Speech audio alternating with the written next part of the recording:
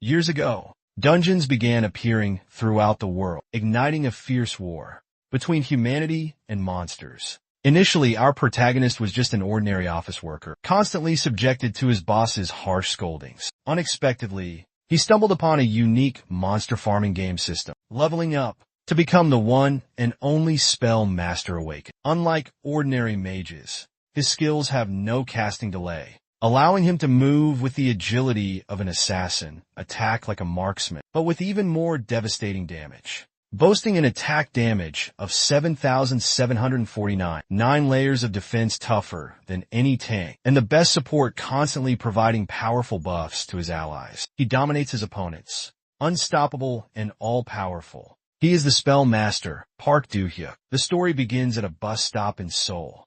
Park Do-hyuk is waiting for the bus. While talking on his phone, suddenly, a violent tremor shakes the ground around Do-hyuk, causing everyone to panic. A gate materializes out of thin air. Grotesque goblins pour out of the gate, their faces contorted in rage as they chase after people. Everyone runs for their lives, shouting outbreak as they flee. Everyone hide. Do-hyuk stands frozen, completely stunned. His face pales as he hears the word outbreak. Outbreak, a phenomenon where gates, connected to other dimensions, open and unleash monsters into reality. Everyone present desperately tries to escape the goblins. While yelling run, he saw a little girl fall on the other side of the street. She was in so much pain that she couldn't get up, crying loudly. Do-hyuk ran to save her without hesitation. Little girl, don't cry. Take my hand. The moment he picked her up, right in front of him, goblins with ferocious faces approached. Do-hyuk closed his eyes in fear. It's too late. This is the end. Sounds of slashing and fighting echo. Do-hyuk kept his eyes tightly shut. He wondered, what's going on? It doesn't hurt? A gentle voice called out. Are you two all right? It's all right now. The voice belonged to someone who dealt with monsters emerging from the gate. We call them the Chosen Ones, the Awakened. The girl reassured him with a smile. We're here so you can relax. Scene change after they return safely. Yu-chan is being severely scolded by his boss. Yu-chan, I told you this was important, didn't I? But you couldn't even make it to the meeting. Why? If an outbreak occurs, you're supposed to escape and go straight to the rendezvous point. Yu-chan could only obediently agree. Yes, sir, you're right. His colleagues, overhearing the scolding, begin to gossip. What happened to Yu-chan? I heard there was an outbreak on the way to the trading point. An outbreak? The director slammed a file onto Yu-chan's face and yelled, This is the last time. I'm telling you. If you fail again, you're fired. Take the contract and report back tonight. After finishing work, Do-hyuk and his friend went out for a chat. He started complaining. Isn't the director being unreasonable? How am I supposed to know and avoid outflicks? His friend smiled. That's what they say. Doing well, but making one mistake can turn everything upside down. Do-hyuk frowned and sighed. I also want to be an awakened and make some money. His friend laughed. You're saying that again? Come on. Do-hyuk's eyes suddenly lit up. It would be nice though, especially, I admire the Awakened from the famous game, DGF. I'm confident about that. His friend said softly. Hey, stop talking nonsense. You think you can actually do that? Do-hyuk tried to avoid the topic. It seems like after getting scolded by the director, I started rambling. His friend quickly reminded him, Isn't that your bus? Hearing that, Do-hyuk rushed to catch his bus. Gotta run. See you tomorrow, his friend said with a smile. All right, this time you have to succeed. Take care. At 6 p.m., Do-hyuk stood in the parking lot, tiredly looking up at the sky and wondering how long he'd been out trying to close this deal. That director wouldn't let him off the hook twice. He had to succeed this time. Suddenly, an earthquake struck. Do-hyuk panicked. An earthquake? No, isn't this a bit much? Twice in one day? The Osprey gate continued to open. Someone from afar called out, Hey mister, get over here quick. Dacha finally reacted, running away from the goblins with all his might. But the goblins were incredibly fast. Quickly closing in on him, one of them snatched the briefcase containing Dacha's contract. Dacha quickly yanked it back, then punched the goblin in the face. That's like my lifeline. He knocked one down, but another jumped him. Unable to dodge, Dacha cried out in panic. Fortunately, the man from before came running to his aid. What are you doing? Hurry up. He pulled Dacha away, quickly slammed the door shut, trapping the goblins. Then he electrocuted them. He told Eugene and Wu Jin. This should hold them off for a while. The awakened will be here soon. Just as he said, within minutes, several cars arrived. They were the awakened. Seeing the scene, they exclaimed, "Whoa, there are so many. Even if there are a lot, they're just goblins. We'll make a good haul from this." Kim Chanjung, the leader of the group, said, "All right, you goblins, face us. Come on." They charged forward, quickly wiping out the goblins. Eugene watched in awe. The awakened are so cool. Amazing. He stood up, looked around, and wondered, "Where's my briefcase?" Someone reminded him, "Hey, we're still cleaning up, so don't come out here." Wu Jin Du-yun scratched his head and said, "I'm sorry. I have something urgent to do, so." Kim Junhyung asked him, "Are you looking for this?" Wu Jin Du-yun saw his bag in his hand and quickly said, "Yes, my bag." Kim Junhyung smiled righteously and said, "Don't mention it. It's natural for awakened people like us to help those weaker than us. And if it weren't for a body chosen to carry out justice, the power given couldn't be wielded." The others just smiled at his words. The leader's showing off again.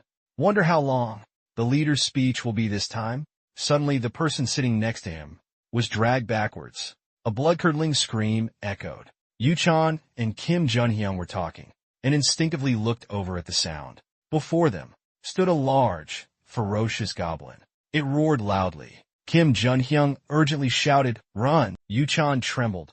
"I want to," but after hearing that scream, "My body is frozen in fear." Kim Junhyung yelled worriedly, "If you can move, run away now. Those who can move, help others." The other awakened people were confused by his actions. "Leader, blank." Kim Junhyung charged at the goblin as he spoke. "I'll buy you time to escape, but life isn't a fairy tale." In a flash, the goblin took him down. The others, seeing this, ran for their lives. "The leader's dead. Just like that. It's too strong for us. Run!" Only Wu Jin remained. Frozen in fear, he couldn't move. Terror seized Wu Jin. As the goblin approached, "I haven't accomplished anything worthwhile, and this is how I die? Meaninglessly? No, I don't want to die. I don't want to die." Just as the goblin swung its attack, a robotic voice announced, "You have been awakened." The goblin struck, but Wu Jin, previously immobile, had vanished. He was now sitting behind it. Bewildered, he wondered how he got there. Just then, the same mechanical voice echoed again. "The awakened, Du-hyuk, can utilize the abilities and principles of the DGF to adapt to the system advantageously. We will transmit all the experience that can assist the awakened." Do-hyuk stammered, I don't understand what this is. Is this what being awakened is like?" There was no time for him to ponder, as the goblin continued its relentless attack. Outside, someone shouted, "Run away." The system's voice announced, "Danger detected. Initiating temporary body control override." Just as the goblin swung its club, Do-hyuk unleashed a magic missile. Those outside, witnessing this, were astonished. What was that? Isn't that person an ordinary person? They dodged the attack just now, so maybe they've awakened? What rank are they if they can wield that kind of power? How would I know that? Inside, Do-hyuk swiftly moved behind the goblin, attacking it with burning hands. The goblin evaded the attack and charged towards him. Do-hyuk blocked the attack with his shield. He noticed behind him, a sword swiftly flew towards him. Catching it, Do-hyuk channeled his power into the sword. Ultimate weapon. Then, he swiftly reduced the goblin to ashes. Everyone stared at him, dumbfounded, asking, "Who is that? Could it be another awakened? It can't be." The system's voice echoed once more, signaling the end of the tutorial. Do-hyuk, from now on, you are an awakened. 25 years ago, in the year 2000, obelisk towers appeared in capital cities across the globe. Out of nowhere, these obelisks were made of materials not found on this earth, and it's said that a transcendent being called the Tower exists within them. However, the Tower is now under strict government control worldwide. While rumors about the obelisk towers spread, a large-scale outbreak occurred across the world, and to stop it, various awakened were given a choice. 25 years have passed. It is now the year 2025. The world recognizes this as the Golden Age for the awakened. On March 27th at 6:12 p.m., you have awakened. Do-hyuk had been reborn as an awakened. Do-hyuk woke up after a long sleep. He looked at the tattered suit hung neatly to the side and quickly remembered. Looking at this, yesterday wasn't a dream. Yesterday, after defeating the goblin, the system voice rang out. Confirmation of hazardous element removal. Reinitializing body and skill control. He looked around in a daze, unable to understand what had happened. Why? Doak looked at the unidentified iron sword in his hand, furrowing his brow in confusion. Why am I holding this? I almost died to a goblin warrior. He recalled the goblin's appearance, his eyes darting around in fear. Is it still alive? No way. There's no way it could come back. Ji-hyuk saw the staff of the unidentified guardian warrior lying beside the low-grade space stone on the ground. He couldn't believe his eyes. Looking back at the sword in his hand, he wondered in a daze. Did I really awaken and defeat it? Just then, a voice called out, "Sir!" The other awakened, rushed over to talk to him. "We saw clearly the amazing magic you used to defeat that goblin." Ji-hyuk was confused by their attitude. What? What does that mean? The other awakened, continued speaking with an enthusiastic attitude. "You displayed skills that other mages can't compare to. And this humility too. Please speak freely, sir." Doak frowned and asked, "Hey, that's not it. Shouldn't we be dealing with the aftermath? There are people who died." They just smiled and said, "When called to an outbreak scene, these things usually happen, sir. Moreover, our leader is dead. If you saw it, will you come with us? If it's you, sir, I believe you can lead those with weak perception, like us." Doak frowned, thinking to himself, death is a usual thing.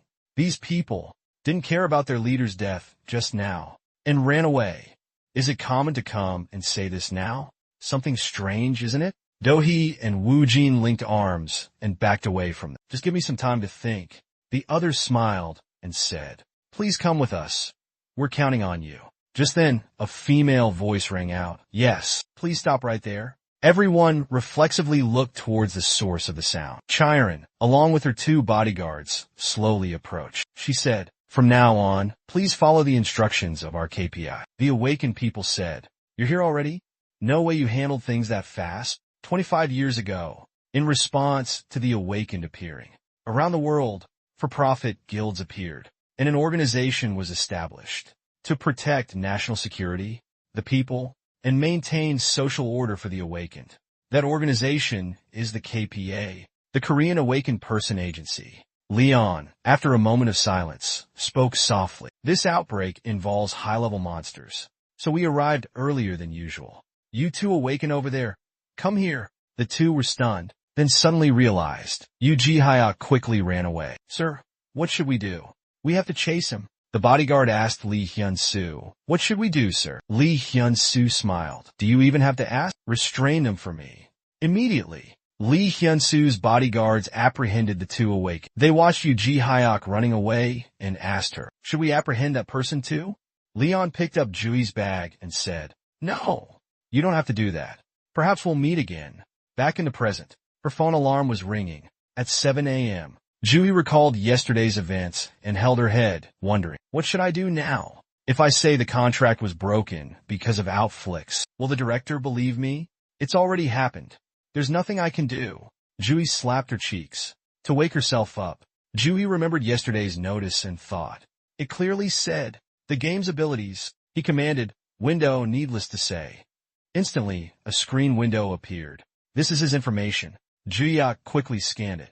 Good. Let's check. All stats, abilities, magic power, physical defense, magic defense. I think I've seen this somewhere before. He looked at the occupation box. It said sorcerer, machinist, alchemist. Then he suddenly realized, that's right, this job composition. It's from the game I used to play. This is the first character of DAF, and these three jobs are still the same as in DAF. Ji-hyuk thought excitedly.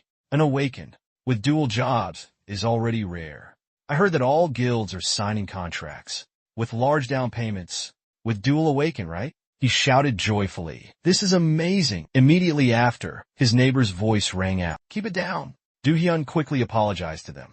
He went into the kitchen, opened the refrigerator, drank some water, and thought, I heard that many awakened people died early on.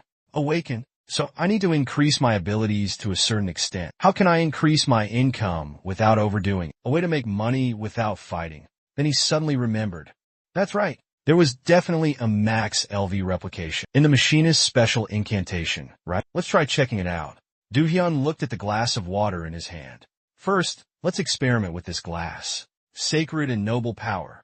Replicate this. As soon as he uttered the words, a cubic cage appeared, quickly replicating the glass. Do-hyun stared in awe. This is actually real. The system announced, replication successful. Do-hyun held a glass of water in each hand and said cheerfully, perfectly replicate, both in appearance and weight. The target's judgment level will affect restoration. Failure rate increases significantly with mass. The higher the level, the lower the failure rate. Do-hyun smiled and said, this skill is even better than in games. The restoration test was successful.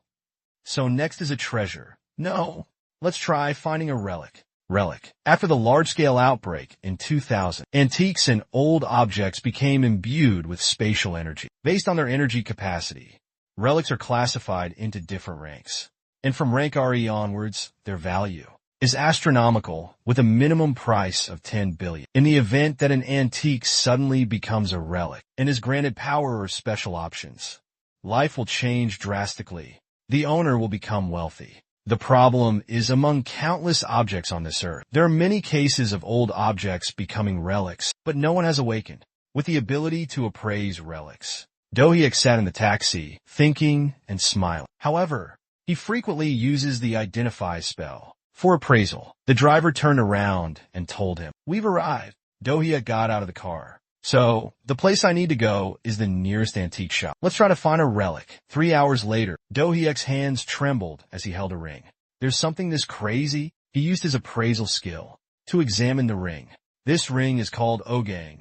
100% discrimination rate, rare rank. Option 1. Increase magic power by 100. Option 2. Increase intelligence by 10%. Option 3. Recover 1 magic point after casting any spell. Do-hyuk was thrilled after reading the options. What an amazing item. Besides the ring, I found many other things too. Should I head back now? He took the valuable items to the cashier. The owner said to him, you've been busy since early morning, huh? Do-hyuk smiled and replied, it's been a while since I had a day off, so I came here to look for antiques as a hobby. The owner nodded in understanding. After paying, Do-hyuk slowly walked out of the shop. Just then his phone rang. It was that grumpy old director. Do-hyuk sighed.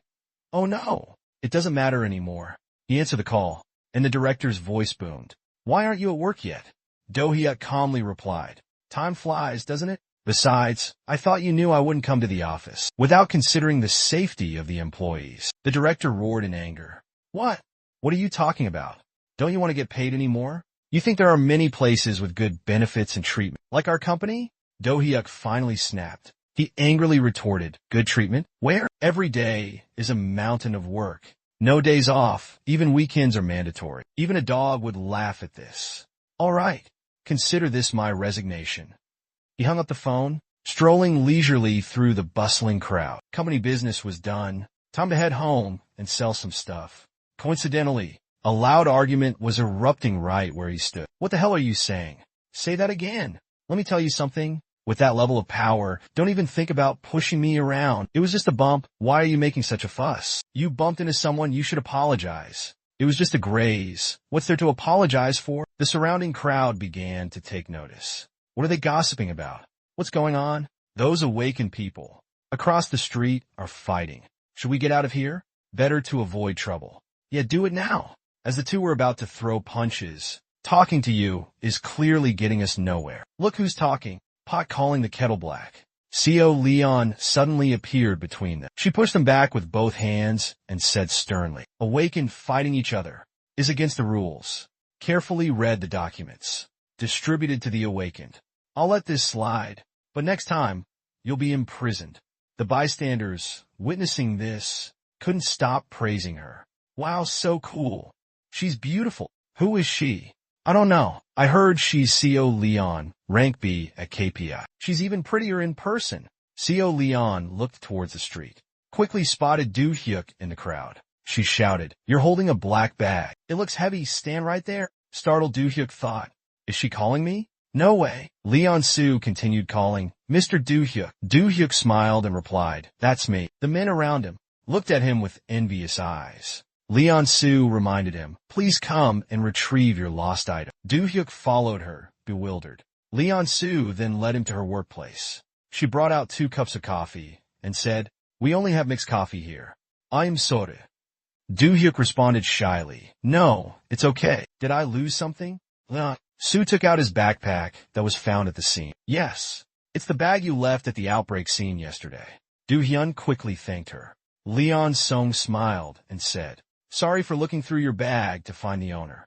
Do-hyun brushed it off. It's fine. There was no other way. Then she got to the point. That's enough small talk. Let's get down to business. Yesterday, I heard people around there saying that the monster that appeared there couldn't be caught by the other 2 awakened. So I believe that you, Mr. Do-hyun, were the one who caught. The others corroborated that story. Do-hyun asked, so you're looking for me? Leon Sung smiled and continued. It's not about recruitment, but if you become a powerful awakened, you have to register as an awakened. So, I'll guide you through the test now. Do-hyun nodded in agreement. Okay. After the examination, the staff member reminded him, all right, the examination is finished. Please gather your belongings and go to the information desk you were at earlier. Do-hyun politely said, thank you for your hard work. Seola, seeing he was done, said, have a seat over there. She was holding Do-hyun's examination paper. Slightly anxious, Do-hyun asked, are the results out? Seola, focused on the paper, replied, just a moment. I'll explain. Do-hyun thought to himself, why am I so nervous? Seeing Seola frown, he worried. What's wrong? Did I not meet the standards, Seola? Seol replied, you're welcome. Well, look at this. You see where it says approved? You passed. Well, Mr. Ju-hyuk, I hope that your life as an awakened will be safe and sound. Please survive. Ju-hyuk frowned in confusion. Her last words left him feeling uneasy. Seol directed him to the exit in the back. After he left, the examiner from earlier approached Seol. Seol nodded. Yes, go ahead. He asked with a frown. Why? Were you so kind to someone with such low potential? Seol smiled intriguingly. Curiosity. Simple curiosity. Do-hyuk and Woo Jin left the Q branch office. As soon as they stepped out the door, outside, people were trying to recruit awakened. Our Black Leopard Society provides support and assistance to new society members. Please come this way. Holy Feet Society. We are gathering promising awakened individuals. Try consultation with us. Do-hyuk listened and thought to himself. Already, they're causing a commotion to recruit newly awakened individuals with abilities. It's a good thing I didn't care when I first started. Compared to rejecting a society's offer, it's better to not care. Because I just need to make money. Arriving home, Do-hee and Woo Jin focused on duplicating the Octao Bling Ring. Sacred and noble power. Duplicate this. Duplicate Elfei Mux. The system announced duplication failed. The current duplication target does not match the level. The success rate is 0%. Do-hee and Woo Jin frowned and said, with our current level, we can't duplicate relics of this grade. Then these 3 remaining items. The remaining items he took were Kim Ok-bun's 67-year-old kettle, discrimination rate 100%, grade no more. Discrimination rate 100%, grade no more. Option 1. When drinking tea from this kettle, magic power increases by 0.01 per 100 milliliters. Option 2. Has a self-sterilizing function. Bacteria absolutely cannot reproduce. Next is Ryder Doty's fountain pen. Discrimination rate 100%, grade no more. Option 1. Increases magic power by 20. Option 2. Increase intelligence by 20. Option 3. Decrease strength by 3. Finally, the white-haired General's Championship belt. Choi Jaeong-sung, 100% discrimination rate, magic level. Option 1. Increase strength by 50. Option 2. Increase the effectiveness of potions. Related to stamina recovery by 50%. Juhyuk put the ring on his finger and said, first, I'll wear the logging ring, the one I haven't been able to duplicate yet, and since I've registered as an awakened, after I check donate to see the price, I'll duplicate the other item and post it for sale. Donate auction. From 25 years ago until now, all over the world, many awakened have appeared, and donate is a trading space, a community for the awakened, where they can share various information, including all sorts of news, information, and trading opportunities. Relics can be traded through Donut's auction house. In a house somewhere in Nagoya, Japan, a young woman, also an awakened, stumbled upon the auction post for Du Hyun's pen. It's not uncommon for ordinary items to become relics, but the intelligence boost is quite significant. Raising intelligence stats is so difficult. I have to buy this. So many people are persistently bidding on this, but this is mine. This awakened Japanese woman finally won the fountain pen. At the same time, at the Bakery and Guild's headquarters, in Gangnam, Seoul, in the top floor office, Master, the vice chairman of Bakery, Min Sung-yoon was soaking in the bath and saying, Hyung, you know you're looking at the recent transaction list on the dungeon site, right? Outside the master bathroom of the Bakery and Guild, Korea's top guild. Kang In-hin, hearing this, asked, I know, but so what? Min Seonjian continued, even though one was auctioned for 7 billion. An awakened posted 2 artifacts at the same time, one rare, one normal. Kang In-hin raised an eyebrow. That wasn't a corporation? Min Seonjian replied, no, it's a new ID, with no recent sales history. And an awakened license only generates one ID. It's not a second account either. Kang In-hin asked directly, what are you getting at? Min Seonjian frowned and said, something smells fishy. Even after going around 30 dungeons, you wouldn't even see a trace of these artifacts. Kang In-hin was intrigued. You have the potential ability to obtain multiple SAO relics. Min Seong nodded and said, high-value relics appearing from dungeons are transferred to the black market in Gangnam and in Donate. There are also many tour-grade relics posted. But selling rare and NM-grade relics is not something any ordinary kid can do. Kan Jin-ha nodded in agreement. That's true. Not everyone can obtain relics of that caliber. I understand. Then I'll contact the strategy, planning, and investigation team now. Who is that? Sung-yoon Min got up from the bath, put on a robe, and said, thank you. Scene changed to a park in the morning. Yu-chan and Woo-jin are doing push-ups as requested by the system. Challenge exercise, 50 push-ups. As he finished his 50th push-up, the system promptly announced the completion of the 50 push-up challenge. Target experience points achieved. Level up. Awakened Du Hyuk's level is now 11. Reach level 2. Du Hyuk, wiping away his sweat, said, I really didn't expect it to be like this. As expected, I enjoy trying out these kinds of games. The stats have been distributed as I desired. The mage's way of existence is gradually taking shape. Next, I'll acquire the focus and teleport spells. Du Hyuk excitedly thought, the reason I learned these 2 skills is to evade attacks from various monsters. There's no way monsters would just let a mage chant spells, right? But creating a skill, just by repetitive practice. Du Hyuk ran around the park, chanting, solidity and strength, empower. Incantation focus failed, empower spell cancel. Du Hyuk gritted his teeth. It's not going to work on the first try. I'll keep going until it does. Good. Again. Solidity and strength, empower. Same as before, incantation focus failed. Empower spell. Cancelled. Du Hyuk frowned, wondering, it's been over 20 times. What's the problem? Kids playing soccer in the park. We're surprised. Whoa, he's still running. Isn't he tired? His friend reminded him. Hey, keep your eye on the ball. Quick, grab the ball before it disappears. Seeing the ball roll away, the boy hurriedly chased after it. Sorry, gotta run. The ball rolled across the street. Without looking, the boy ran straight into the street. Good thing it didn't roll too far. His friend yelled, watch out, look out for cars. Just then, Du Hyuk walked by. Seeing the boy run into the street, he immediately rushed over. Damn it, just as the boy was about to reach the ball, a truck came speeding around the corner. Du Hyuk jumped in front of the boy, chanting an incantation. Strength of fortitude. A tremendous crash followed. Seeing a bus about to hit the boy, who was reaching down to pick up the ball, he charged forward and stopped the bus with his bare hands. Then he turned and asked the boy, just now, oh wait, what? The boy was stunned, staring at him. Are you a superhero or something? Yu-chan and Woo-jin remained silent. The system's voice announced, skill movement spell usage created. Skill level 1. For 10 seconds, during any movement, no separate stopping posture is required. Mana consumption, satu. Skill spell concentration created. Skill level 1. If your stamina does not drop below 5% while concentrating a spell, you can concentrate the spell normally. However, when your stamina drops below 5%, the spell will fail. Consumed mana is not recovered. The boy replied, I'm okay. How about you, mister? Dohyuk was so focused on the words on the screen that it took him a moment to reply, all right, I'm fine. Glad nothing happened. The boy giggled softly. The surrounding pedestrians exclaimed in panic. Look over there.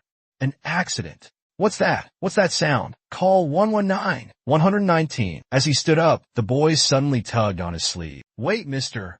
Tell me your name. Wouldn't it be bad if I just suddenly revealed my name? What to do? How about this? My name is Dohyun. Like you said, I'm working as a superhero. But you can't tell anyone about this, okay? It's our secret. The boy's eyes lit up. I promise I won't tell. Dohyun and Woo Jin flew off. Be careful with cars next time. The pedestrian's eyes widened. What? Did they run away? It doesn't seem like that. There's no reason for them to run. Then turning to the boy, little boy, do you know who that was? The boy calmly said, I don't know. I didn't hear their names. Scene change. Dohyun is now talking to a man in a suit, wearing sunglasses. The sample product has been confirmed, excluding the fee. The fountain pen is 1.8 billion won, and the belt is 450 million won. Please transfer 1.53 billion won. Please let us know when you've confirmed the deposit. Dohyun looked at his phone and said, yes, just a moment. Then press send. It's sent. I'm someone who's never. My account balance is over 10 million won. Now I have an extra 1.5 billion won. His face lit up. Then he turned to the men in black suits. Yes, I've received the money. The men said, thank you for selling these 2 artifacts. We will transport them safely. Park Seo-hyuk said, then excuse me. As he walked away, he muttered, it's been a busy day. Should I buy some fried chicken on the way home? The next day, Woo Jin was waiting for the bus. The bus going to the street for the awakened is number what? Number 30. It should be here in about 15 minutes, right? Suddenly, the ground shook violently. Could this be an outbreak? Where did the gate open? A passerby pointed upward and shouted, above! It's open above! Dohyuk looked up and saw a gate had opened above him. Then, tens of thousands of arrows rained down on him. The power to shatter the ground with arrows. This is no ordinary monster. He dodged with incredible skill and glanced to the side. It had an old face and goggles, contrasting with its short arms and legs. Suddenly, Min Seoyin appeared, sword in hand. Hey, wait! She charged towards the monster. The monster shrieked, rallying those behind it, and unleashed a volley of arrows at Min Seoyin. It seemed as if she was done for, but Dohyuk's shield protected her. Surprised, she asked, what is this? Dohyuk pointed at her. That was close. Min Seoyin turned to look at Yuji Hyuk and asked suspiciously, did that person set it up for me? Yuji Hyuk yelled, making her turn back around. Don't get distracted. Look out. That number disciple is coming. She was still trying to resist when Yuji Hyuk immediately intervened. Extreme precision magic control. The monster was struck by Yuji Hyuk's power and met its end. It's dangerous, he told Min Seoyin, so you better back off. Min Seoyin stubbornly said, no way, I'm gonna awaken too. I have to fight. Then Yuji Hyuk said, if you see that, you'll change your mind. She looked up and saw a huge monster wearing iron armor heading towards her. She was terrified. What in the world is that? Seeing her like that, Dohyuk explained, that's a skill called high-level monster domination. If you're subdued by it, your body freezes up like yours is now. Min Seoyin asked, why are you okay? Dohyuk lifted her up. I've been through it once. Min Seoyin pressed. What do you mean? He carried her and dashed to another spot with lightning speed, his expression unchanged. Then he set her down. Even though I blocked it with my shield, you must still be in shock from the arrow. Rest here. Blushing, Min Seoyin replied, okay, thank you. Dohyuk looked at the sword in Seoyin's hand and said, let me borrow that sword for a moment. Min Seoyin agreed and gave him a warning. Be careful with that bow and arrow. Their functionality isn't very good. He looked at the text on the screen. Morning Star Sword, no more grade. Option 1, increase strength by 10. After looking, he replied, this is fine. He then rushed out towards the monsters. 10 hammer orcs, 9 crossbow orcs, and 1 orc general. With equipment like that, the magic missile can't catch them all at once. For now, let's start with the underlings. He glanced down. That shield looks suspicious too. Magic conditioning. Extreme accuracy. Magic missile. His missile fired, killing 10 orcs instantly. He landed and laughed. Magic Missile's performance is better with Phil. He moved to deal with the remaining goblins in front of him. Object creation. Fools! Face the radiance. As he finished speaking, what Do-hyuk called Phil appeared. A massive monster advanced towards the goblins. The goblins shot arrows at the monster, but they were countered. Do-hyuk slowly approached Phil, showing the illusion from the effect of Wisdom Staff. Its effect is more powerful than other magic, isn't it? It's a good thing I brought the replication fountain pen artifact. Phil's aftermath isn't long, so let's take down the boss first. Do-hyuk charged towards the magic regulator. Extreme accuracy, magic missile. However, the goblin chief's shield withstood. He said, a shield with magic resistance? But there's another way, right?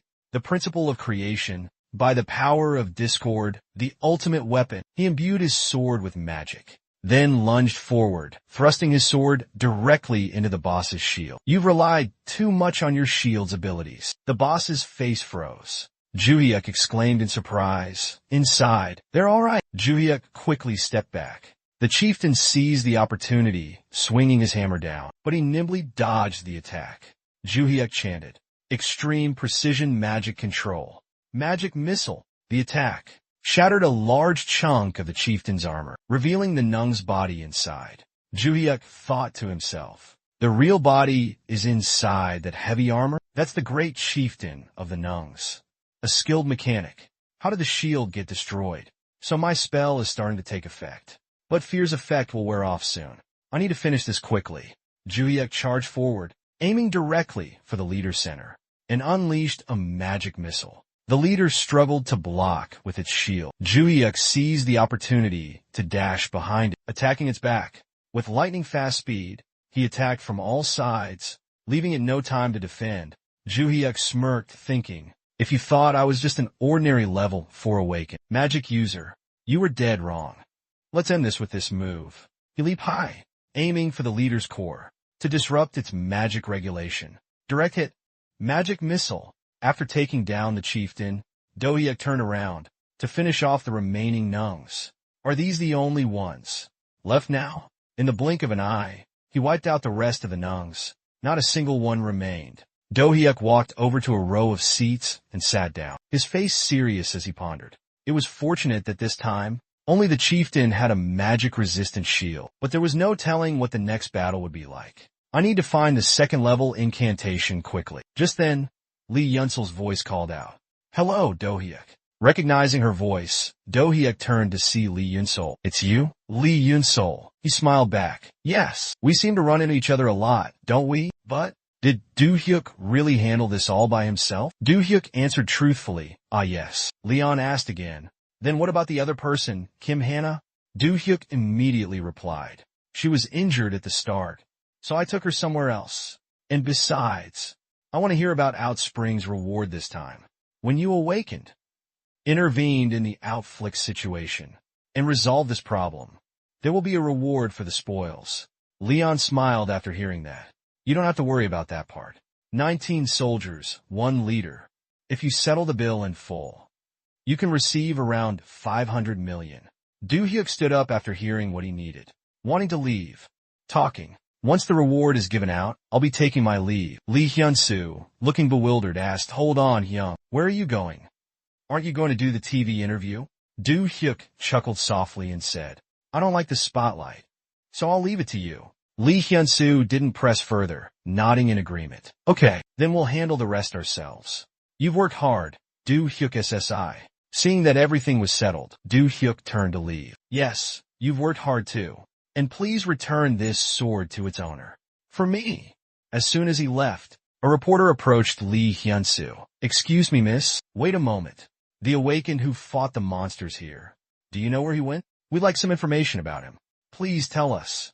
Please tell us how that awakened fought. The scene changes to the hall of the China Dragonflower Association. The vice chairman of the Dragonflower Association enters the chairman's office. Chairman Go Gunny sees him enter and reminds him, Jinwoo, you should knock before entering my office. Jinwoo scratches his head and says, I apologize, Chairman. I'll come back in later. Go Gunny says, it's all right. What is it? Jinwoo's expression turns serious. There's been an outbreak near the Rookie District, but I heard there were no casualties, only injuries, including a hunter. Go gun, he says wearily. Jinwoo, stop beating around the bush and get to the point. You're wasting time. Jang Chanho skipped the minor details and got straight to the point. The D-rank rookie is said to have swiftly dealt with E-rank criminals, using swordsmanship and magic. But that rookie, during the encounter with the monster, seemed to only use incantations. Gu Gil asked, incantations? Not magic. Jang Chanho nodded and replied, yes, I mean, moving while making hand signs and chanting incantations. Didi muttered, I heard there was such a thing. Is that style among the awakens? Job categories? Yang Chanho answered, I've never seen it either, but the case of using incantations instead of regular skills in such a systematic way is a first. That person even used magic spells, like some kind of crowd control in the Beast Horde battle. Jai-Hai was surprised. Someone that talented is only an S-rank awakened before that person joins another guild. We need to hurry. Jai-Hai quietly asked Jinwoo. But Jinwoo, after hearing that, why did you come back here? Jinwoo was bewildered, not understanding the hidden meaning. Of course I had to report to Master. Jai-Hai got angry and raised her voice. So, you should have rushed to the scene immediately to find. You should have thought about recruiting that amazing person. Right from the start. Jinwoo was still clueless. Right from the start. Jai-Hai said exasperatedly. That's an ability both you and I witnessed for the first time, isn't it? It's called a rare item. Just how rare is it? Then we have to bring it to our guild, no matter what, right? Jang Taekwon flinched. I apologize. I'll leave right away, sir. Shoving him outside and yelling, You're wasting my time. Go now. Meanwhile, the Vice Guild Master of the White Lotus Guild, Min Seon-woo, was also listening to today's news. Up next, this time an outbreak occurred near Rookie Street. Among them, Ju Hyenwoo, a recently awakened, single-handedly dealt with the orcs and became a hot topic. According to the Awakens interview, Kim Hana was there too. At that moment, Kang Yin-in, Guild Master of Baekryun, Korea's #1 guild, called. Min Seondu was a bit surprised. Appa, what's up? Kang Yin-in asked her in a slightly sulky voice. Leaving all the work to your girlfriend and going out to enjoy the fresh air. Must be nice, huh? Min Seondu immediately retorted. You told me to handle all external affairs before. Compared to that, how much is the down payment? Kang Yin-in shifted his attention to her question. Let's try 3 billion for the down payment. Min Seondu was eager to recruit that special awakened. Is that all? Add a little more. Kang Yin-in was silent for a few moments, then said 10 billion. But they have to pass the guild's test. Min Seondu smiled. Is that absolutely necessary? We'll see about that. I handled it personally, so I'll definitely bring him back. Kang Yin-in said sternly. Don't harass someone's son. Do it properly. In front of Yu Jae-hyuk's house, a large crowd had gathered, reading the paper he'd posted on the door. 100 billion won? Anything less than this, I'll have to refuse. If you wish to discuss further, please come back later. They read and chattered amongst themselves. 100 billion won? That's amazing. That's insane. I heard he's not planning on signing. Is he crazy? At that moment, Min Seonju arrived at Yu Jae-hyuk's residence. The others were surprised to see her. Just how good are his abilities? That's the Vice Guild Master of Baekryun Guild, the top-ranked guild in South Korea. Even Min Seongju came to recruit someone. Kim Hyun, the Vice Guild Master of Maekal Guild, said sarcastically. Why are there so many flies buzzing around here? The others have given up and gone back. Anyway, it seems like he has no intention of joining any guild. Or, has he already talked to Baekryun Guild? Min Seongju noticed Kim Hyun's remark. She retorted without hesitation. Your guild can barely maintain itself. Yet you have the audacity to show up here? After saying that, Min Seongju also noticed the paper on the door. After reading it, she was filled with questions. 100 billion? Min Seongju turned to Kim Hyun and asked, what do you think about this amount? Hyun stammered. Kim Hyun said angrily, don't call my name, it's disgusting. And with just a single order like this, what guild in the world would invest in it? F-rank awakened. 100 billion won? Jin Seonda frowned and said, it's not just any request. It's a rare one. Have you ever seen an awakened use an incantation? Kim Hun grumbled as he walked away. No, but this is an insane amount of money. That guy will never be able to receive this kind of money. Min Seonda just smiled and said loudly, let's see. Mr. Dohee UK, He probably wants to find a place where his worth is recognized. Mr. Dohee UK, we'll be going back today. But next time, we will meet again under more satisfying conditions. Then she drove off. Dohee UK was inside the house, overhearing their conversation. They're finally gone. This feels strange, having so many people try to recruit me. But right now, I have no reason to join a guild. It's all about the money. There are too many instances where sacrifices must be made for the guild, and freedom will be restricted. What I need right now is strength and growth. YUK looked down at the two small maps he had marked. Based on the test results from earlier, he said, my abilities can be enhanced further. Let's just stick to the plan, shall we? 5 days later, YUK arrived at a base near a magnetic field zone, where monsters were likely to appear. He looked at its fortifications. Finally, it's here. These artifacts were found all over the world in 5 days. Over the past 5 days, YUK had collected 10 number-grade stone pebble bracelets, a magic-grade wish beads for perfect college entrance exam score, a normal-grade IU Hannah bracelet, and a normal-grade Jejina bracelet, the longevity binoculars, a magic-grade staff, and Kim Ong-Wong's magic-grade belt. Hyuk looks down at his own gear. The latest defensive jacket prepared on Rookie Street, and this 500 million won armored vehicle I invested in. My stats have increased dramatically compared to 5 days ago. This should be enough preparation. The examiner outside announces, sir, your identity verification is complete. You may enter now. Hyuk watches the door slowly open and smiles confidently. Let's give it a try. In Daejeon and the surrounding metropolitan area, and several other major South Korean cities, 25 Awaken have emerged. During that time, numerous dungeons have appeared across the country. However, most dungeons belong to guilds, and the map shows dots representing guilds and their territories. Using those areas requires a ton of paperwork and procedures. For a lone wolf like me, that's a huge hassle. Besides, unlike Daejeon, the magnetic field there is different. It's teeming with terrifying monsters with long snouts, long limbs, and sharp spears. After the monsters in Daejeon emerged through the gate, a dimensional rift, a term emerged, ecosystem creation zone. It's a place enclosed by a massive 10-meter-high wall, where monsters breed and thrive. Hunting them there provides ample experience points and dimensional stones. It's primarily a hunting ground for solo awakened ones, without guild affiliations. In these monster habitats, there are walls several times taller than a person. Lush, green bushes provide cool shade. Monsters lurk, their eyes fixed on the delicious piece of meat on the ground. Their hunger is overwhelming. They can't help but drool. 3 monsters eye the meat as if it's beckoning them. Eat up, you monsters!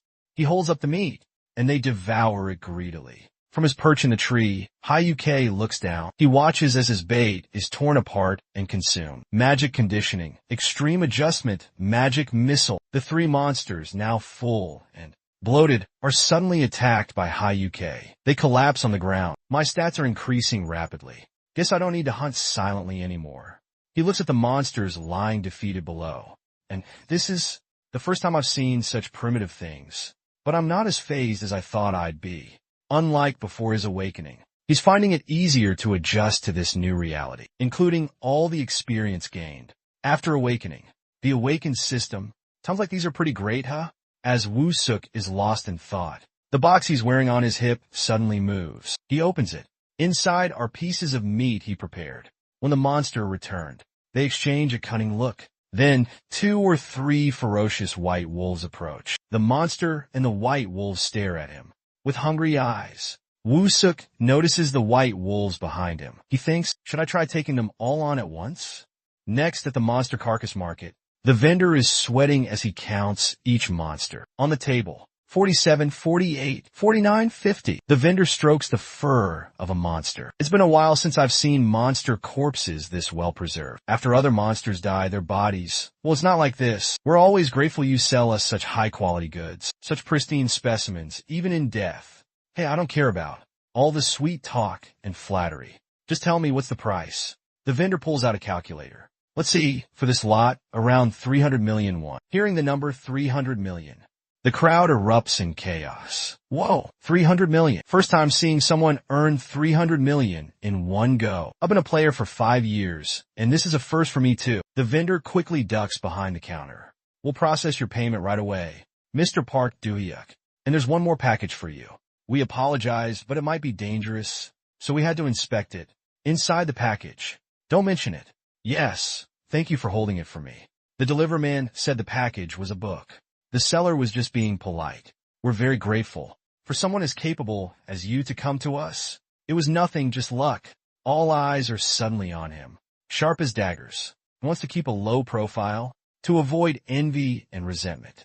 But his actions have caught the attention of an underling. Look at that kid. Look over there. I heard that kid's bounty is 300 million won. We've been hunting monsters for days and only got 3 million won. After expenses, it's barely enough for ramen. That's too bad. That staff member wasn't very friendly to us. The three of them, with their blonde, blue, and red hair, are all jealous of that kid. That brat. He probably thinks he can change his life with a little magic. Otherwise, there's no reason for him to be so arrogant and cocky. The blue-haired man speaks ominously, as if plotting something against the newcomer. The other two, with red and blonde hair, look down in surprise. The blue-haired man radiates a murderous aura. If he earned that much money today, then wouldn't he have shown up in the magnetic field zone before? We've been coming here for 2 years, and today's the first time we've seen him. He must be new. With that kind of power, the monster's corpse in the truck will be just the right size. If we attack him from behind by surprise, he's finished. Let's get this guy out of this magnetic field for good. And whatever happens in this area, he's already signed a waiver. The next day, Hui continued his monster hunting. He loaded each monster onto his truck. Cleaning up the bodies seems more tiring, huh? In the bushes, 3 men hid, waiting to ambush him. I'm going now. Back me up? Okay, got it. A rustling sound came from the bushes. He reacted quickly and turned around to find the blonde-haired man preparing to sneak attack him. But he didn't expect that he was a very skilled fighter and dodged all his attacks. He's like a ghost. To put it simply, it'll be like this. Good. You did it. Nice moves. One last hit. The blonde guy raises his sword, ready to strike him down, but he blocks it with a club. With this level of skill, you dare challenge me? Hyuk punches him square in the face. Responding to someone intending to kill is called self-defense. Burning fist. Hyuk lands a powerful punch to his face, knocking him out cold. The other two, with blue and red hair, are shocked and terrified by the scene. The blonde guy, attacked by Hyuk, lies motionless on the ground. His 2 companions refuse to let him go and attack him from behind again. Hyuk turns around and sees them. Moments later, from the bushes, 2 figures emerge. They see him turn and look back with a murderous glare. They're terrified. The blue-haired one is petrified, like he's seen a ghost. His attack failed. The red-haired one turns to him, confused and panicked. Why couldn't you throw them in? But Tang Yang, you clearly threw them. And that kid, he's not a newbie like us. We need to run. The blue-haired one sprints away, leaving the red-haired one behind, yelling, Li Yang. He looks back and sees them. They scramble to control their chaotic magic and connection skills. Everything is a mess. How dare they touch me? Precision magic control. Gang Young was hit. He collapses to the ground. Kong Young's face is completely pale. Gang Young's magic missile. He's still holding his sword and shield, radiating a murderous aura. He can't be attacked like this. No matter how unexpectedly powerful his abilities are, he can't keep using such powerful magic. He can't do it continuously. I'll block it once with this shield and finish him off. Seeing him prepare to attack, Hui UK uses Death in 1,000 colors. Myriad hues colors pay. Color space, trying to obstruct his vision. Saw color sprite is a spell, aimed at hindering sight, and has the added effect of exposing internal organs. But thanks to his high intelligence, I can expand the range and power of the spell and generate inner strength beyond mere oscillating energy waves. Kanyang was hit by color spray and his vision is affected. His eyes are bloodshot. He's bleeding and collapsing to the ground. I clearly didn't feel attacked. But what's wrong with me? As I stepped in front of him, this is wrong. You're not some newbie. He raised his sword and slashed at him. Because you dared to aim for my life. You'll pay the price for it. One left. Kanyang died under his sword. As for Gang Yun, He continued his attempt to escape, but was discovered. He jumped, startled to find him standing behind. Please let me go. I'll never show my face in front of you again. Please. I'm not a saint. I can't just spare someone who tried to kill me. Magic missile. A magic missile flies straight towards him, causing him excruciating pain. He collapses to the ground. Just then, someone approaches with a sword, furious and unable to contain their anger. A spell is cast. Well, that was unpleasant. Footsteps approach. Hayek turns around. What in the world? They both look at the body and then at Hayek. Can you explain what happened? Yes, of course. Hayek recounts the events to the bodyguards. We understand the situation. We even have video evidence. It's considered self-defense under special law. But first, please cooperate with us. Yes, I understand. All right, let's gather 10 bodies and move out. Everyone move out. We suffered quite a lot of damage because of those guys, huh? Hayupal, I spotted something over there. Do you guys feel that magical energy? What is that? There's magical energy radiating from over there. A pair of blue eyes appeared in the bushes. It's probably just your heightened senses from the recent battle. I'll go check it out for you. Hyuk seems to sense danger and warns the bodyguard. You need to run away right now. What is it that's up ahead? Where did it come from? A giant white wolf appears right in front of the bodyguard who growls. A gigantic white wolf bursts from the bushes, growling like a ravenous beast. This is clearly the alpha of the magnetic field wolves. I hunted some at the levee in F, remember? The white wolf snarls at the bodyguard, drooling as if ready to devour the small bodyguard whole. Hyuk quickly uses his shield to block the incoming attack. Bodyguard quickly move to the side. Fireworks erupt from Burning Han's fingertips. A blinding golden ray strikes the white wolf. The attack creates a deafening explosion, forcing the white wolf to stumble backward. It continues to growl menacingly. I can't attack with it right in front of me. Was that last howl a call to the rest of the pack? From within the forest, a pack of wolves rushes out at incredible speed. The guards are just standing there, completely stunned by what's happening. Where did they even come from? This magnetic field zone is wolf territory. This is bad. Really bad. Mominslate. Listen up. The wolves are going to attack. Get in the car I brought, and let's get out of here. It's been modified. It's strong enough to get us out of here. What are you talking about? You almost died just now. What are you thinking? You're unarmed. How can you say that? Senior, I'm angry, but we don't have a choice. It's better to escape and call for help. I know. The white wolf just howled. It's calling its pack. A pack of gray wolves surrounded the guards. I'll hold them off. The rest of you, prepare to escape. A wolf lunged at one of the guards, but the guard punched it in the jaw and sent it flying. The wolves swarmed the guard, pouncing on him and snarling. Magic missile. He blasted the wolves, attacking the guard. The guards in the vehicle shouted urgently. Senior, are you ready? Yes, I know. Let's go. I'll bring the other awaken here right away. Seeing the guards leave, he smiled satisfied. Good. The obstacles are gone. Now no one will notice. Before he could finish, a white wolf lunged at him to escape the magic missile. The white wolf smashes the boulder, following up with a claw strike after jumping. Next, a tail swipe. It's attacking exactly like in D and F. If this is dodged, the rest of the pack will attack. The gray wolves in the pack are just looking for an opening to strike. After a loud crash, a gentle landing, followed by bolts of lightning. They strike the white wolf, causing it to howl in pain. Lightning flashes through the trees. The white wolf continues its assault. The sky is now pitch black. The gray wolves grow more aggressive. The white wolf refuses to back down, continuing to fight. Just like in D and F, they're unable to move. About the delay skill, let's end it with this. Burning hands, the fingertip firework display, and magic missile. Blazing flames engulf the snarling giant white wolf. After an earth-shattering battle, the white wolf is finally taken down. After the main force arrives and confirms the death of the alpha, I investigated that group of 3. Thanks to the black box footage from the vehicle, I was able to quickly confirm my suspicions about them. These 3 guys, they weren't just opportunistic thieves, awakened to steal artifacts. They were clearly prepared. It's too dangerous if it's just those 3. There must be someone else with them. At the current level, a mini drone should be enough. Inside the magnetic field, UK sits on the roof of a car. A level 5 machinist. He examines some valuable materials.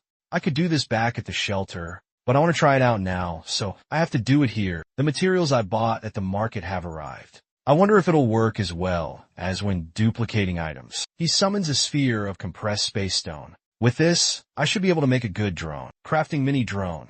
Machinist crafting process. I've only ever seen this in games. Crafting mini drone, 10%. Crafting mini drone, 25%. Can I really enjoy that? Crafting mini drone, 50%, right? But I can't forget about this. It's Peace Land 1, 100% discrimination rate, magic level. Option 1, increase magic power by 20. Enchant, can use magic missile level. Ombean Land 1 for the mini drone.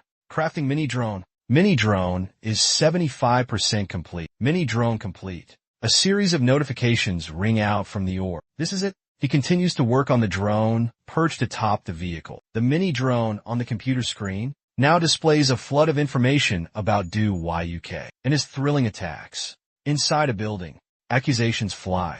No way. What is this? Didi leans over Hercules' shoulder. What's going on? I found a video. Take a look. What in the world? Oh my. Isn't that Doak? It is, right? I thought this was just one of Doak's usual hunting videos, but the scene on the computer screen was too brutal and harsh. It left Didi frozen at the conference table. Chairman, no matter what, this time I must personally recruit him. Master, you'll go yourself, sir? Don't you feel anything after watching this video? A rank E, yet overwhelmingly powerful. Yes, a rank E. And now we can get the leader into our top 3. Even so, for a rank E rookie, 100 billion one isn't too much. Sir, when you were rank E, did you ever catch a monster like that? No, sir. That's impossible. Didi impatiently yelled at Jiangxi. But, Doak, he's already this strong at rank F. What if he grows a little stronger? He could be many times stronger. You saw the video. By then, even 100 billion one won't be enough. Hurry. We're running out of time. We need to warp immediately. Didi pulls Wes' cloak, urging him along. Move quickly. At this rate, we'll run out of time. The Big Picture Guild, rank 54, waiting for their colleague to finish. Hurry, if we can recruit that person, we can also aim for the top-tier guilds. The Black Comic Guild, rank 101. Our guild absolutely must recruit him. The Freedom Guild, rank 70. He steps out of the building, sees the 700 million won balance in his account, and is a little surprised. But he still sighs. By now, nothing should surprise me, right?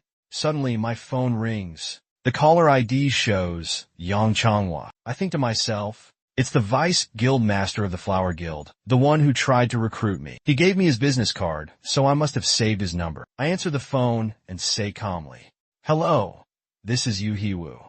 Instead of a man's voice, a woman's voice answers. She says, "Mr. Yu Hiwu, you finally answered. I'm the Guild Master of the Flower Guild, Gigi." Completely surprised, I ask, "Excuse me, what? This isn't Mr. Yang Changhua's number." "How?" She replies cheerfully, "Changhua is driving right now. I wanted to talk to you in person." "Where are you right now?" Hearing that, he flatly refused in a cold tone. "I'm currently busy in a magnetic field. So unless it's urgent, hang up." Hearing that, she anxiously said, "Wait, Dohyuk. If you're busy, then there's no other way. I'll get straight to the point. I want to invite you to join our guild. The 100 billion you posted on the door before. If your abilities are truly as you displayed in the YouTube video, then the Warai Guild can fully invest in you." Hearing that, Yang Chanho hesitantly spoke up to dissuade him. "Master, no matter what, that amount of money." He started to speak, but she angrily interrupted him. "Be quiet and focus on driving." Just then, Dohyuk's voice came from the phone again. When he spoke up, Ms. Gu's tone completely changed. She replied with a submissive, "Yes." "What do you think of that?" he asked. "It's quite a groundbreaking condition, isn't it?" But he completely ignored her question and asked something else entirely. "More importantly, what did you mean earlier about the YouTube video?" She answered honestly, "Yes, there's a video posted by someone named Seo Hiji. Don't you know about it?" He responded truthfully, "This is the first time I'm hearing about it. I need to hang up to get a grasp of the situation." Seeing he wasn't going to agree to her proposal, she panicked. "Wait, don't hang up," she called out several times, but he ignored her and hung up without a second thought. Seeing her 7 consecutive failures, Jang Chanho kindly advised, "I don't think they're meant to be together. You should give up, master." But he didn't expect that after giving his advice, she would angrily shout, "What the hell are you talking about? You. Seeing her about to lash out, he quickly warned, Master, watch out, look out. Meanwhile, after browsing online, he finally found the video. Surprised, he wondered, there really is a video? A video of him confronting those 3 guys? Who is this guy? For some reason, he couldn't help but feel a surge of anger. He slammed his hand against the car. He thought to himself, maybe it was uploaded because of the number of subscribers and views. The video of me hunting monsters was posted second, but that random video could cause a misunderstanding that I'm a murderer. Since my spellcasting ability has been revealed anyway, I'll use this. I told myself I didn't intend to join a guild, but there's no other way.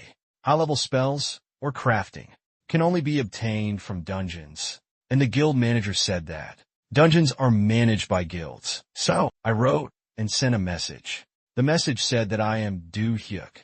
This is the message I sent to everyone who tried to recruit me. The recently uploaded video wasn't posted by me, and my abilities are no longer worth 100 billion. To prove that, tonight I'll show everyone at the Gangnam Market. If you're curious, come see for yourselves. Meanwhile, in a Seoul skyscraper, a man stares intently ahead. Frankly, Doak, how many times have I told you not to dress like that? To dress more modestly? This man is none other than Chairman Lee Hoon-ho of the Seoul Corporation. Standing before him is Baek Doak, a guild master, who's dressed in rather short attire. It's a bit revealing, but practical for combat. She sighs and replies, Father, honestly, if I didn't dress like this, it would be really inconvenient to move around in dungeons, right? He opens his iPad and shows her the company's new designs. Well then, he asks, what do you think of the windbreaker that the guild made? With so much exposed, how do you plan to defend yourself? She looked at the coat and sighed. That jacket, compared to what Seiko's wearing, offers less protection. Her father, feeling a bit stung by his daughter's critique, asked, what do you mean? Ignoring his question, she continued, besides, Dad, I'm planning on checking things out myself this time. Surprised, he asked, you're actually interested this time? She answered with a firm, yes. After seeing Doak's video, she was certain. He asked, surprised, but before the green test showed, he was just an ordinary person in the magic world, right? Instead of answering, she posed a different question. Dad, do you know why there's a saying that people in the magic world have reduced functionality? It's because constantly testing skills and developing a wide range of skills is really difficult. But while watching this video on Yuhi Australia's YouTube channel, I realized that he's definitely not an ordinary awakened person in the magic world. Seeing his daughter's firm determination, he asked, is he worth it? Is he worth investing such a large sum of money? Hearing his question, she confidently replied, although I'm not entirely sure, my intuition has never been wrong. She then gave a bright, cheerful smile. Her father, seeing her smile like that, was a bit surprised. He thought, it's been a while since I've seen her smile like that. Though he sees her as just a naive newbie trying to force his hand, it's been a while since he's seen that smile. So, he'll agree. He says, all right, you came to me for funding, didn't you? How much do you need? 10 billion.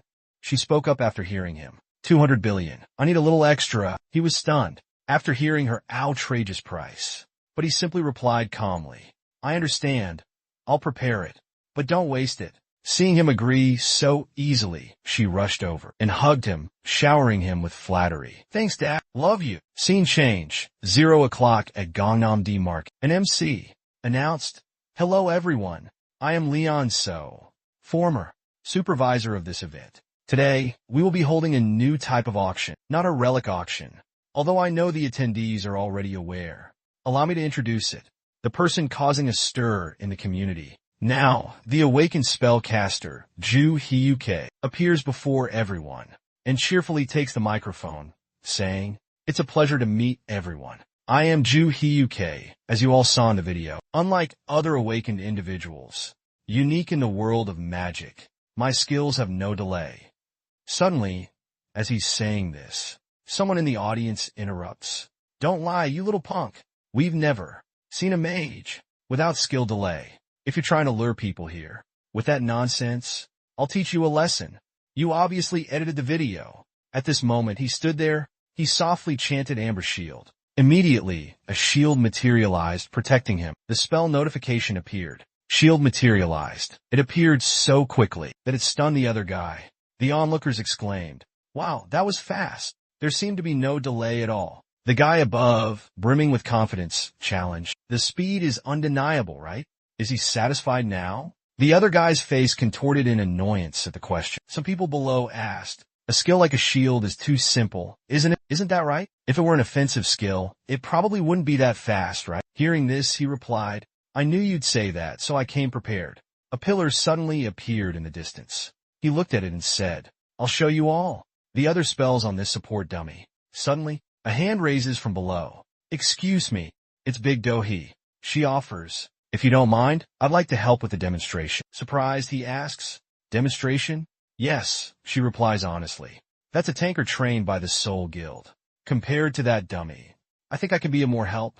What do you think? As she finishes, a tanker stands up behind her. Skills and spells. For awakened, magic users require role-playing to use. But in the case of basic magic, role-playing is a waste of time and can't move while chanting. So they're vulnerable to monster attacks and need protection from a tanker. But your case is different. While chanting, you can activate spells instantly, and you don't need a separate casting time. So you can move and chant at the same time. Compared to normal skills, the power isn't inferior, but even stronger. This is your special ability. She stepped forward, and the crowd below murmured, It's Ma Sangmi, if you're going with Danny Eon. Haven't you already paid the price? At that moment, Tanker Ma Sangmi stepped forward and greeted him. It's a pleasure to work with you. Seeing her step forward, he felt a bit worried, and asked caringly, Really? Will it be all right? She heard that and answered resolutely, Yes, you don't have to worry. Don't worry. You're better than that dummy over there, right? And you want to experience the power of the spell with your own body. I am Ma Sungmai from the Cheongdam Guild in Seoul. For this demonstration, I will only disclose the defense statistics. You can refer to the detailed data below. Yang Yonghua Jate. If it's Ma Sungmai, then she can definitely know Woojin's true abilities in detail. She can't increase her defense with numerical data. It can rely on the power of skills or artifacts. Her physical defense is 101, and her magic defense is 155. If this is all he's got normally, it'll increase gradually during combat. Moreover, he recalled the scene from earlier, when he fought those guys. That strength, excluding those 3 useless guys. This was a good opportunity to test his strength against a defensive tanker. Thinking that, he told Ma Sangmi, I'm going all out. She immediately raised her shield and replied, I'm ready. At that moment, the announcer spoke. Now then, for the safety of our viewers, we will activate the stage barrier. As soon as she finished speaking, from the stage, a net appeared, separating the stage from the audience below. He softly chanted a magic regulation spell. Dead on. Magic missile. As soon as he finished speaking, a torrent of water attacked her shield. She thought to herself, each shot is already powerful on its own, but he fired 5 at once? He continued chanting without pause. Fireworks from his fingertips. Burning hands. A flash of light shot towards her. The crowd below was in an uproar at the sight.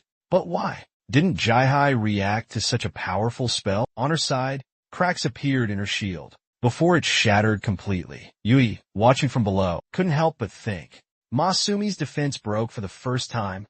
She was also an awakened, classified at the highest rank among them. Her defenses crumbled so easily. The thought made her smile unconsciously. Above, even with her shield broken, she persisted. Dohyuk, I don't think you've shown me everything yet. The framework is still intact. I feel like you haven't truly begun. Show me more. With that, she took a defensive stance, her expression burning with fighting spirit. Below, Dohyuk was amused by this. He remarked, she, who refused to cooperate, because in magic, no one has ever satisfied her. Is she intrigued? If I can recruit him, this will be a magnificent feast. High above, Dohyuk heard her words, a smile spreading across his face. All right, he replied, I understand. I'll show you. With that, he shouted, burning hands. This time, it wasn't just one flame, but multiple bursts of fire launched towards her. Suddenly, he did something completely unexpected. The entire stage exploded. Even the protective barrier had a huge hole blasted through. Everyone in the hall was utterly stunned. As the smoke cleared, Masumi appeared unharmed, though covered in dust. She seemed surprised by what had just happened. He scratched his head and said, sorry, I didn't think it would be this powerful. She replied, "It's all right. This is probably a badge of honor, a wound I've earned." After a long time, as she finished speaking, she collapsed, clutching her leg. He extended a hand and said, "Thank you for helping me." At that moment, she took his hand and replied, "I hope to see you again." Just then, the announcer's voice boomed. "We must pause the performance due to a stage malfunction." After she finished, he looked down at the crowd and said, "I'll state my conditions now. I won't join any guild, not a contract, as a guild member, but I'll operate as a mercenary. A strategic partnership contract." Someone in the audience spoke up, dissatisfied. "If it's not about joining a guild, then the money we offered you is worthless." He listened and replied firmly, "Then those people can leave." The man immediately stood up. Before leaving, he didn't forget to throw a sarcastic remark. "Such a mediocre ability, and you dare to boast, Xianju? Let's go." Following that, many others stood up. They chattered as they walked away. Mercenaries? Spellcasting ability is good. But if that's the case, they wouldn't need to invest 100 billion. Raising a mercenary won't make their guild rich. He looked at the two remaining people and asked, "So, it's just the two of you left?" The two remaining were none other than Jai and Yuhi. Jai asked first, "Why would they invest 100 billion in a mercenary group instead of having them join the guild?" He replied with a sly grin, "It would be difficult to become a contractor, receive a down payment, and then do absolutely nothing. Join forces? About that, I plan to sell this artifact. For profit." A drone-like object appeared beside him. Jang Chan-ho, astonished, said, "You're saying you can craft these kinds of products?" Jai, equally surprised, exclaimed, "Unbelievable. Not only spellcasting abilities, but could you be a reincarnator?" Seeing their astonishment, he calmly gestured for them to be quiet, then replied, "That's a secret." The woman decisively responded, "Work diligently. I accept your terms. Contract duration, 5 years. Warring Guild absolutely needs you."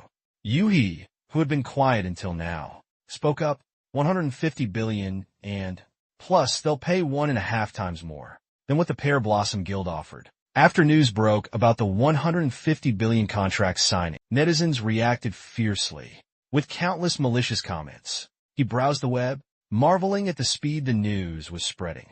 It had only been a day since the official contract signing, but the information had spread like wildfire. He hadn't told his parents, afraid they'd worry. Fortunately, they didn't object. He recalled the messages his parents and younger sister had sent him. His father advised, "No matter what, your life comes first. Never go to dangerous places recklessly." His mother also reminded him, "Safety first. Most importantly, be careful and don't get into any trouble." Your sister too. They're all worried and have been texting. He looked at the messages, smiled happily, and thought, "Rest a bit, and then get more relics." Today's relics include Kim OK Bun's bracelet, Marathon Runat Kim Yikangel Shozis, an old prayer book, an elderly couple's wedding ring. He looked at the relics and thought, "Let's check the stats." Looking at the stat sheet, he exclaimed, "Intelligence and magic power, over 300. The rest are close to 100. I could become a famous awakened by noon. Huh? Now, it seems I should focus on collecting incantations rather than relics. Well, should I give it a try?" Later, he arrived at the guild hall in Seoul. The crowd bustled around, whispering and gossiping as they saw him. "Isn't that Do Hyuk from SAO? I really don't understand what Master is thinking. A rookie like him joining the SAO guild?" Hearing their gossip, he thought, as expected, they're really dissatisfied with me. There's no other way around it. On the surface, I'm just a rookie, being looked down upon. He shrugged it off and approached the reception desk. "Excuse me, I'm here to see Master." The receptionist cheerfully replied, "Please wait a moment." Just then, a voice called out from behind him, "Who might this be? Isn't that Do Hyuk, the rookie who just signed with SAO?" The group from afar, seeing him approach, someone whispered, "Chol Gunman is at it again. Juhyuk, what are we going to do about the initiation ceremony this time?" Overhearing their whispers, he wondered, "Initiation ceremony?" The man extended his hand in greeting. "Pleased to meet you.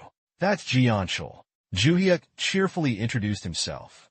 "I'm Juhyuk." As Juhyuk shook his hand, Jeonchul smirked slyly and squeezed his hand with excessive force. The unexpected pain made Juhyuk wince. He thought to himself, "Initiation ceremony. I've seen this in movies. A preemptive strike with a handshake. But I can't let this slide. Thinking that, he chanted the spell. After chanting the spell, his entire body was covered in a shield. The other guy, after using his strength, was shocked to see him unharmed. He thought, shouldn't there be some kind of reaction? Who is this guy anyway? At that moment, he whispered provocatively into the swordsman's ear. Is this all you've got? I can show you a little more if you like. Hearing his provocation, he flew into a rage and increased his power. The onlookers, seeing him use this power, exclaimed, isn't this too much? Look at that guy.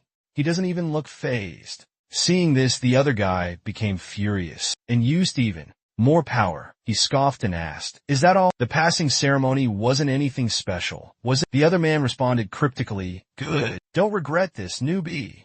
Jinwoo observed the man and thought, isn't his spirit too weak? Then, both of them simultaneously increased their power. The ground beneath their feet exploded outwards. The onlookers, seeing the situation escalate, shouted, stop! This is getting out of hand. Quickly get someone. Meanwhile, the two men were intensely focused. The other man yelled, but suddenly he went silent and collapsed onto the floor. Behind him, a woman appeared with a furious expression. Pointing the weapon that had knocked the man out, she said, I just got back from a dungeon. And what's going on here?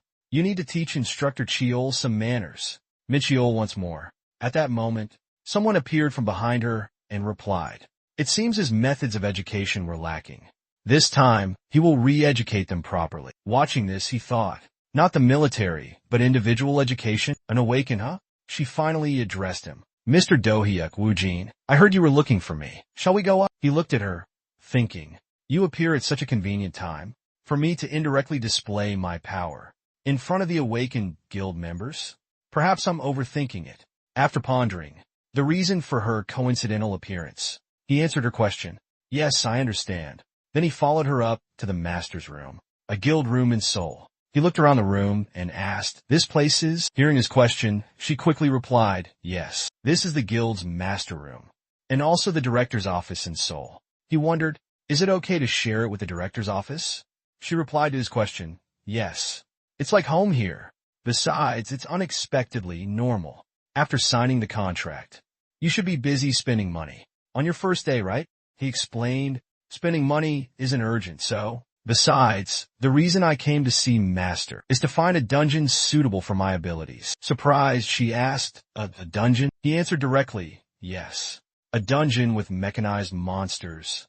Have you ever seen one? She happily replied to his question, yes. It just so happens I have a list. Danjian, machine-type monster, abbreviated as Cinderine D731. This is an EF-rank dungeon. The boss monster is the Goblin Engineer. Take a look at this. This is a list of subcontracted dungeons from the guild. It's also a gift for you, she said as she tossed it to him. Surprised and curious, she explained, seeing his reaction, since you signed the mercenary contract, will help you. Because the stronger you are, the more we benefit. Our guild benefits too. Understanding her explanation, he replied, I see. He looked at what she had thrown and thought, I came here for the golem blueprint, but I'm getting unexpected benefits like this. This dungeon shares some similarities with dungeons D and F. The golem blueprint will definitely appear here. Seeing his joyful smile, she spoke up, Yu Hyun, that dungeon currently belongs to our guild. I have a condition for allowing you into the dungeon. Can I go with you? In the basement training room of the guild in Seoul, Sung Yoon was breathing heavily, exhausted, holding a shield and a staff. She looked at the robots she had just defeated. Suddenly, a light pink towel flew towards her. You've been training since morning. Aren't you tired? Seeing him carrying a man, she asked, Instructor Park Hyukti, what is that? Ah, this. He looked at the man on his shoulder and dropped him to the ground. It seems he caused trouble with Yu Hyun in the lobby, and Master saw him.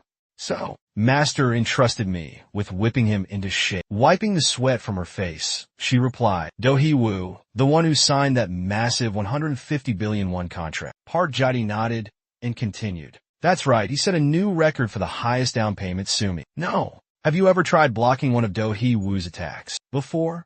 Glancing down at her left arm, a large bruise was still visible. That injury, is it from a while ago?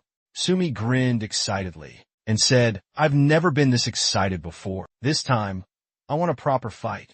Hearing that, he chuckled and replied, well, It's good that you found someone you like. Yes, sir. Sumi. Park Jati brought a hand to his chin thoughtfully. Anyway, Sumi, you still haven't fixed that way of speaking, have you? You mean, just fix that tone, and you'll sound like a strong woman. Looking at her toned abs, she said to him, I come from a military family, so it's become a habit.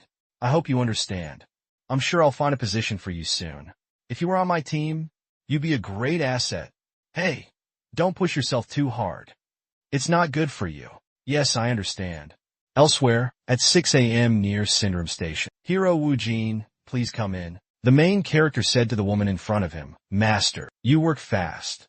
I didn't expect my first dungeon run to be this early in the morning. Hearing that, she politely replied, This is a normal time for our guild. Plus, I've already told the porters to get ready, so we just need Do-hyuk to be prepared. Looking at the porters, he thought to himself, the porters are just people who clean up monster corpses. Most of them are ordinary people, unable to awaken. But as expected of a rank 7 guild in South Korea, even the porters are all awakened. Is this to show newbies what dungeons are like? Besides outflicks and the magnetic field zone, there's no other chance to see monsters, right? Snapping out of his thoughts, he turned to Baek Doo-hee. So, can we go in now? Even though it's late, are you sure you'll be okay alone? He smiled. Yes, I'm confident I won't die. Such amazing confidence. Looking on, a blue light appeared. He said, Of course, this confidence is calculated. Then a blue light began to spread, opening up another dimension. Do-hee and Woojin's eyes sparkled as they looked at Dan Giant. My first awaken, let's go.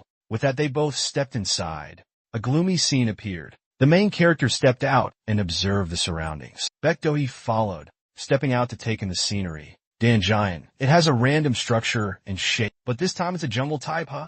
Nothing seems strange or special. So you, Do-hee and Woojin, as I said yesterday, I'll be watching from behind. Show me your true abilities. Walking away a bit, the main character thought, so, where should we go? On one side, a dense forest with towering trees. On the other, a vast grassland, looking flat and open. I'll choose the grassland. But, activating his power, he declared, I'll go into the forest on the left. The strength of Amber Shield. A shield materialized, enveloping the protagonist, and gradually turning invisible. They thought he'd go for the grassland, seemingly easier to hunt in. But on the right, if the monsters were intelligent, they would have prepared a series of traps. Stepping into the dim, foggy forest, he moved cautiously, using the trees for cover. Suddenly, bullets flew towards him. They exploded upon impact with the shield. Fortunately, thanks to the shield, he was unharmed. In the thick fog, a shadowy figure moved towards the monsters. He was the culprit behind the recent attack. Sensing someone approaching, they immediately went on high alert. Suddenly, Do-hyun charged forward like lightning, directly into the horde of monsters. A hail of projectiles aimed straight for him, but he effortlessly dodged them. In the blink of an eye, he took down all the outer monsters and pushed deeper inside. I've pinpointed their location. Grasping the situation, he swiftly eliminated the remaining monsters. Are there any more left? Suddenly, a group of monsters ambushed Do-hyun, leaping down from the trees. They were holding bomb-like devices. He drew lines in the air, creating a shield which enveloped him, protecting him from the massive explosion those monsters caused. Looking at them, he scoffed. These fools think that level of power can pierce through the fireworks created by my burning hands? His hands glowed like embers. Those monsters couldn't even react before being incinerated by the wide-range attack. Screams and explosions echoed deafeningly. Ash fell upon the forest. Everything fell silent once more. Nothing special. He continued walking, leaving the monster corpses behind. Nothing interesting, just keep moving forward. Following the path, he suddenly stopped before the scene ahead. They say the traps here are diverse, a truly cunning labyrinth. They approached Yuchan, arms transformed into sharp blades, attacking the main character. He didn't flinch, charging straight at the giant robot. His hand touched it, his lips murmuring, Magic missile. A blue explosion successfully destroyed one. These underlings are enough, aren't they? Suddenly, the eyes of the robot next to him glowed red. It lunged at him with lightning speed, but he quickly countered. The Goblin Lord continued to control another to attack Do-hee. Another explosion, but unfortunately, it hit the shield. The Goblin Lord continued punching from inside. He yelled, "Extreme precision magic conditioning." Drones in the air emitted beams of light. Magic missile. They aimed directly at the rotten golem. He was about to fire another shot when another robot charged at Yu Yun, sending him flying. The rotten golem clutched its bleeding eye, glaring furiously at Yu Yun. Then it commanded the robot to attack relentlessly. Unable to dodge, he countered with a magic missile, blasting its head clean off. Yu Hyun smirked. The unquenched rage returned. The boss suddenly conjured a massive fireball, catching Yu Hyun off guard. It charged. He barely managed to raise his shield in time. The shield shattered, sending him stumbling back. The shield's broken. That was close. Thanks, Hyosio. His attention suddenly shifted. The cannon was almost fully charged. And now time is running out. Without hesitation, he runs towards the golden cross. But other giant robots block his path.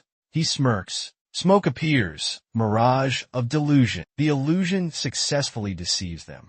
However, the Golden Cross robot's attack, while seated, is fully charged just as the protagonist approaches. He immediately stops, backing away. He's stunned to see Juhyuk use fireworks conjured from his fingertips, burning hands. A wide-range attack incinerates the boss. Seeing its effectiveness, he rejoices. Suddenly, a hand emerged from the smoke, grabbing the protagonist by the throat. To make matters worse, the cannons were loaded. The situation spiraled out of control. Baek Do-hee panicked, as the Golden Ross was still alive. Observing from afar, Baek Do-hee was equally astonished. Baek Do-hee was horrified to see the Golden Ross alive and strangling the protagonist. "I can't just let him die," she exclaimed. She drew her sword, ready to attack. "I have to intervene." Just as she was about to strike, she suddenly stopped. The protagonist was drawing a heart in the air. A sweet, enchanting whisper filled the air. In an instant, the Golden Ross gazed at him with love-filled eyes. He smirked triumphantly as it released its grip. "Good, very good. You fell for it." Suddenly, blue beams fired from the cannons. A barrage aimed directly at Yu-chan. He quickly jumped down, speechless in shock. Grid's robot suddenly collapsed, shielding him from the relentless attack. Baek Do-hee watched from afar. Seeing the strange action, she thought to herself, the boss's action just now, was it to protect Yu-chan? The smoke gradually cleared. Behind the smoke was the badly damaged robot, burning and falling, shattered into pieces. Baek Do-hee ran over, shouting, "Yu-chan, are you okay?" Brushing aside some components that had fallen on him, he replied, "Phew, that was close. That was really close." Dusting off his clothes, he said to her, "I was surprised by the boss's resilience. More than I expected. I didn't think burning hands wouldn't finish it off. But this much." I think it ended as predicted. The cannons were smoking. Goblin corpses scattered on the ground. The system voice announced, "Level up, level up, level up, level up. Magician level 20. Feeling himself grow stronger, he happily muttered to himself, "So, a huge amount of experience points. Huh." And the items dropped by the boss. There are 3 books, 2 scrolls, a stone emitting, a blue light the size of a ball. Then Baek Do-hee called him, "Dewey, Wu Jin." Although I have a lot of curiosities about the spell he used in the fight against the boss just now, and another thing, but Wu Jin still has to check the dropped items. So I'll go ahead. Watching this match, I have a feeling Wu Jin isn't awakened, with the potential power of 150 billion. I hope you'll help me in the future. After saying that, Master left. After that, I checked the dropped items myself. First a level 1 gravity stone, next a level 2 spell, power plus 50, a level 2 web spell. When I use it and hit the target, the opponent is restrained. A level 2 divine beast, summoned illusion, a clone that mimics my actions, and the golem blueprint I wanted. Intermediate spatial stone, golem blueprint. Using a complete set of intermediate spatial stones can craft a golem. Goblin mechanical engineering blueprint, 5 pages. This is the cannonball blueprint that goblins use. It can produce 3 types of cannonballs. I'm satisfied with the dungeon rewards and can leave now. Reading the crafting recipe, he was incredibly excited. A level 2 sacred beast and a stone crafting recipe. Should I try making it now? 3 days later, in the basement of the guild training facility in Seoul, a sound came from the speaker. "Are you sure this is okay?" "Yes." "Now, set the mannequin's intensity and AI to maximum." The protagonist replied, Date said while pressing the control panel. Since the training dummies levels are maxed out, they'll attack the moment they detect a target. Be prepared. Just then, Black Yuhi entered. Didn't you just leave the dungeon? What's going on this time? He turned to her and said, I have a business proposition for Master. About the drone. You showed me before, right? He gestured towards her. Take a look. Suddenly, Day shouted. Training dummy deployment complete. They will attack immediately. Danger. It's very. The training dummies began to move. Looking at them, the protagonist muttered, Appear, Diagon. From within the wall, another dimension opened. Something slammed onto the floor. It was a giant robot.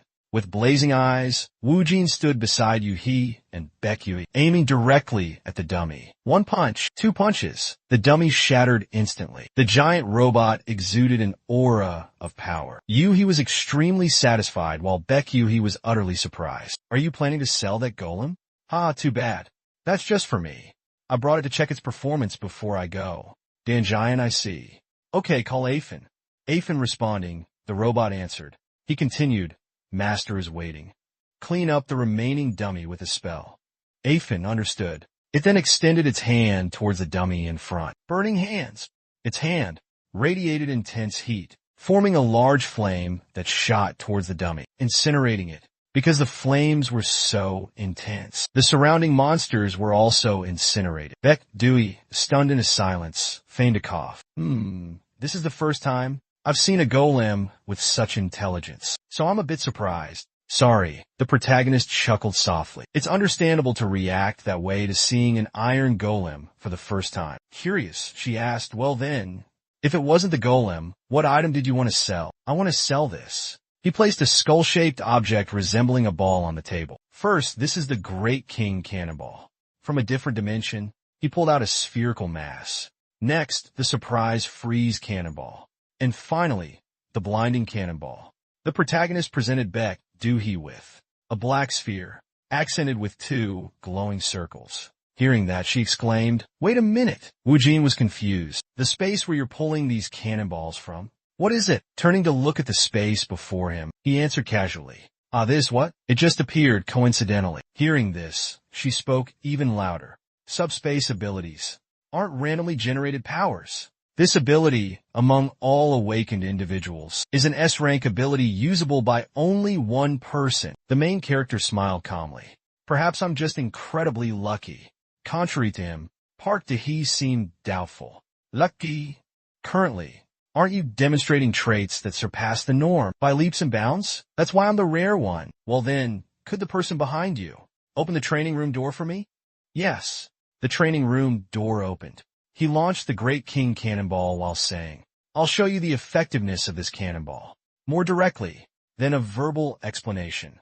Then he threw the cannonball inside. The first one is the Great King Cannonball.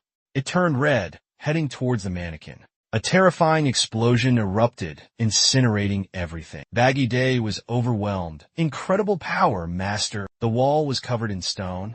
The space was melting. We might have to pause the celebration because of the high temperature. Ju Hyuk held out a freezing cannonball. Don't worry, I'll take care of it with this. The second one, the surprise freezing cannonball. As soon as he threw it, a giant block of ice appeared. The entire training room was covered in layers of ice. This ice is only meant to freeze momentarily. It'll detonate in 10 minutes. What do you think, Master Ko? Becky Duhi replied. Very good. Show me the other one. He tossed her a pair of glasses and said, Put these on first. How thoughtful of you. Throwing another bomb. Finally, the sight-depriving flashbang, a brilliant flash of light, erupted, obscuring the vision of everyone around. Amazed by the effects of all three bombs, she asked, all three seem very useful. How much are they worth? The price is a secret. I'm planning to sell them for 6 million won. When supplying the guild, 10 million won if sold externally. Haha, it's a shame I couldn't guess the price. Pandora's box is most beautiful when left unopened, he said. With a fixed price, regardless of crafting. Sounds reasonable, right? This isn't just for combat or escaping dungeons, but can be used in various situations. Hearing that, he just chuckled. This price is cheap compared to the cost of a life, right? Mr. Do-hyuk, I'd like to propose a deal. What is it? If you sign an exclusive contract with our guild, we'll pay 10 million won per item. And so, the contract with the master was made. The next day, elsewhere, someone was hurrying towards Jai-Hai. Jai-Hai, shout master, something big happened. Jai-Hai, confused, asked what? What happened? Then he showed her. The stock market. Master, you have to see this. She looked at the chart and muttered, this. Chongwa Group in Seoul launched the sale of dungeon-usable shells that could be used in dungeons through an exclusive contract with Yuji Hayek. She slammed her hand on the table in frustration. Back then, his crafting abilities were evident, no matter the cost. I have to recruit Yuji Hayek. But the contract has 3 years left, so we'll target him then. The person next to her quickly consoled her. She abruptly stood up and said, stop agreeing blindly. Think before you speak. She erupted in a tirade. Those around her couldn't help but feel a sense of familiarity. Is it starting again today? This time it seems pretty serious. From what I see, it's because of the news about the Chongwa Guild in Seoul. Today, Yuji Hayek's down payment was already 150 billion won when he was rank F. She angrily punched him. After 3 years, you think he's still F rank? He stammered, why yes, ma'am. He begged master. Where are they going? She answered angrily. Where else? Of course, to the Cheongdam-dong Guild to scout. You get ready too. He quickly replied, yes, I understand. Soon after, they arrived at the Cheongdam-dong Corporation. The office was bustling with activity. What about the cannonball contract? Which schools are we supplying? I heard that Yuji Hayek's product.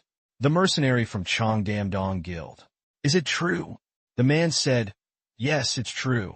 The product is being sold through an exclusive contract with the guild. The buyers, hearing this, excitedly asked, have you signed an affiliation contract with Mr. Juya? The person replied, that's master's decision, so I'm not sure. Above, she looked down and smiled. Just then someone approached. Isn't master not required to appear? She replied, is today the first day of cannonball sales? She smiled excitedly. And I thought something fun might happen, so I came. The girl beside her crossed her arms and asked, what is it, exactly? The girl quickly answered, do you remember the incident 2 years ago?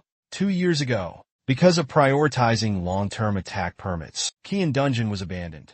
Throughout the southern region, the number 1 frontline and the Pear Blossom Guild, along with the guild in Seoul, had a falling out. At the time, Richie not only spread rumors to defame the Seoul Guild, but also spread malicious information about Baek Do-hee, who was only 18 years old at the time. Eventually, he secured priority rights to the dungeon. After that, the relationship with the Seoul Guild remained strained. In disputes between guilds, rumors like these are common, but they underestimated her. I didn't expect her to be here this time. Today, I don't want to miss that woman's expression. The female lead smiled. The girl next to her asked, let's go down and take a look. Suddenly, from below, the grumpy woman exclaimed, Zhonghua, don't you feel a chill? She couldn't help but shiver. The man beside her asked, what's wrong? I don't know. Just then a voice called out, oh my Eugen, long time no see. She forced a smile. Meanwhile, the female lead feigned innocence, saying, if you had contacted me beforehand, I would have come down. She chuckled nervously, unsure how to respond, then said, I wonder what brings the guild master here. The female lead replied, today is the first day Juhyuk is selling his cannonballs, and there's a great event at the guild, so I couldn't miss it. Eugen smiled awkwardly. What a coincidence. I came here to find you, Juhyuk. The female lead chuckled and said, really? Then let me lead you to the private lounge. At this moment, the two women were silently confronting each other. Meanwhile, he looked down at the scene below and forced a smile. I don't want to go there at all. Just then, a voice called out, excuse me, I came to... Where can I put this new dimension? He replied, thank you. You can just put it next to me. The other person put it down. He smiled and continued, I can't move while crafting, so thank you for bringing it to me. The other person said, you're welcome. Then he looked up in surprise, recognizing who it was. It was Ma Sangmi. She saw him and replied, we haven't seen each other since the auction, have we? Hearing that, Do-hyuk quickly asked, how did you know I was here? Ma Sangmi replied, master told me you were here while I was looking for you. Do-hyuk asked, you were looking for me? Is there something I need to do? She replied, yes, Do-hyuk. Please spar with me again. She said with a determined look, looking into her eyes. He was a bit puzzled. With me? Sangmi said, yes. Last time, I only blocked your attacks, so this time, I want to fight you directly. Please have a match with me. Seeing her expression, he didn't know how to respond. He relaxed his hands. A match? I'd love to. He smiled comfortably. Seeing that, she became excited as well. I'll get ready now, she said with determination. Seeing her expression, he was a bit speechless. Could you wait for me a moment? Since I'm still crafting, it might take a while. Hearing that, Sungji pulled out a chair and cheerfully sat down. Seeing this, he couldn't help but feel a little helpless. You could come later, but she excitedly said, no, I'll wait for you here. If there's anything you need, just ask. Seeing her enthusiasm, Yu-hyun could only remain silent, then smiled. He stood up. The guild submission quota is done, and now I just need to focus on working. Let's go. Hearing that, she immediately stood up with a smile. Yes, I understand. He had also put on his combat gear. The two of them were ready to face each other. Have you equipped all the provided gear? He replied, yes, but what is this equipment? Masumi answered. This protective gear is set with a customizable durability index and becomes our stamina. Depending on the stamina level, the color will change in the order of green, yellow, red. It helps the defense block all attacks. And if the durability reaches 0, the suit will shut down and the match will end. He was surprised to hear that. This equipment costs 25 billion won? What an amazing item, Masumi declared resolutely. Master says this price is cheaper than having a guild member injured. He smiled at that. We're fighting each other with this high-level equipment, but wouldn't it be a waste to just fight? He proposed a wager to make the fight more interesting. Masumi looked confused. A wager, you say? He began to explain the rules. If I win Masumi for the agreed-upon duration, you'll become my exclusive tanker. Conversely, if you Masumi win, I'll become your exclusive mage. She asked, what about the time frame? He replied, the duration is 3 months. Of course, it's free of charge. What do you say? Doesn't it sound exciting? She pondered for a moment. Suddenly, someone approached. That sounds interesting. Both of them were startled. Master, what are you doing here? I thought you were talking to Go, Jionian? She smiled. Ah, you saw. Thanks to your cannon fire. It's been a while since I've seen Jionian SSI in such an interesting situation. I was just about to thank you. She then asked Master, I'm rank D, and Ujahiak SSI is rank E. Do I need to give him a handicap? He replied, in a match like this, I'll decline. You don't need to give me any handicap. Master replied, such confidence. Amazing. What do you think? Masumi resolutely replied, then I won't give any handicap. Then get ready. Master stepped aside and signaled. The two of them took their fighting stances. This time, I'll go all out. He responded, I'll be different. Compared to the image she had shown him in the previous match, the master smiled and said, begin. Immediately, the two of them rushed towards each other. I need to provoke him before the spell is cast. So she began to utilize her abilities, quickly attacking him head-on, immobilizing him. My legs are moving on their own, against my will? Is this a provocation skill? He couldn't help but be surprised. Then he started charging forward. The sheer force of his strength, his mastery of precise magical control. Magic missile. Seeing him charge, she quickly raised her defenses. Steadfast block.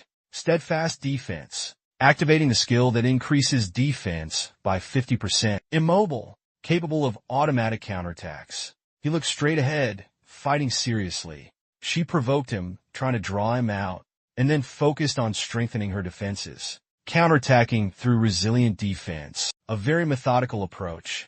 He suddenly thrust his hand forward, energy gathering at his fingertips. Although he could overwhelm her with firepower, he didn't want to end it that way. He continuously used his speed, attacking her relentlessly. Just when she thought she had dodged the attack, Masumi suddenly looked around. It was a smokescreen. She immediately activated her magic detection ability, scanning for magic for 3 minutes, then displaying it in her vision. Now looking around, she saw countless blue dots of magic. She's learned so many spells already. She couldn't help but be astonished. Then a bright light shone directly onto her face. Ma Sungmai quickly raised her hand to block the force. That must have consumed a lot of magical power. He'll approach her to finish her off now. Immediately she saw multiple Ujahiak appear.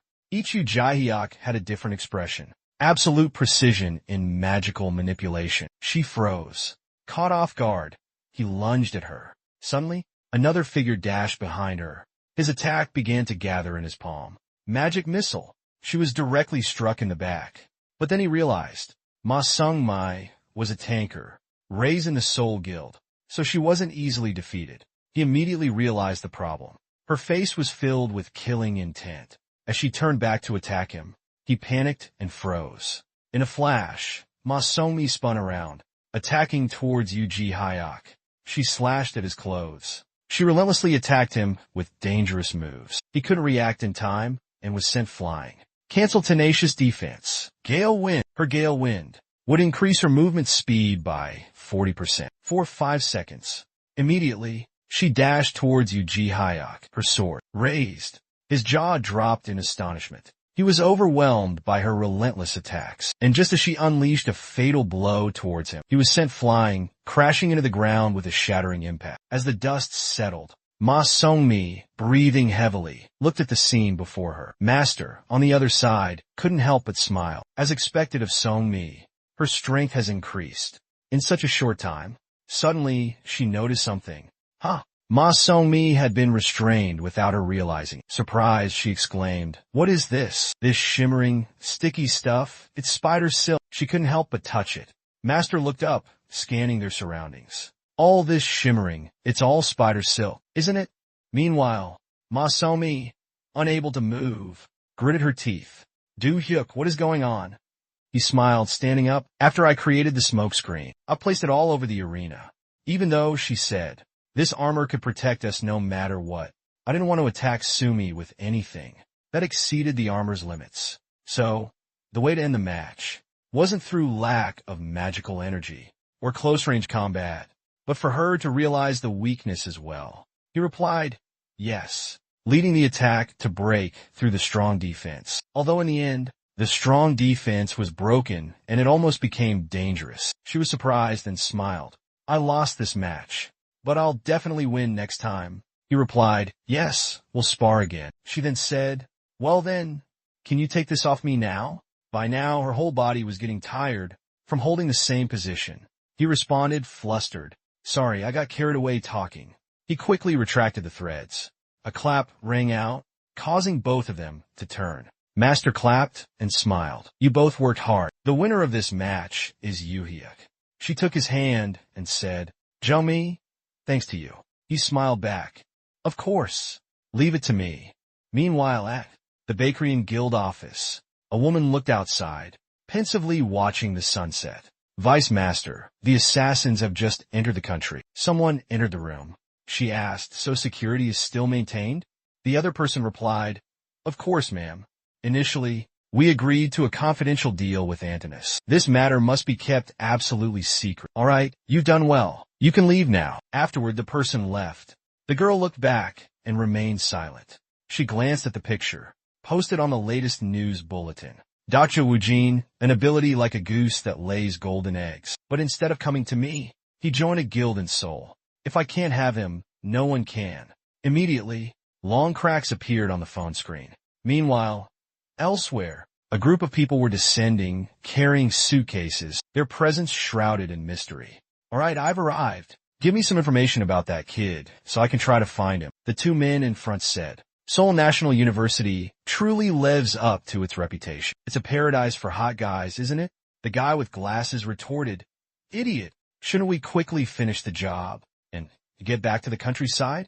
When the water rises, time to get paid. We're here to make money. Quickly snap that kid's neck and let's get out of here. Got it?" The other guy responded, "Yes, sir." Then the two of them turned towards the man wearing sunglasses. "Boss, that kid Do Hyuk is pretty famous. We should be able to find him within a day." "Is that so? Then let's relax nearby and quickly grab him." The man continued, "Even if he's famous, he's only rank F. And this much money, isn't this job too good to be true? We just need to do what's asked of us." A murderous aura emanated from them. "Well, let's go take care of that fly." Meanwhile, in another dungeon, monsters surged forward, instantly torn apart by a gust of wind. It was Ma Sung-mi. One by one, the monsters were swiftly defeated by her. She dashed forward, her movements agile and precise. Sung-mi looked towards the distance. A surge of energy shot out, striking the monsters. Instantly, they all collapsed to the ground. Although it felt like sparring, The power was stronger and faster. Confused, she glanced back. Sami, let's go. These guys are too boring now. He sighed, a hint of boredom in his voice. If you have such powerful spells, then a tanker like me has nothing to do. But watch. I'm basically just a glorified porter at this point. I can't be a tanker who can't even help. She couldn't help but feel angry and helpless. I need to quickly find a job that tanker can do. Lost in thought, Juhyuk suddenly spoke up. Sami, what are you thinking about? She quickly said, oh, it's nothing. Just thinking about random things. More than anything, I'm surprised. Your flycam? Juhyuk, I saw that it's a craftable item usable inside the SAO dungeon. He replied, while going around the dungeon today, I'll show you things more interesting than this. Also, Sangmi, I told you that you can talk comfortably with me from now on, but are you still shy? She remained silent, not answering. He then said, there are many people who have a hard time speaking comfortably with others. So take your time and tell me. Sungjin replied, yes, I understand. He continued, today is the first day, and I'll be constantly moving to buff. So you should move proactively. Even if you're the tanker, you don't necessarily have to stick close to me. We need to coordinate with each other. She replied, yes. Suddenly, a rumbling sound, like a giant monster approaching. They both raised their guard. In front of them appeared a group of muscular humanoid monsters. He said, now, the main monster of this dungeon has appeared. She became serious. Despite the golem's large size, slow-moving, high regeneration, but not very strong offensively. But there are exceptions. He reminded her, Xiaomin, I need you to draw the attention of the golem and goblins up ahead. He said, making her turn her attention back to him. Yes, I understand, but it might be difficult to hold them for long. His expression turned serious. I know. I'll take care of the goblin shaman first. Then I'll come back for the rest. Those goblin shamans, they seem to be the leaders. If the golem and goblin shaman work together, using some kind of spell, they can revive goblins and golems into warriors. A bright light. At that moment, they all charged forward. The monsters roared and attacked ferociously. The two of them directly engaged Eren. Immediately, a warrior charged forward and unleashed a punch, knocking the monster off its feet. It was sent flying backward with a. Just then, Masomi saw the robot and was stunned. What is that thing? He replied, don't worry, that's Voland. I built him. Eren, I need you and Eren to draw its attention. Execute. Seeing this, he immediately activated his stealth skill. She was stunned to see this. I was already surprised by the flycam and golden, but he can even learn stealth? Cloaking. Yuchan, my prejudice, just how much further? Will it be shattered? At that moment, the enormous monster charged towards them, even though it'll still be a while before I can be of help to you, Yuchan. But I will definitely complete the mission I've been given. She made up her mind. Meanwhile, elsewhere, a man appeared. Who are you? Why are you doing this? The man laughed and said, just clearing a couple of stones out of the way. Does there need to be a reason? Consider yourselves unlucky. Immediately after, the person was attacked. Then he reported, it's done here. Should I investigate further? The other person on the other end replied, all right, search around a bit. I think I found traces of Yu Hyun and Wu Jin, although I didn't think it would be this easy. But boss, Namjuneson, if we use this method, guarding the gate isn't punishable, is it?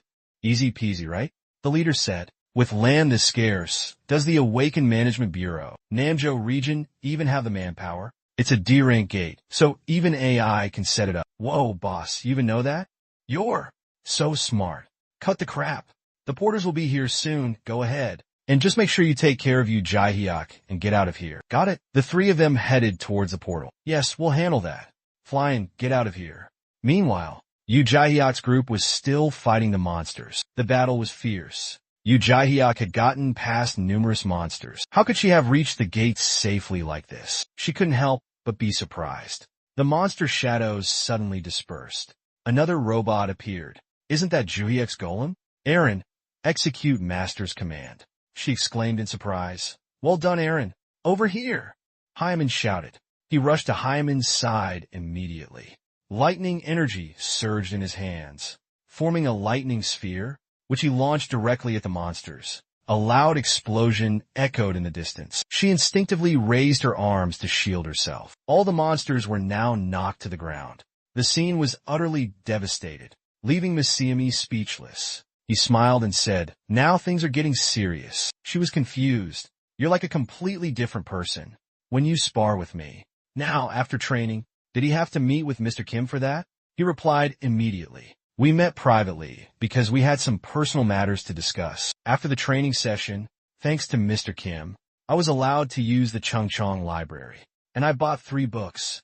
On the surface, they're written in the language of this world, completely useless. But to me, they're identification, meaning each object has its own incantation. So I can find the incantation I need. Invisibility. You become invisible to others. The ability doesn't apply when attacking. Next, acid arrow shoots an acid arrow forward. Then lightning ball launches a ball of electricity forward, electrocuting anything it touches. He continued, "So, shall we try setting off again?" He lunged forward to attack.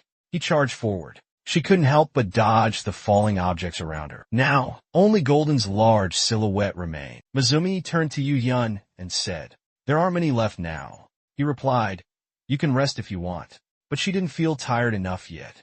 "You're saying that now? I'll rest for a bit." Suddenly, he sensed something trembling. Both of them focused their attention forward. If it were just a feeling, it would be nice. He felt a pang of fear in his heart. Then he retracted the object in his hand. An invisible entity, invisibility ability. He immediately attacked forward. "Share your sensory perception with me." He sensed 3 assassins entering deeper into the cave. "They're not our people. They're not with us. But the KP forces are supposed to be guarding the dungeon entrance. Who are these strangers?" He asked Sumi, his voice serious. "What's wrong?" she asked. "What if," he continued, "there are unauthorized intruders in the dungeon? What should we do?" She replied, "First, we confirm if they have permission to be here. Then we force them to return. But if they show any intention to attack, we're authorized to eliminate them." Sumi fought back, creating an opening for Wu Jin to attack the monster. Magical attacks bombarded the creature, but it remained ferocious. Behind Wu Jin, figures lurked in the shadows, watching him. The divine beast's power isn't as terrifying as the rumors say, is it? They hid behind a large rock to discuss their plan. Who would have thought? In a high-ranked dungeon like this, we'd be so flustered. The leader leaned against the wall and calmly replied, "If we're taking money for this, we need to be discreet. I was just asking, since the target is just a kid with no special skills." The leader ordered them, "Hey newbie, you go first. See those minotaurs over there? Lure them here." The newbie replied, "So our boss can make a safe retreat, right? You mean hide and then grab the boy and girl while they're running from the minotaur? What? Are you playing dumb now, newbie? Just go and come back quickly." The man next to him instructed. The youngest, wearing a mask, said, "Yes, I'll be back soon." He dashed outside like lightning. The boss continued to order the remaining one. "Keep a close eye on what they're doing." "Yes, I understand, boss," he replied. On Wu Jin's side, he and Sangmi still hadn't taken down the Minotaur. Wu Jin said to Sangmi with a headache, "Let's take a break." "It seems tougher than I thought," Sung-ai said to him. "Perhaps the regenerative ability of this place is beyond expectations. This level of firepower seems to be just enough." The other guy observed them, suddenly exclaimed to his boss, "Boss, even so, it's unbelievable for the price of 150 billion. He replied, "Stop that. It looks like the monsters that guy is attracting are coming." 6 minotaurs, 9 goblins.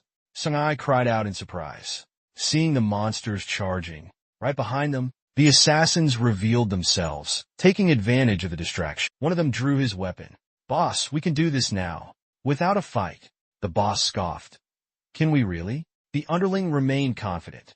"Hey, this assassination is easier than eating rice cakes. So taking out the target and the girl is—" He licked his lips creepily and threw the knives. The knives flew towards Yuchan first, but he suddenly smiled. A knife pierced him, but his body flickered and vanished like an illusion. The assassins stared in disbelief. "Athena now?" The protagonist's voice rang out. A massive monster appeared behind the assassins. They slowly turned around. Then, seeing the orc, they gasped in shock. "What the hell is that?" One of them attacked it, but the orc grabbed him. The orc's hand squeezed the man's face tightly. Jinwoo commanded, "Orc, throw!" It immediately flung both of them away. They landed in front of Jinwoo and his monsters. They all stared at each other in bewilderment. After the shock, the leader asked, "What's going on? How the hell should I know?" Jinwoo calmly walked towards them and said, "Try to backstab someone, only to have the tables turned. How does it feel?" Enraged, the underling charged at Jinwoo with a knife. "You damn dog." Dohyuk simply raised a hand and touched him. Fireworks erupting from his fingertips, burning hand. The man was instantly incinerated in the explosion. The boss watched his underling consumed by flames, fear frozen on his face as he stared at Dohyuk. This power was completely different from what he'd used against Joe. Was it not that he couldn't use such a spell, but that he chose not to? His eyes widened in shock. From the moment we targeted him, he knew we were behind him. Did this guy set a reverse trap? He stared at Dohyuk in astonishment. Dohyuk suddenly spoke. "Can you really afford to just stand there?" He snapped out of it and looked behind him. A bull was practically on top of him. The plan couldn't. The bull stared at him, drool dripping from its mouth. A terrifying sight. The terrified gangster cried out, "Save me!" The younger gangster, who had been hiding, revealed himself and attempted a sneak attack on Daksha. He lunged forward like an arrow, but his hand passed right through Daksha's body. He stared in shock at the dissipating particles. He quickly landed on the ground. The younger gangster looked up. Daksha stood right before him, conjuring orbs of light. Before he could react, Daksha hurled them at him. The younger gangster was severely injured by the attack. He wiped the blood from his mouth, warily eyeing Daksha. "I can't believe even my secret phase shift technique was detected. How did that guy figure it out?" A small drone hovered above Daksha's head. He noticed it. "What is that? Could it be that with that device, he's got us completely surrounded?" Yuhyuk said to him coldly, "You were too confident in your own strength." Behind the youngest, goblins had him surrounded. His vision blurred. His consciousness faded before Yuhyuk's eyes. "In the end, we're all in the palm of that kid's hand." Yuhyuk said to him calmly, "Have a nice trip." Boom! A loud sound rang out. At the Soul Guild, Baek Doha and the protagonist were in the office. Baek Doha slid a document across the desk. She took a sip of water and said to him, "This is Q's investigation report on yesterday's incident. First, all three of them were from the outskirts, and as far as I know, they were likely assassins sent by the insect demons." Wu Jin wondered, "Ghost Ant, who is that?" Baek Yuhi's face darkened. She carefully explained to him, "That's an awakened, operating in a Chinese residential area. And because their name is unknown, they're called by a nickname. Besides, no one has ever seen Ghost Ant's face." The main character said, "I've never heard of them, not even in the news or papers." Baek Yuhi said, "There's no other way to put it. Ghost Ant is a twisted murderer who only targets awakened, famous in the world, and kills them." Park Do-hyuk touched the resumes and wondered, "Someone like that, why would they send henchmen to kill me?" Baek Yuhi replied, "Beneath them is a group of assassins from all over the world, and accepted a murder request. Perhaps this case is also a murder request." The protagonist asked her, "Can we find out about the requester?" Baek Du-sudoni fell silent. She put her glass down on the table with a clink. "Although this is just my subjective opinion, due to the auction, the stock prices have been rising, so someone might be trying to hinder Yuji Hayek and our guild." Yuji Hayek also became serious. He came up with a few names. "If that's the case, then it could be a high-ranking guild like the White Lotus Guild." Baek Du replied, "Is someone who thinks, if I can't have it, then it must be destroyed. Also, someone capable of doing such a thing in such a short time." Her eyes closed as if in deep thought. "Perhaps I already know who it is." Baek Du-hee's words unintentionally pressured the protagonist. He broke out in a sweat and asked, "Who is it?" Baek Du-hee remained silent for a moment. Then she said, "Revealing the mastermind without certainty could be problematic, so I won't discuss it." "Yes, that's a sufficient answer," the protagonist replied. Baek Du-hee handed the protagonist a card. "Also you?" "Du-hee, this is..." Du-hee took it. "What is this?" Baek Du-hee leaned back and advised, "A murder request like this might not be the end of it. So, it's best you seek protection from a guild, or hire personal security." Do-hyuk accepted it with a smile. "Yes, thank you for your concern. Well then, I have something to do, so if you'll excuse me." He stood up and left. Baek Du-hee immediately asked, "What do you have to do?" Do-hyuk smiled expectantly. "It's time for my E-rank promotion mission." At the entrance of a tower near Gwanghwamun, Do-hyuk changed his clothes. and walked on the stone floor of the building. The door slowly opened. He stepped forward. There was a large sign and several staff members there. It was bright inside, contrary to his expectations. There were quite a few staff members around. Suddenly, the person next to him spoke to Doak. "Sir, over there, please come this way. The rank promotion mission is about to begin. Please wait in front of the gate." The others were already standing before the door. But Wu Jin was curious about something else. "What's that big screen in front?" The man explained to him. "It displays records related to rank promotions, and those records are also saved in the Cube's database. Is there someone you're interested in? You can tell just by looking, right?" A short time means incredible ability. After their conversation, Wu Jin politely excused himself and walked towards the gate. While waiting, he thought, although I've been acting and caring about becoming famous, if I set a record and get the attention of, I might be able to access the state-managed library. If that happens, then it's possible to reach unimaginable spells beyond imagination. He confidently looked up and thought. Suddenly, a strange face came next to him and said, "Hey, old man, first time seeing you here, huh? If it weren't your first time, there's no way you'd challenge a rank increase looking like that." Doak turned and replied, "I came alone, so I didn't notice." The other guy was decked out in expensive gear, sparkling with light. He sneered, "Is it because you're broke? Looking all shabby like that, you think you can handle the mission and come out alive?" Doak calmly replied, "Well, I don't think that will be a problem. Besides, I don't even see a reason to waste my time and money on this stupid mission." He was enraged by his words. "A waste of time and money? How dare you? Do you even know who I am? Can't you see this insignia?" He revealed the symbol on his armor and shouted, "I'm a member of the Bakrian Guild." "Bakrian Guild? You should be scared," Yuchan said with a straight face. "Cut the crap and show me what you got." He continued to provoke him. "Ain't nobody who can't join a decent guild with beggar's items." Yuchan looked himself over. "Judging by my gear, you might be right," he said confidently. "We'll see what happens." Just then, an announcement rang out. "The gate is opening. Initializing. Initialization complete. Awakened individuals who meet the criteria, please prepare." The man looked towards the protagonist with a sinister smile until the final announcement appeared. He didn't take his eyes off him. Commencement permitted. Jihyuk also did some warm-up exercises before entering. A moment later, the heavy sword was thrust into the ground. The man stretched, muttering to himself, "Feels so light. I'm Bakery and Guild's 5,000,000,001 rookie. Under their intensive management, there's only one guy with beggar-like equipment. Competing with me? Obviously, with the initial 4-hour record, I'm sure to achieve at least 3rd place in this E-rank promotion test," he thought proudly. Outside, others were also eagerly running towards the notice board to see the results. "Whoa, amazing. Did someone break the 6th record? That's incredible." They continued to marvel and exclaim. As they looked at the results board, Kim Gutcheol was still delusional, thinking, "Yes, be as envious as you want." Kim Gutcheol's 6th record. But that thought immediately vanished when one of their voices rang out clearly. "As expected of you, Jihyuk. There's a reason for the 150 billion won contract." In first place was the main character again. Kim Gutcheol stared in surprise. "Upsilon a 150 billion won contract from a soul guild, and not long ago, the creator of the cannonball usable in dungeons." Upsilon. His lips stuttered as he spoke the name. Completely defeated, he collapses to the ground. Light footsteps approach him. Seeing how pathetic he looks in defeat, Jihyuk asks, "Think back to when you first stepped through the gate." The system constantly displayed notifications, guiding the awakened. "Honker promotion. Mission begins.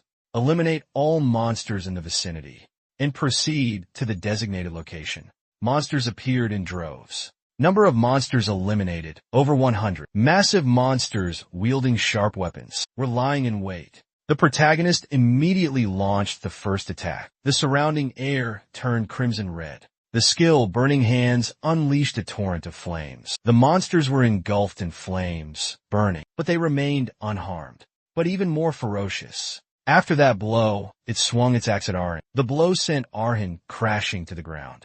Yuchan had eliminated another monster. He turned to look at Arhin. Could it withstand Arhin's attack?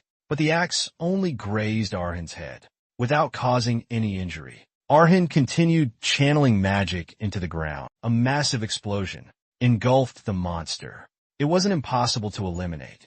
Was it over already? He saw a small passage open up. After the system had processed enough monsters, Yu-chan stepped into the magic circle. The system chimed. Congratulations on completing the Rank E promotion quest. Completion time, 59 minutes and 35 seconds. After completing and achieving the record, the protagonist returned to his apartment. He made tea, lost in thought.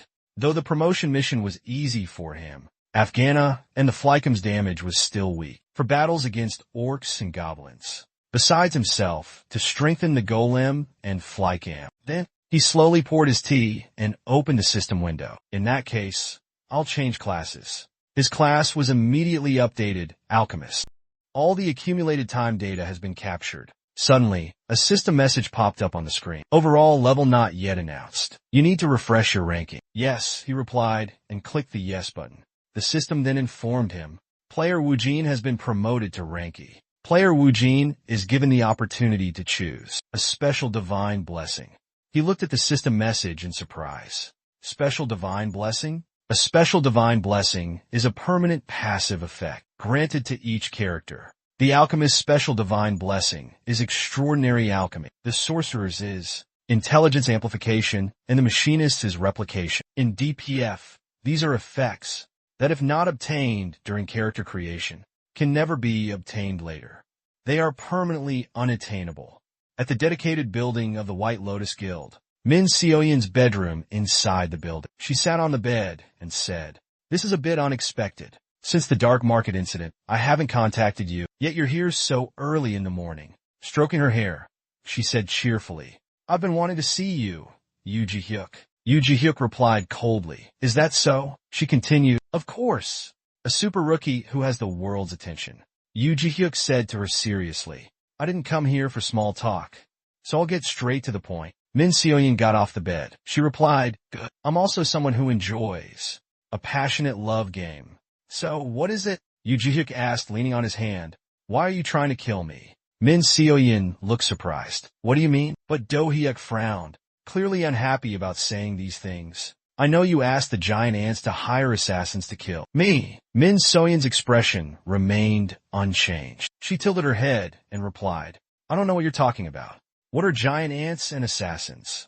And you said to kill you." She immediately walked over and grabbed the protagonist's hand. "Did something happen?"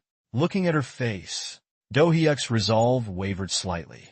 Could she really be this worried? But he quickly pulled his hand back, collecting himself once more. Hasn't the White Lotus Society always had a bad reputation? He couldn't be fooled, especially not by Min Seoyin, a woman notorious for making money by any means necessary, regardless of the methods. With other talented individuals, I expected that answer from you.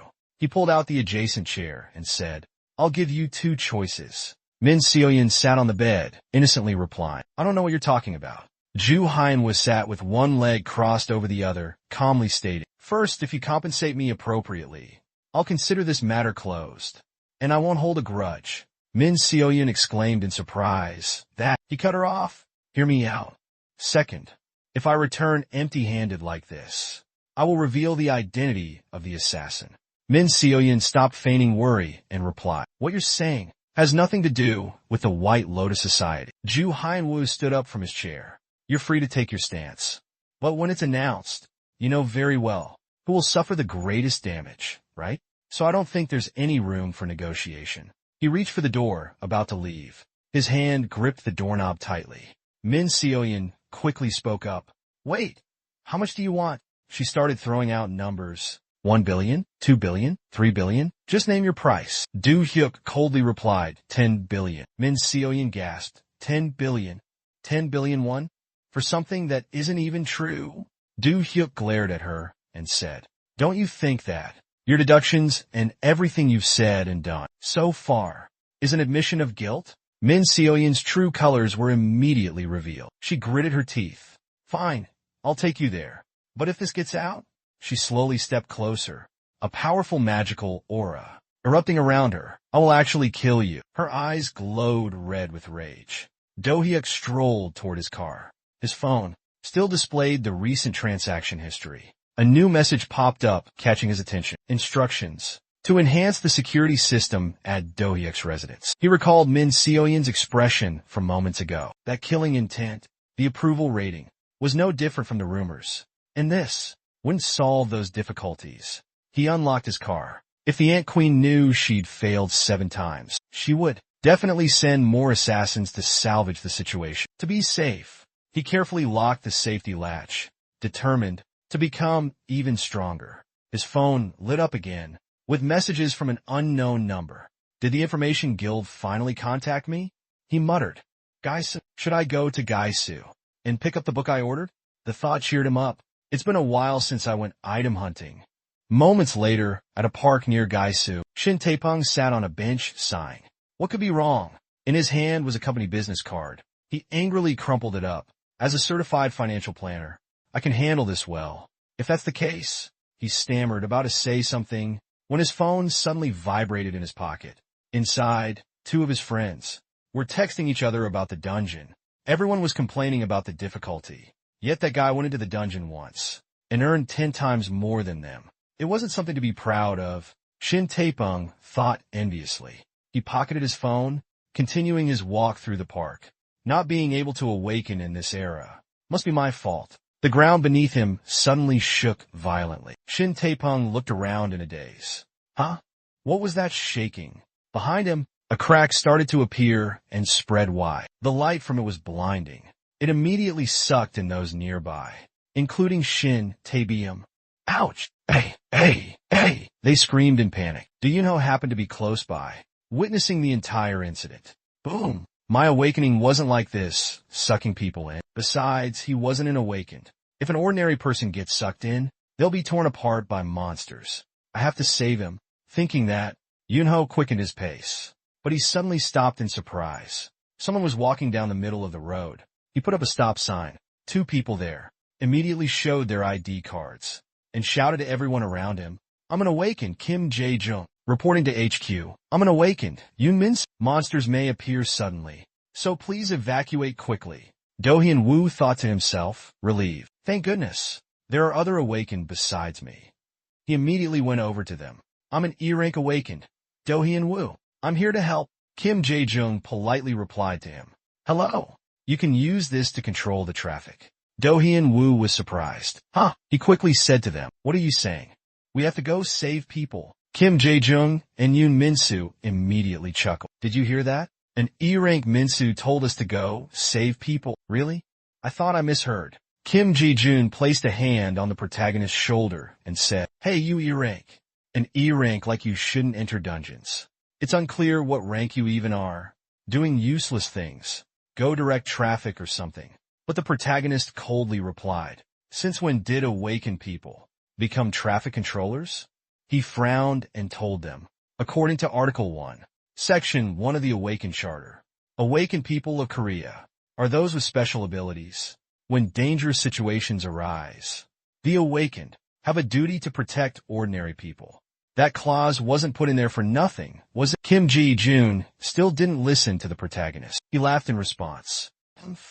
Another hero? And you think you can handle this? Do-hyuk didn't hesitate. Yes. Then stay out of this and get lost. Provoket Kim Vae-bong yellet. You think you're so tough. But Do-hyuk immediately activated his enhanced speed, rushing past them, heading straight for the gaping maw of the dungeon. Inside, a desolate landscape stretched before him. Shin Taepeng found himself in a strange land. Where?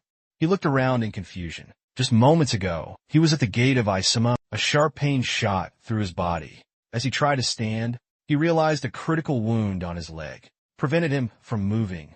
At this rate, I won't be able to get up. Shin Taepeng struggled to move, but to no avail. Suddenly, small sounds continuously echoed from within the forest surrounding him. A monster with a branch in its mouth had discovered Shin Tae-hyun. He panicked at the sight, his eyes widening in fear. The enormous monster crawled toward Shin Tae-hyun, its grotesque face studying him intently. Shin Tae-hyun scrambled to his feet, screaming, Somebody help me! His hands clawed at the ground, his body able only to crawl. And no, I can't die here. The monster crawled after him, drool dripping from its mouth. Shin Tae-hyun's vision began to darken.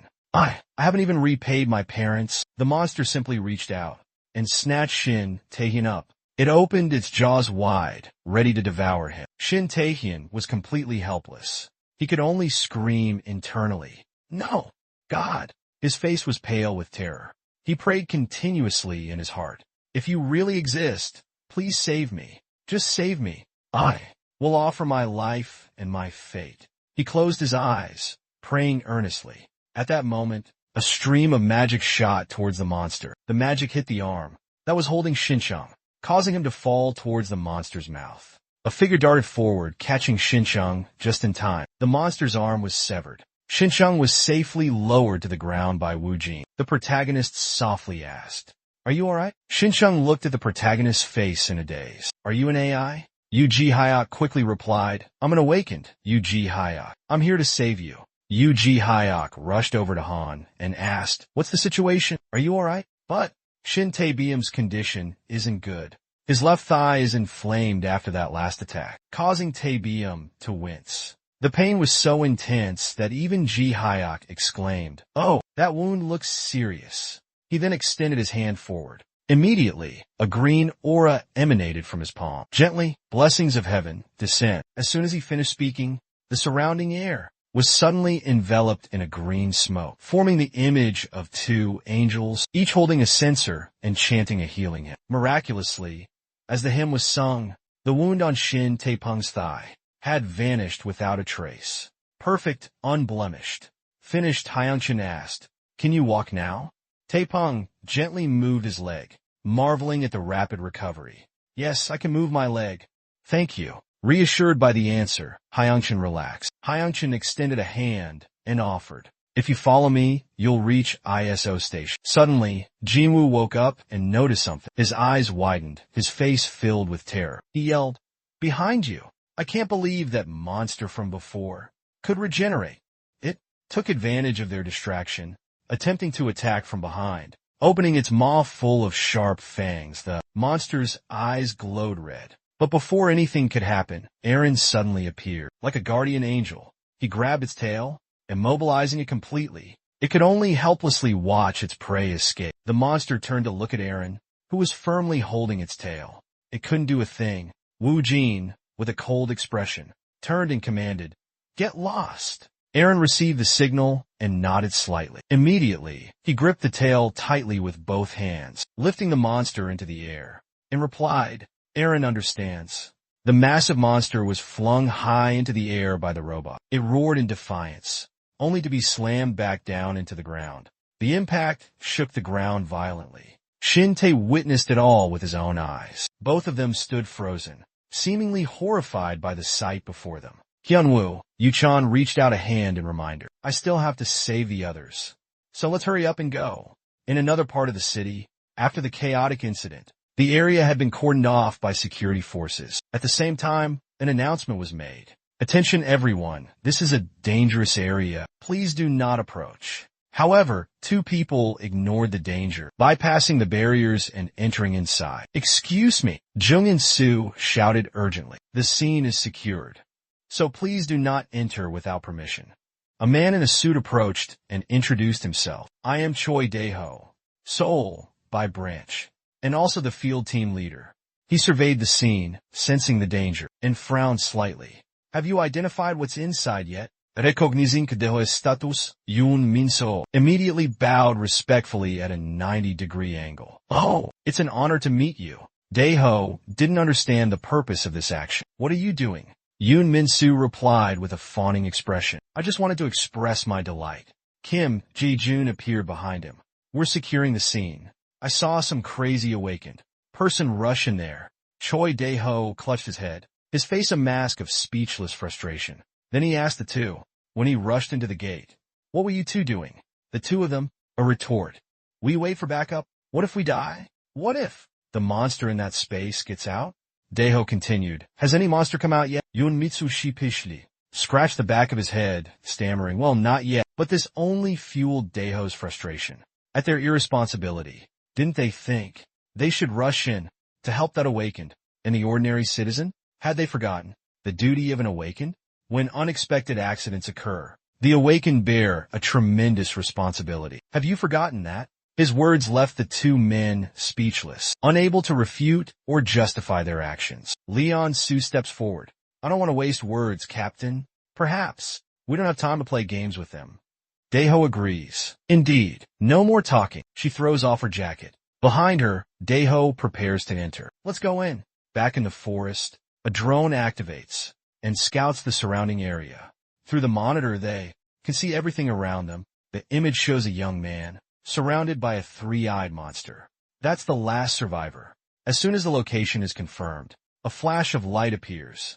Wu Jin leaps from the bushes to attack. His hand glows brightly. Hyuk! Wu Jin groaned, a pained whisper, then shot out like an arrow, acid toward the monster, enraging it, making it leap forward. Wu Jin stepped in front of the survivor, shielding her. A sudden pain made him grit his teeth, but he wouldn't give up. This was the side effect of using spells repeatedly, a throbbing headache, but he had to endure. Suddenly, strange sounds came from behind the bushes. Unexpectedly, another monster approached. The situation was getting more and more difficult. The monster clenched its fist and raised it. Wu Jin was already prepared. He scooped the girl into his arms and jumped out of the way. They narrowly escaped, but they were still trapped. A monstrous hand suddenly emerged from the fog. Where it touched down, the ground instantly cratered into a deep pit. Hyunwoo, hurry. Retreat is the best option. Just hold on a little longer. The woman behind him saw the monster's hand approaching.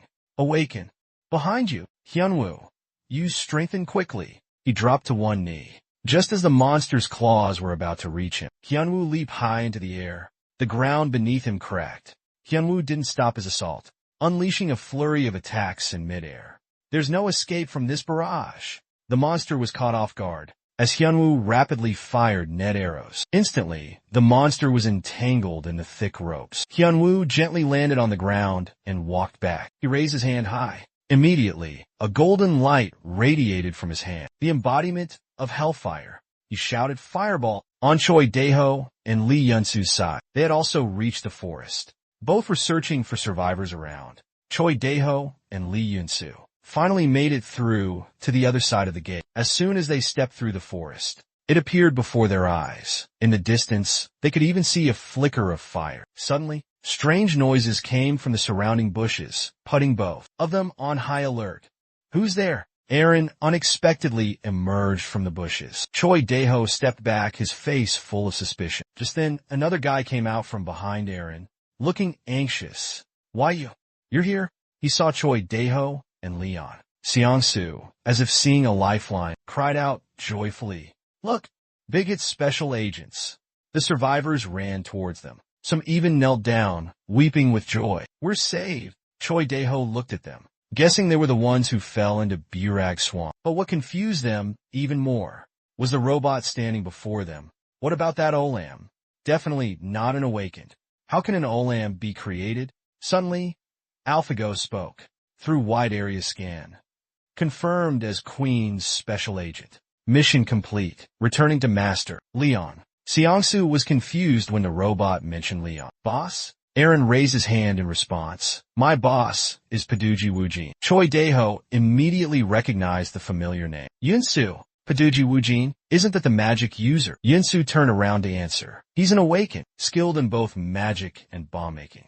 Her answer startled Daeho. The intel from Q is far less than I imagined. Someone with such extraordinary abilities. Not on record. He immediately ordered. Yunsu, first. Get everyone out of here. Hearing that, she replied. Understood. With that, he ran off. I'll see you later. He ventured deeper into the forest alone. But when he arrived, Daeho froze at the sight before him. A gaping hole suddenly appears in the path ahead, surrounded by the corpses of two monsters. Daeho is bewildered, unsure of what just happened. But one thing's for sure. Whoever did this is incredibly powerful. He approaches the monster corpses to examine them. These are hellhounds. Level 3 monsters with high endurance. For a monster like this to be incinerated to this extent. Not only that, when he touches a monster, a strange, transparent liquid from something that was fired around here. Suddenly Hyuk appears, asking, who's there? Daeho politely replies, are you Park Hyuk, the surviving player? The woman behind him is about to speak, but Hyuk quickly cuts her off. He's not a player. He's already left. Wu Jin intentionally misrepresented the truth, concealing his true identity. Daeho introduced himself. I'm Choi Daeho from the Seoul branch of the MI. On behalf of everyone in the organization, thank you. And with that, the Albert incident in Gaisu is concluded, without any casualties or damage. However, that night, the Albert incident made headlines on the SNE's news channel, especially the interview with Choi Daeho, level 55, went viral. Daeho stood before the media, expressing his gratitude. Mr. Poodle, Wu Jin is a shining example, demonstrating the great responsibility that awakened individuals bear. He entered the gate when the Albert incident occurred without a moment's hesitation. His only thought was to save everyone. Exiting. At the same time, someone else was watching Choi Daeho's interview. Rank 55, the Albert incident. All 10 civilians involved returned safely. They were all grateful for the actions of Park Do-hyuk and Sung Jinwoo. A glance at the screen explained the story. Jinwoo was wearing a cloak, preparing to enter the gate. Is this why you've been gone? A bad feeling washed over Jinwoo. The Albert incident was completely coincidental. There were other things too. Before the Albert incident, I succeeded with a 3rd level spell. It was the 3rd level fireball spell, and I created 4 fireballs that damaged the enemy. The 3rd level spell caused the target's movement speed to rapidly increase. But as a result, their intelligence decreased. In the end, the infernal demon was shattered. You also received many valuable treasures, such as you were also given several other precious artifacts. For example, the magic tier truth or false detector, which has the ability to discern whether a person's words are true or false. With 2 judgment opportunities per day, it can accurately distinguish. There's also the magic tier passion perfume, which increases halgandu, likability, with others 5-fold. During interactions, it can increase the other party's satisfaction by 5 times. And the special tier ring of light, which can increase IQ by 100 points, luck by 50 points, and magic resistance by 50 points. It can also store up to 50 units of magic power by absorbing ambient light for use when needed. He thought to himself, I've obtained so many valuable items, and even achieved the title of 9th level alchemist. Moreover, Ifrit's power increases every day. When Wu Jin went to check on Ifrit, he also upgraded the robot using reinforcement alchemy. Level 1. Skills used will consume 20% less mana, and can now combine with atomic stones below high grade. With the familiar, combined atomic stones will harden the familiar's outer shell, increase magic storage capacity, but affect movement speed. Added 1 spell combination slot. Moments later, the system sent a notification. Attack power increased by 12%, from 100% to 112%. Magic storage capacity increased by 50%, from 1,000 to 1,500, along with outer shell upgrade. But movement speed decreased by 8%, from 100% to 92%. Unfortunately, Ifrit gained an additional spell combination slot. A message popped up, recite the spell. To execute it, Hyuk quickly extends his hand and recites the enhancement command. Immediately, a bright orb is released, enveloping Afin as the fusion process begins. Moments later, the fusion is complete. Hyuk looks at the brand new Afin, now upgraded to a new level. He taps on its armor and praises, your power has increased significantly. He looks at Afin. Thanks to you, Afin. He then makes a vow. I will always be absolutely loyal to my master until my very last breath.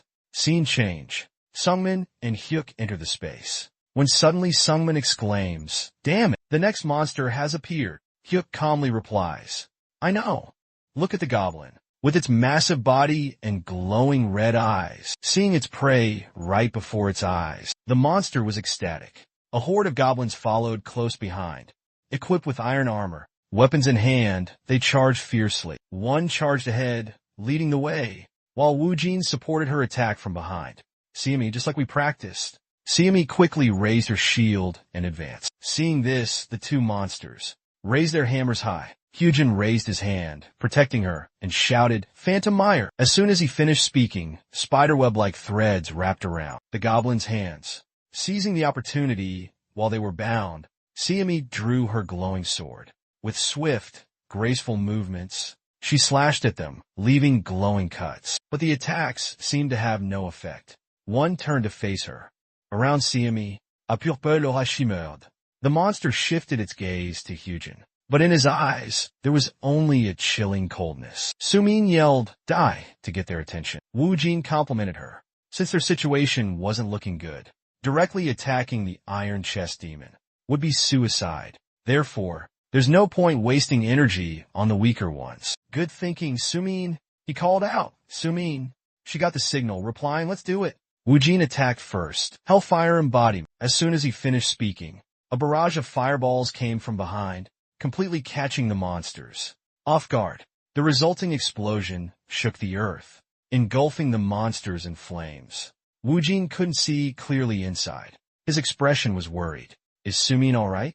A figure suddenly emerged from the fog. Sumi quickly raised her shield, charging forward. Seeing she was safe, Wujin breathed a sigh of relief. Good. But then he suddenly noticed something and urgently warned Sumi, "Look out, behind you." A figure was lurking close behind Sumi. Before Sumi could react, the monster attacked, but luckily, she managed to block it with her shield. But the impact was too strong, sending her flying. Wujin panicked. Sumi, lying amidst the fallen rocks, Sumi reported, "I am okay, but it's about to break through the spell. Be careful." Flames engulfed the monster was still full of energy. It dragged its axe along the ground, step by step, towards Hyuk. After a while, it leaped onto his back, but the monster stomped its foot, and the ground crumbled beneath it. Hyuk remained calm, thinking of a counterattack. Is there no way to crush its windpipe? With a single attack? He reached back, creating a fireball, silently waiting for the monster to approach. Playing with fire is fine, but what if there's another one? Just like that last one? The fireball attack wave. He had an idea. If he compressed the fireball, maybe it could pierce that weak armor. Without hesitation, Hyuk acted. He used his speed enhancement to teleport. As soon as he finished speaking, Hyuk dashed forward like a lightning bolt. Sumi, frightened, reached out to stop him. Hey! But Hyuk wouldn't be deterred. Trust me. The moment the orb touched the monster's armor, it pierced straight through, obliterating the creature. Outside, Hyuk controlled a drone, surveying the surroundings. Back in the cave, Hyuk and Sumi, she finally spoke. That was so dangerous. Hyuk echoed her concern. Is that all you want to say? I was worried you'd get hurt. Sumi was still irritated. I can protect myself. I'm a tank. This is nothing. As she spoke, her voice softened. But you could have been in danger doing that. An awkward silence fell between them. Jun gently placed her hand on Wujin's head and patted it. Thanks for worrying about me. But I never do anything recklessly. I calculated carefully before trying to handle it. Actually, Sunji was terrified when she thought about that moment. For a moment, she was afraid that she would lose a partner. I am sorry. Understanding Sunji's feelings, Wujin tried to comfort her. I understand. From now on, I'll try to be more careful. He looked up at the drone, hovering in the sky. After a while, he approached her and said, Siami, you should rest here for a bit. Siami? Where are you going?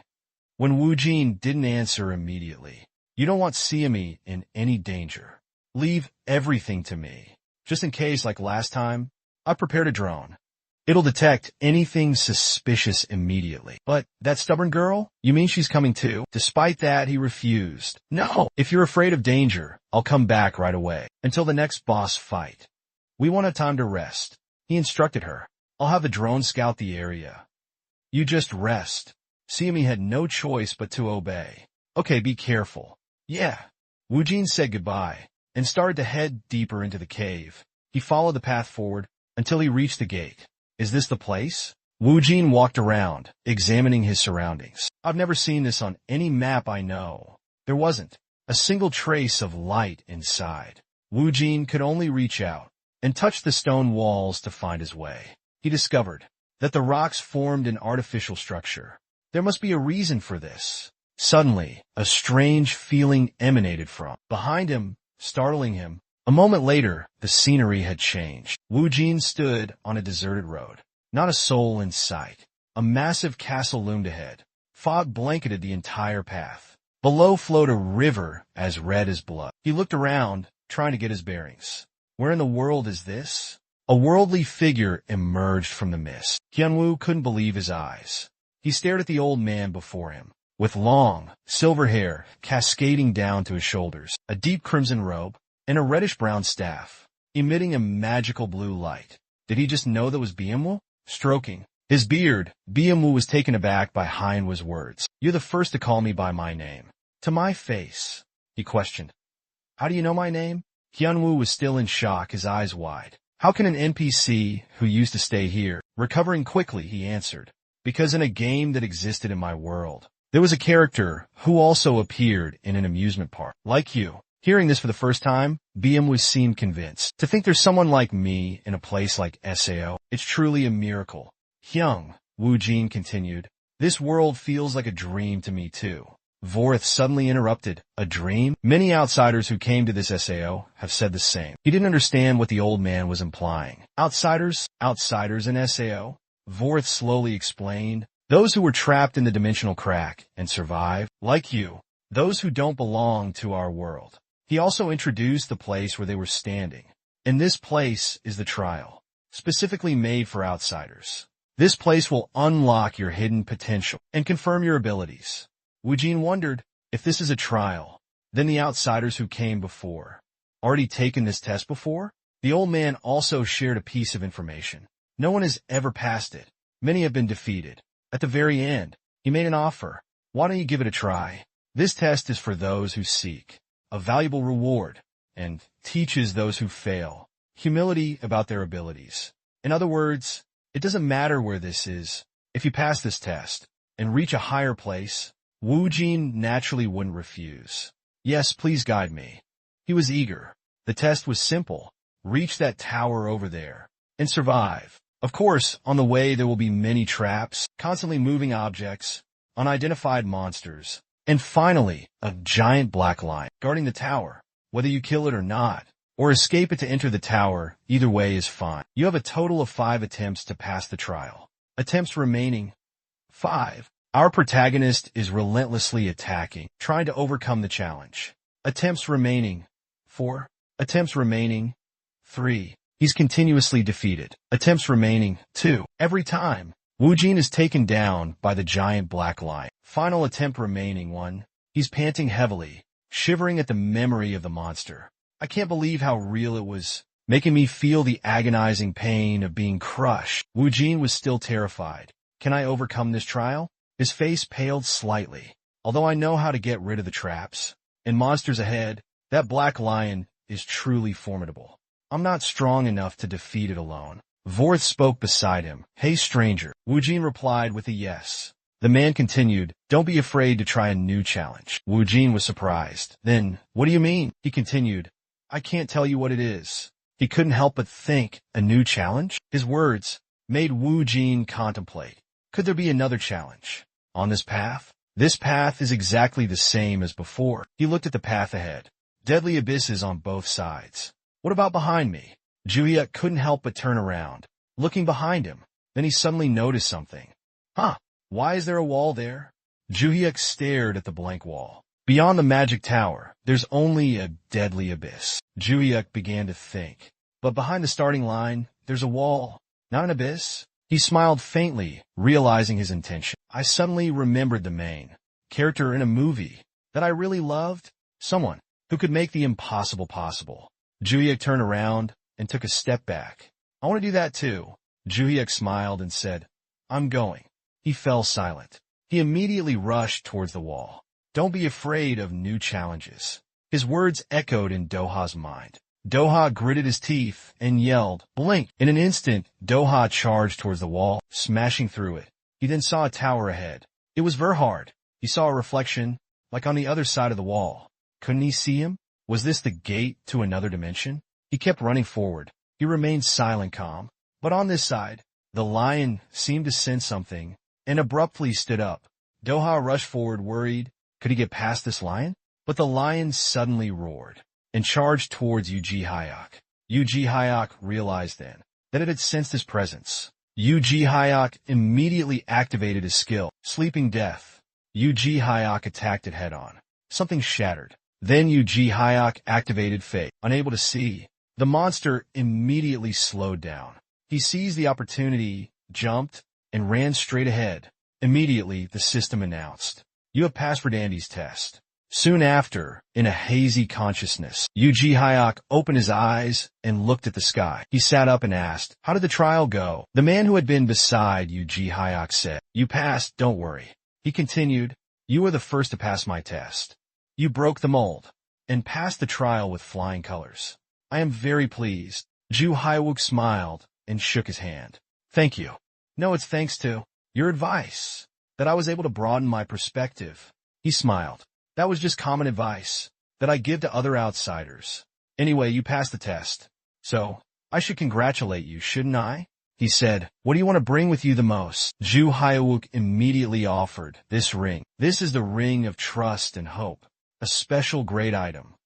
Increases intelligence by 100, luck by 50, and magic resistance by 50. It would help Ju Hyuk shine brightly. It can integrate 50 spells, usable when needed." He then said, "I will use a god's blessing to enhance that ring by 1 rank. If it gains a new attribute, it'll be yours, right? It's beneficial even if it belongs to you, but consider it a bestowed blessing." Do-hyun asked, "What's the effect of the blessing?" He replied, "That blessing will allow you to cast spells without chanting. Do you want it?" He replied excitedly, "Of course, this is the best reward for me." Satisfied, he said, "I understand." He began chanting into the ring. A magic circle appeared. This was Birth's magic. Do-hyun suddenly felt a warm light, and then the ring gradually transformed. Special characters appeared around it, changing from yellow to purple. Its power had increased multiple times. At that moment, the ring's information appeared, completely and in detail. The special grade ring of faith and hope. Intelligence increased by 250. Magic increased by 500. Luck increased by 125. Magic resistance increased by 125. Every second, magic power regenerates twice. Using surrounding light, it can integrate 50 spells. Can be used when needed while God's blessing is in effect. Allows the user to cast spells without incantations. Holding the ring in his palm, he couldn't help but excitedly think, "This is my first legendary ring." At that moment, Maquette asked, "Do-hyun, what do you think? Are you satisfied with this reward?" Hearing that, he laughed cheerfully and replied, "I'm not just satisfied. This reward is truly special." Seeing that, he gave a gentle smile and praised him. "Very well," he continued, "then it's time for me to send you back." Do-hyuk asked with a hint of regret, "Are we parting ways here?" The god replied in a low voice, "I'm not sure. Perhaps one day my world will connect with yours. If so, we will meet again." Do-hyuk smiled and replied, "Indeed." He thought to himself, "I was so focused on training that I didn't get to talk to him much." Do-hyuk suddenly remembered that he had forgotten to ask something. Turned to Yu-hyun. Woo-jin asked, "Come to think of it, I don't know your name. What is it?" Hearing this, he cheerfully replied, "It's Yu-hyun." As he spoke, his figure gradually disappeared. The teleportation matrix had taken Yu-hyun away. Only Vahan remained. Thinking back on their chance encounter, he sighed with emotion. "Yu-hyun, I will definitely remember that name. Safe travels.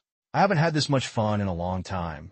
Yu-hyun asked suspiciously, "So, you were only gone for 30 minutes? I thought you'd be gone longer, so I went looking and saw you come out of a distorted space."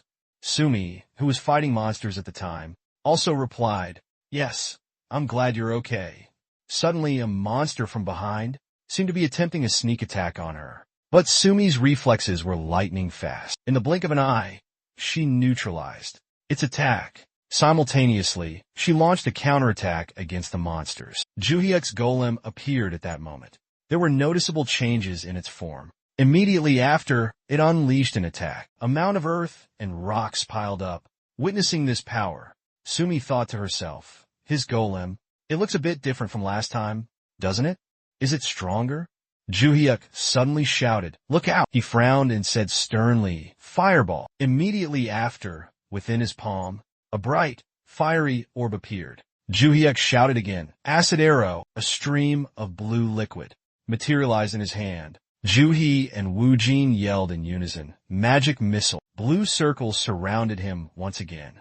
3 streams of energy hurtled towards the monster. A tremendously powerful explosion erupted. Sungi used her shield to block the blast.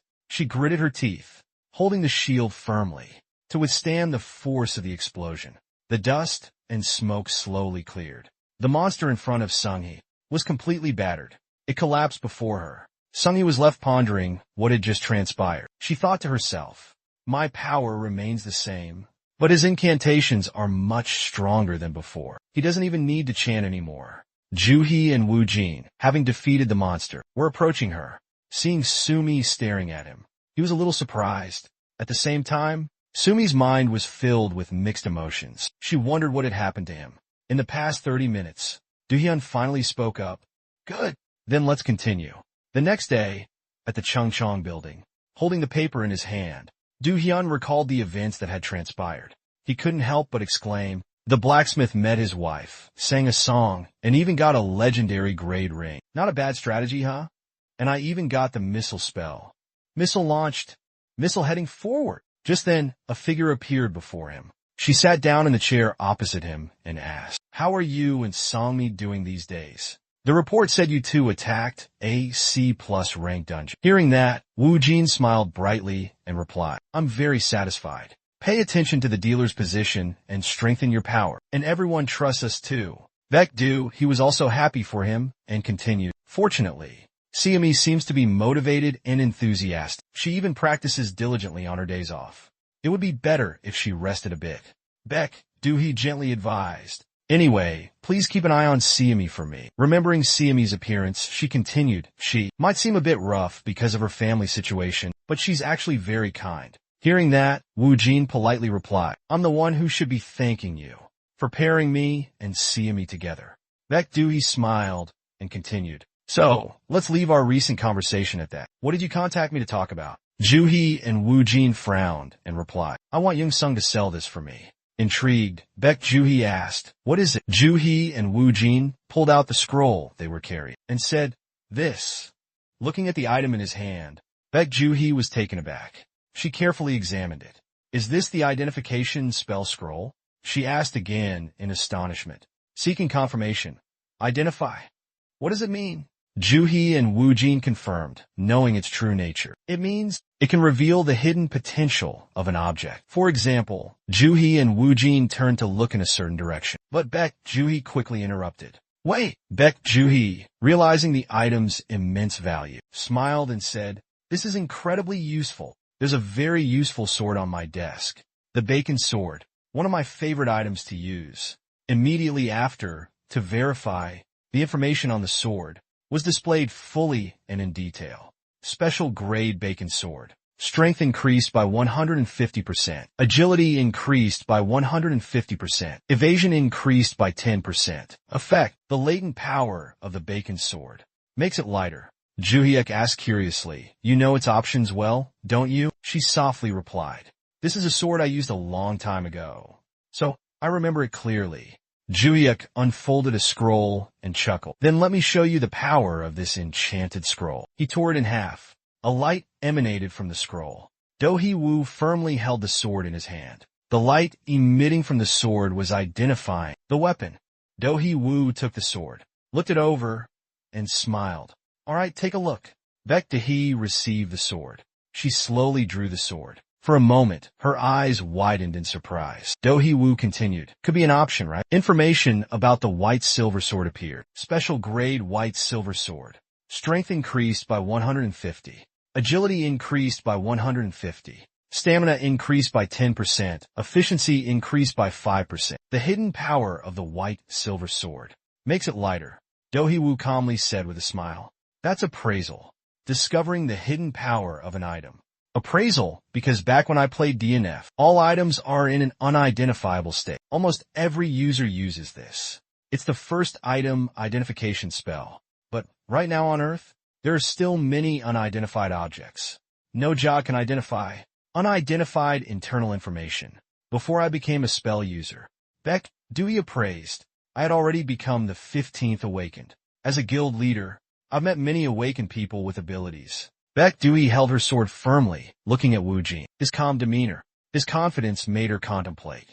Baek-do-hee thought to herself, but I've never met anyone with an ability like his. Woo-jin smiled and said, what do you think? Hearing that, Baek-do-hee cleared her throat and said, hold on, let me think about it. Baek he pressed her fingers to her forehead, lost in thought. This is an irreplaceable item.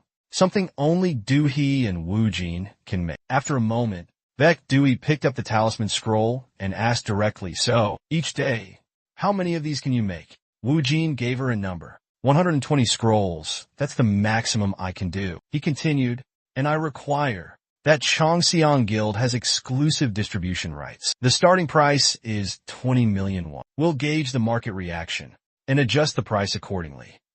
He hesitated slightly, so, just give me 10% of the net profit, and I'll handle all sales and distribution. What do you think? Woo-jin agreed without hesitation. Sounds good, let's do it. He still had something to say, but this appraisal scroll will have a huge social impact. Woo-jin is looking forward to it too. He replied cheerfully. I'm also looking forward to seeing how it turns out. 5 days later, the appearance of the appraisal scroll completely changed the Awaken's perception of items. Awaken News, 24 hours. Chongxiang Guild launches a new exclusive product. Following the success of 3 types of item bombs capable of upgrading items from pure to rare, the item that causes items to level up and transform abilities spreads the idea that one can aim for the highest peak. Market prices begin to increase exponentially. Therefore, the press and media are focusing all their attention on the manufacturer of the appraisal scroll, Mr. Do-hyuk. Many broadcasting stations have invited Do-hyuk as a guest. They invited him, and he even has his own fan cafe. Inside the office, Youngmi carefully monitored the progress. Immediately afterward, she gave instructions to her subordinate. Daeho, it's been 5 days since the identification scrolls went on sale, right? He replied, yes, that's correct. Daeho held a coffee cup in his hand and continued his report. The first day's trading price was 20 million won, and now it's up to 33 million won.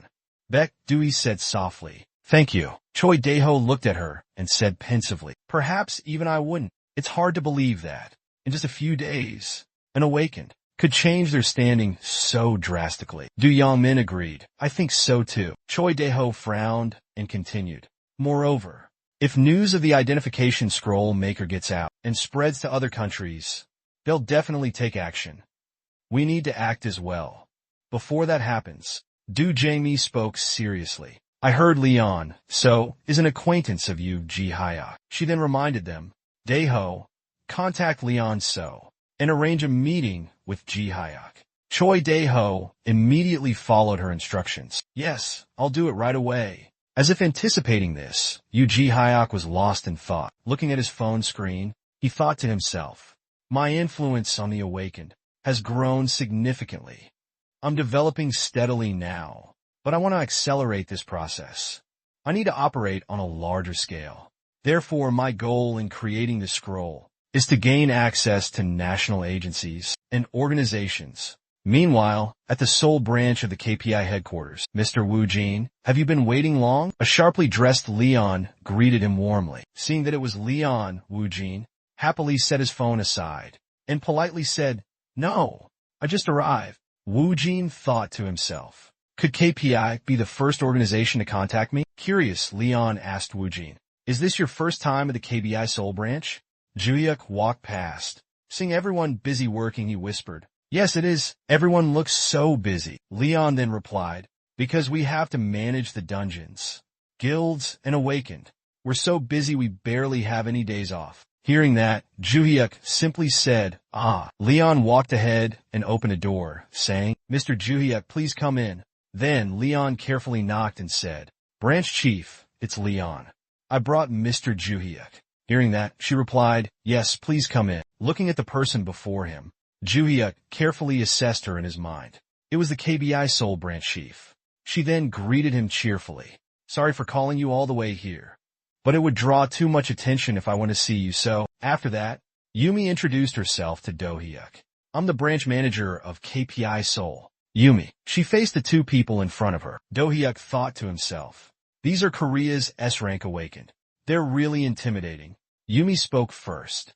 She directly asked Do-hyuk, I'll get straight to the point. Do-hyuk calmly replied, yes. Getting straight to the point would be better. Yumi smiled approvingly. Good then, we believe, Mr. Do-hyuk, that you have the potential to become Korea's next representative. Yumi's words surprised Do-hyuk. he asked, a bit flustered. Potential, Yumi explained. Yes, Mr. Do-hyun creates attack spells, defense spells, and paper golems. He's not like other awakened, who are only strong in one area. He has all kinds of abilities. Du Jangmi came to a conclusion. KPI only has one thing to say to an awakened person like that. Do-hyun is truly. Are they trying to pressure me? I want to get closer to KPI. But the more they pressure me, the harder it will be to compromise. Du Jangmi continued with the proposal. Starting with attacking KPI's dungeons, we will provide full support in many areas. Do-hyun. Yes.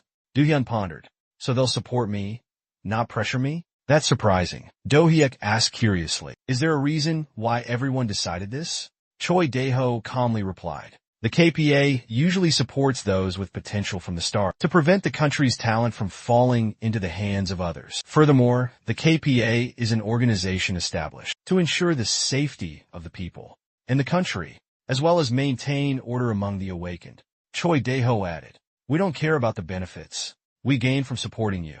Do-hyuk was lost in thought for a moment. After a while, he replied, I understand. Do-hyuk said seriously, I'll accept the KPA's help. Do-hyuk said cheerfully, yes, I understand. Do-hyuk said seriously, I'll accept the KPA's help. He replied warmly, thanks to everyone. But before he could finish, a sudden tremor made Do-hyuk's eyes white. The shaking continued, growing more intense, startling both Yang-mi and Choi Daeho. Do-hyuk asked suspiciously, whoa, what was that? Suddenly, Do-hyuk seemed to notice something. He glanced in one direction. A bright gold light suddenly appeared, also catching the attention of Yang-mi and Choi Daeho. Do-hyuk pointed.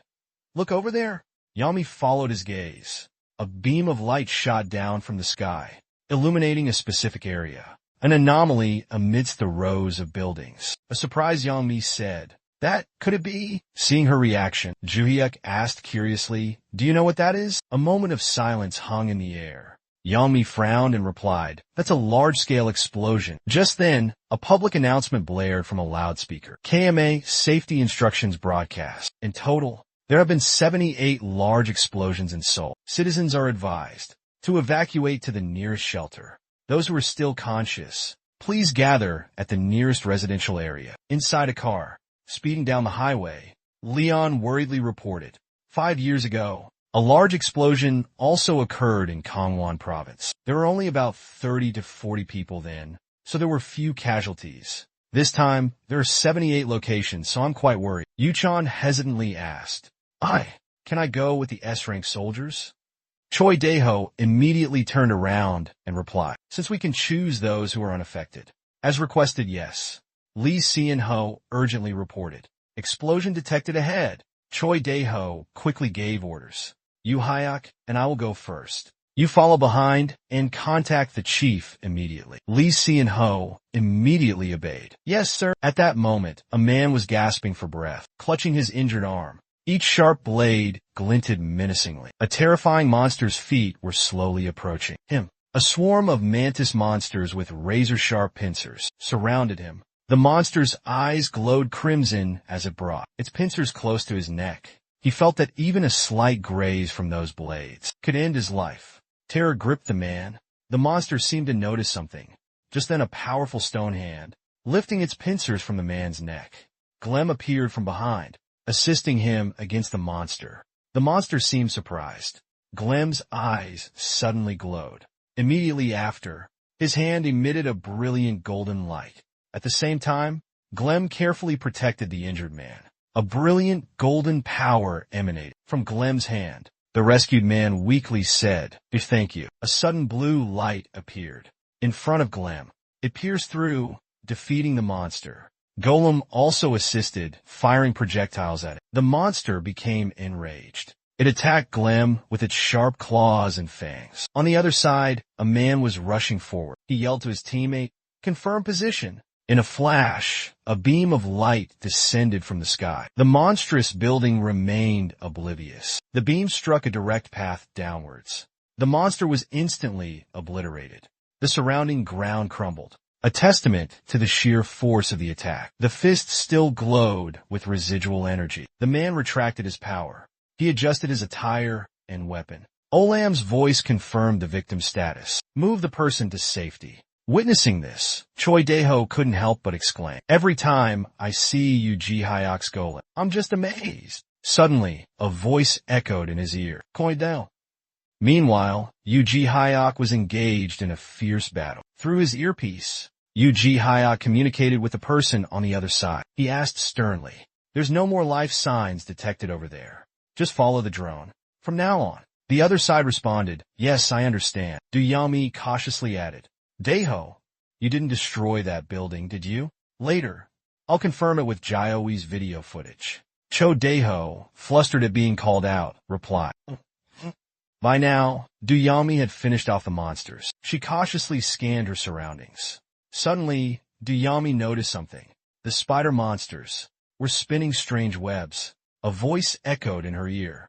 "Yangmi, there are multiple survivor signals inside the building." Du Yangmi calmly replied, "Understood." She ripped off her fur coat, resolutely saying, "We have to hurry." Immediately, the spiders began to swarm.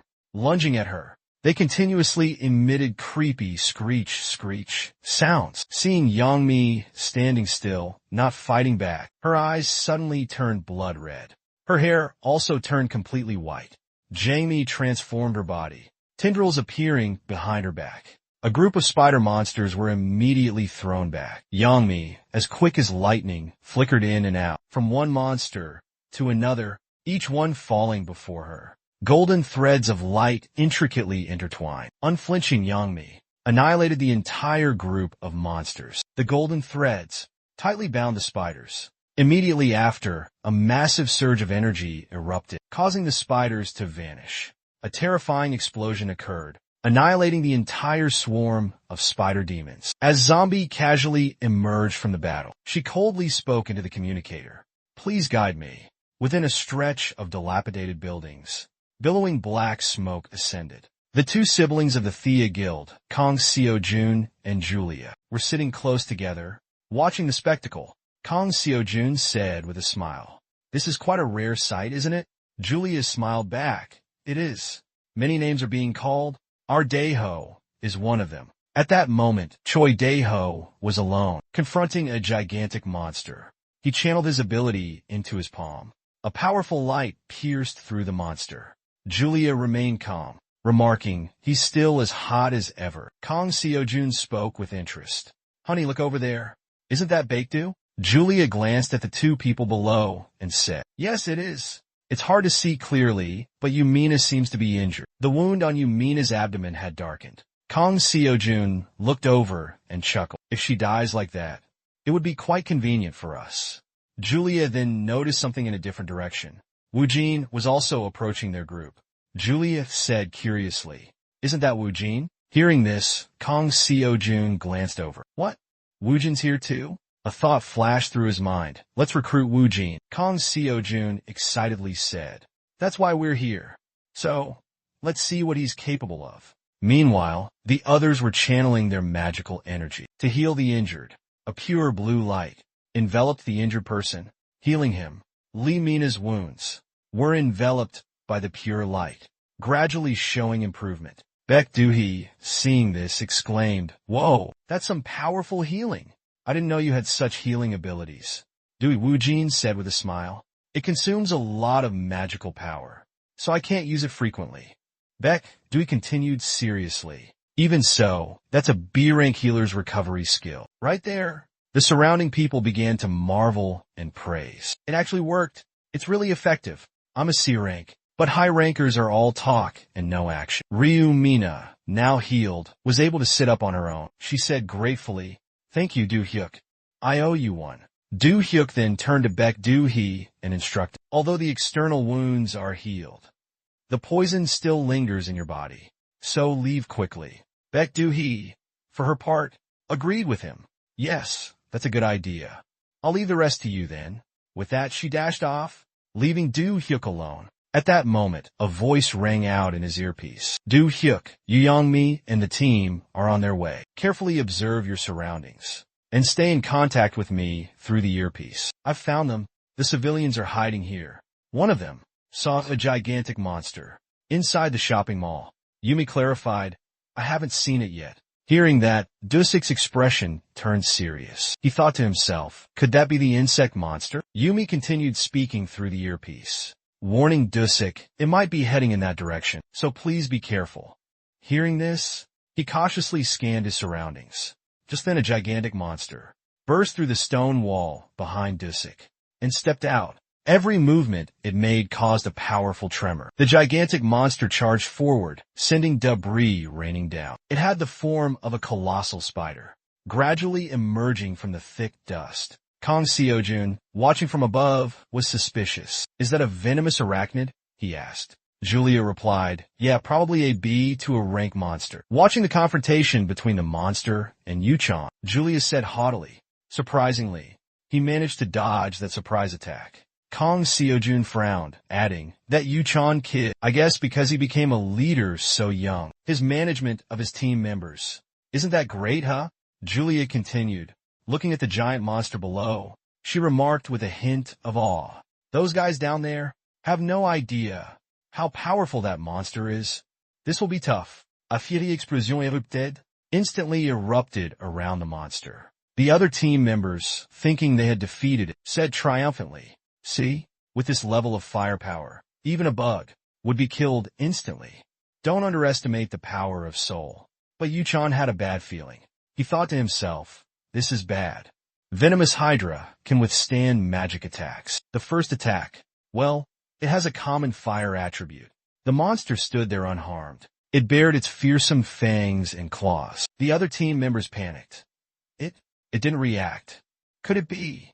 It's a bug that can withstand magic? Then the two of them resolutely charged to attack. Let's go hunting. The mages are retreating one by one. Next, the remaining team members put all their effort into defense. But highly poisonous spider threads are shooting towards them. Shield, immediately. A defensive barrier is erected, blocking the monster's attack. The problem is, those spider threads are incredibly corrosive. The barrier instantly vanishes. One team member gets hit, stunned by the impact. He's sent flying. Yuchan carefully dodges the attack. Kang Seojun watches this with a sarcastic smirk. Just one tank in the middle. Can't catch it, can they? She turns to Julia and says, without an amazing team like Go OK, it's impossible to catch it. Julia continues. The spider webs were incredibly fast, taking down their entire team. Observing the situation, Ju Yojung pondered. If we can dodge those attacks and get close to it, we can capture it with a physical attack. Just then, the clicking of high heels approached. She said, you're saying it's weak against physical attacks? Ju Yojung slowly turned around and replied, I can provide support to a certain extent, so you all just need to get close. But before she could finish, a woman with fiery red hair dashed past him. She seriously entrusted Ju Yojung. I'll leave the support to you then, Yojung. The monster, after capturing a team member, was preparing to enjoy its meal. Suddenly, it seemed to sense something and turned its head in one direction. Shin Yuhi gripped her weapon tightly, charging towards the monster and attacking. Spider webs shot out, attempting to ensnare her. Shin Yuhi's eyes hardened with determination. Wielding her weapon, she expertly unleashed a series of attacks, slicing through the monster's webs. Shin Yuhi carefully assessed the monster, part Dusik while observing the duel between Shin Yuhi and the monster. Felt a sense of awe. He thought to himself, if that attack could sever its legs, it would be over. But that's if. Shin Yuhi then unleashed a slash, sending the smaller spiders flying into pieces.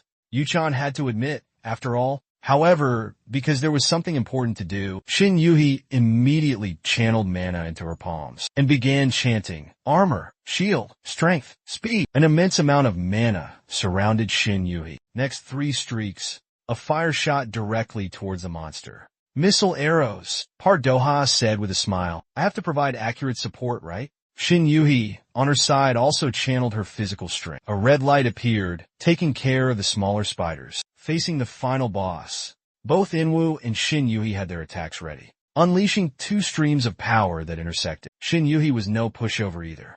The red power gradually condensed into an extremely powerful force. Shin Yuhi's eyes turned sharp. She unleashed her attack decisively. The spider boss monster was split in half by Shin Yuhi. Do Hyuk smiled brightly. Shin Yuhi had also returned. Facing Do Hyuk, she asked with a slight pout, Do Hyuk, don't you remember me?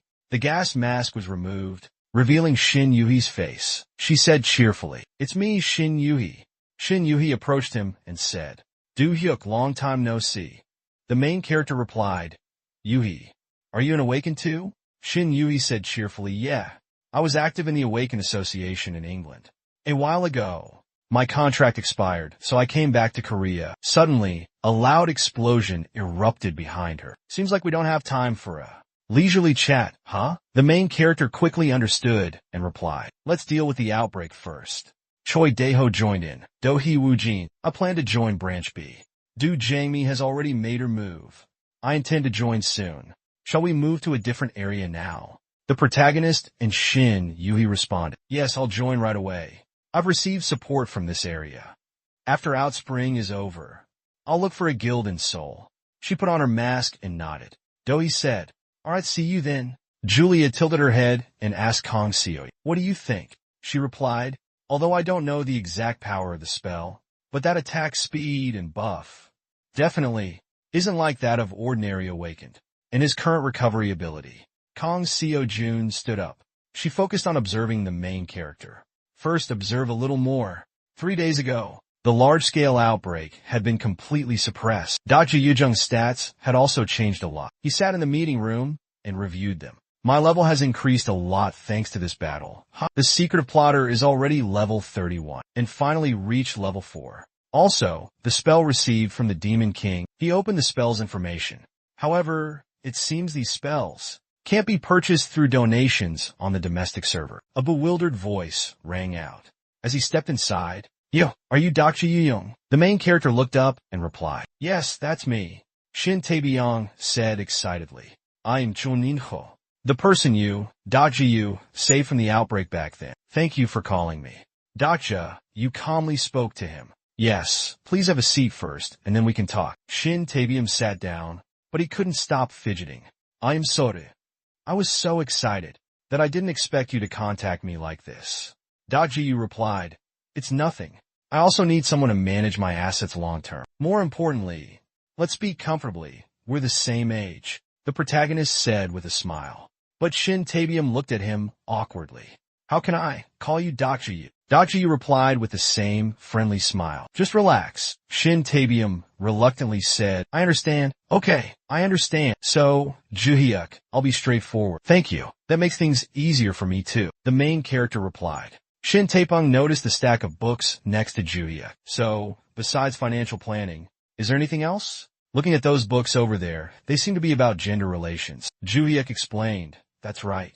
Recently, I've been interested in books about communication between men and women. So, I'd like you to manage my assets and help me acquire the necessary books or tools I need from bookstores. I'll cover all office expenses, monthly rent, and the necessary salary for the job." He pushed the contract towards Jinwoo. "This is the contract. Please take a look at it." Jinwoo seriously picked it up and reviewed it. "So I'll be acting as the manager?" "That's right," the protagonist said. "The important thing now is to gather 10 Two Worlds language books. I hope you can gather the Two Worlds books from all over the world." "What do you think?" he asked Shin Tae-byung. His hand trembled. Shin Tae-byung immediately stood up and excitedly replied, "Of course, I'd love to." "Then when can I start?" Do Hyuk said cheerfully. He pulled something out from under the table. "Thank you for accepting. Well, this is a card with a 1 billion limit. Use it for expenses. Send me the details via message." The protagonist casually took out a shiny black card. Shin Tae-byung took it in surprise. "This is a 1 billion won card?" Do Hyuk quickly stood up as well. "I'll leave it to you then." He put on another layer of coat. It seemed like he was going out, so Jinwoo asked curiously, "Are you leaving now?"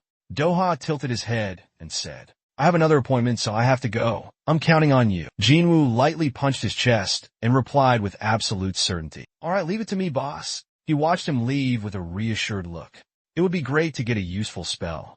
Elsewhere, a fierce battle was taking place between Jinhee and Sungmin. Jinhee was on the offensive. She swung her weapon and said, "Your skills have really improved, Songmi." Songmi blocked the attack with her shield and replied, "That's incredible power." Shin Yuhi powerfully slashed at the shield. Dacha arrived to witness their training. He was a little surprised. "Yuhi, Songmi, you're both here early?" Both girls stopped sparring Shin Yui cheerfully turned and replied, yeah, I recently returned to Korea, so I came early to enjoy the scenery. But since only Songmi was here, I wanted to test my skills. Doctor walked towards them and asked, alright, you tested your skills, so what do you think of Songmi? Shin Yui gave her honest opinion. I've never seen an awakened as dedicated to the tanker role as Songmi in Korea. He then turned to Songmi and asked, is that so? What do you think, Songmi? She replied, any longer, and there wouldn't be any protective gear left. Seeing his physical attack style firsthand, Yu-hyun and Shin Yu-hee seemed pleased by that statement. Thank you for the compliment, Xiaomi. Yu-hyun was satisfied with their reaction. It was fortunate that both of them were satisfied with the first impression. The reason I called you two here is, until Yu-hee finds a new guild, I want you both to temporarily join my team. What do you think? Sunjil immediately replied, I agree. I can become the physical damage dealer necessary for team composition. Shin Yui gave a big smile and said, just tell me what to do. With Yu-hyun and an outstanding tanker like Songmi, wouldn't I be able to go wild without worrying about anything? What? She leaned towards the male lead and said with interest, I suppose so. Do-hyuk calmly replied, I remember back then, when Shin Yu-hee was in her battle state. I saw it too. Just trust me and spread your wings. I'll definitely sponsor you. Shin Yu-hee frowned, walked over, and told him, I don't want to hear those words from you. Do-hyuk chuckled and replied, I'm just telling the truth. Stop teasing me. They bickered in front of Siami. Her mood immediately plummeted with jealousy. She spoke up, you two seem close. Do-hyuk was surprised. He replied, I haven't properly introduced you to, have I, Siami? He was my classmate in middle school. Jeannie flashes a bright smile and links her arm with Juyak's. She giggles and says, and I'm Juyak's girlfriend too. Sungmin exclaims in surprise. A small horn sprouts from Jinhee's head as she enjoys teasing him. Juyak pushes Jeannie away. We did date, but that was 15 years ago. Jeannie continues to cling to his arm. You were my first love, though. Isn't that a bit of an overreaction? She continues to tease. I bet we did a lot of embarrassing things. As Sungmin looks on in bewilderment, Juyak says, don't joke like that. Stop it. Let's not talk about the past anymore. First, to connect the link, let's go to the dungeon. Both girls quickly replied, okay. Suddenly, a system window appeared before Yu-hyun. It read, promotion quest initiated. Commencement de promotion quest. Yu-hyun stepped inside. Before him was an ancient, desolate ruin. This was clearly, his eyes widened in recognition. The Temple of Nightmares. The one who harbored ambitions to conquer the intermediate world. Demon King Vandergand. When he was searching for a loyal human subordinate, with the thought that, the moment trust turns into betrayal, the resulting impact will be immense. He chose the high priest, officials, and priests of the temple as targets. Cursed. Not long after, Huang Jarek's curse fell upon the most sacred spatial temple, making it dependent on demons and transforming it into a temple of corruption. Why? Are the worldviews of D and F linked to the question of leveling up? The protagonist descended the stairs. Last time I met BM Ho, and all the leveling up, incantations, and items I crafted were influenced by D and F. But I thought it was a small arrangement of the awakened system. Just for me. He looked at the ancient walls. If within the awakened system, integrating into the world of D and F, and the worldview of D and F is Peter, makes sense in this system, then maybe we need to find out more about D and F. We'll worry about that later.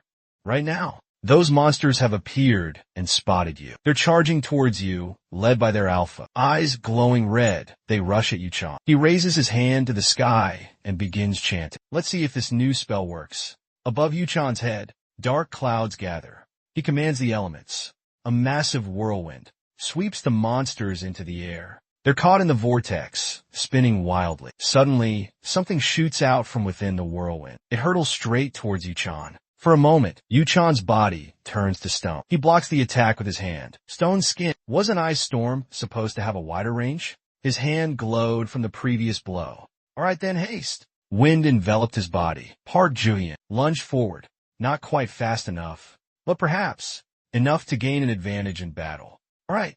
He hovered in the air. The monster revealed itself below. He chanted, summoning a fireball. Fireball. A massive explosion erupted below, bathing the floor in blinding light. As the fireball subsided, smoke and dust billowed everywhere. A large hole had formed in the floor. 뚫고 여러 층 아래로 내려간다. Did it go straight through multiple levels? Juhyun descended into the hole. His feet touched the ground, and the torches lining the walls flared to life. No one shall disturb the master's slumber. A stone golem awakened abruptly. Intruders will be killed. Its eyes glowed crimson as it let out mechanical sounds. The stone gargoyle caught Yuchan's attention. The sword was surrounded by a unique magical force, making it incredibly dangerous if struck by it. The gargoyle slammed its sword into the ground, demonstrating the sword's immense power.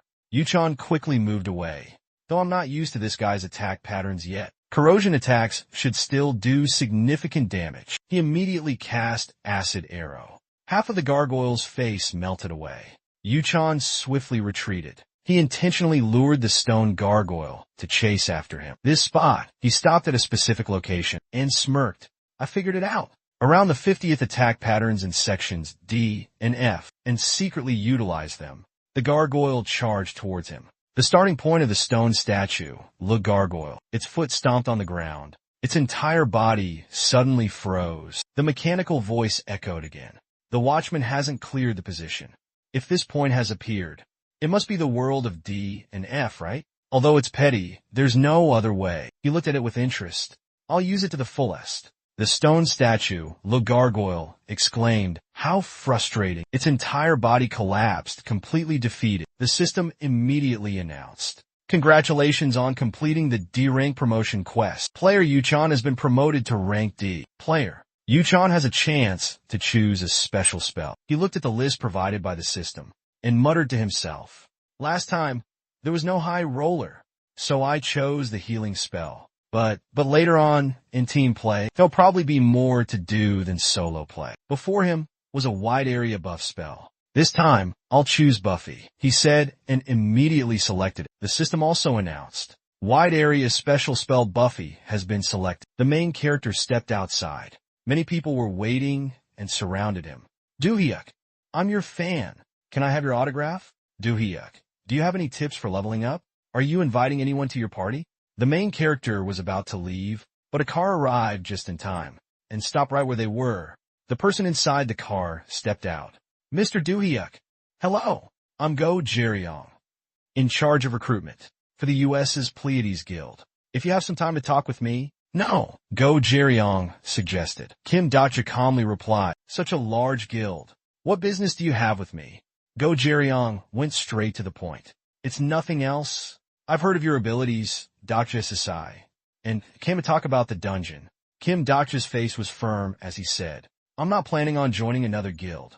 Go Jeryong smiled. I know. I came to find you, Dacha Sasai, not for recruitment purposes. If it's about the S-rank dungeon, is that okay? Kim Dacha immediately replied, okay, but there are too many people around.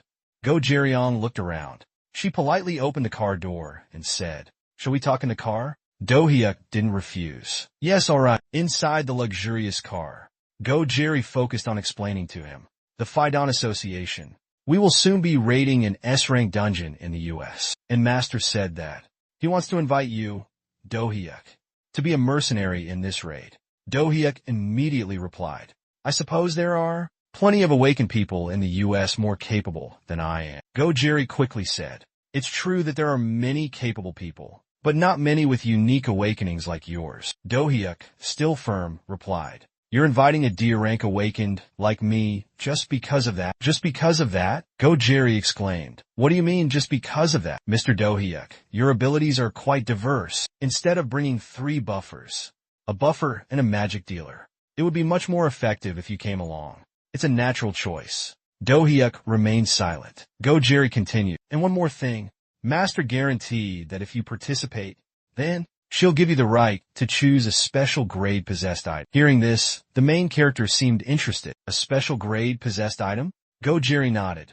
Yes, you can consider it a reward. And of course, after the battle, the spoils will be divided fairly. We're not lying. I swear to you, on the guild master's honor. What kind of commitment did she make? Dohyuk carefully considered. I have nothing left to lose anyway. They said it was an invitation, so there will likely be awakened people. At least A rank who will participate in the dungeon attack. This is a chance for me to experience the world. Go-Juri looked outside and announced, "We're almost there." Dakja thought it over carefully before accepting. "Miss Go-Juri, I accept the invitation. I'll contact you after I've arranged my schedule." Go-Juri was delighted, her voice filled with excitement as she replied, "Thank you. Master will be very pleased. Then I'll inform Master that you've decided to participate." The car arrived at its destination, and he stepped outside. Go-Juri spoke politely from inside the car before leaving. "I'll await your call." The driver hesitantly asked her, "Miss Go-Juri, shouldn't we mention joining the guild as well?" Go-Juri replied, "Yes, it's fine." Looking at Do-hoon, money can't persuade him now. What's important to him isn't money, but experience. I'll give him a new stage, an unforgettable one, and offer a condition he can hardly refuse. She looked at the candy smugly. At Juhyun's hallway, the two sisters were about to break into his house. Julia leaned down and asked Kang Seo-jun, "How is it?" Kang Seo-jun replied, "As expected, but the security system is even more. I thought there would be a lot of magical interference, so forced entry would be fatal." Julia wondered, "Just how many security systems does he use?" Kang Seo-jun said seriously, "This could be well over 50 billion. I can feel the energy throughout this entire house. How can I break through this?" She pondered.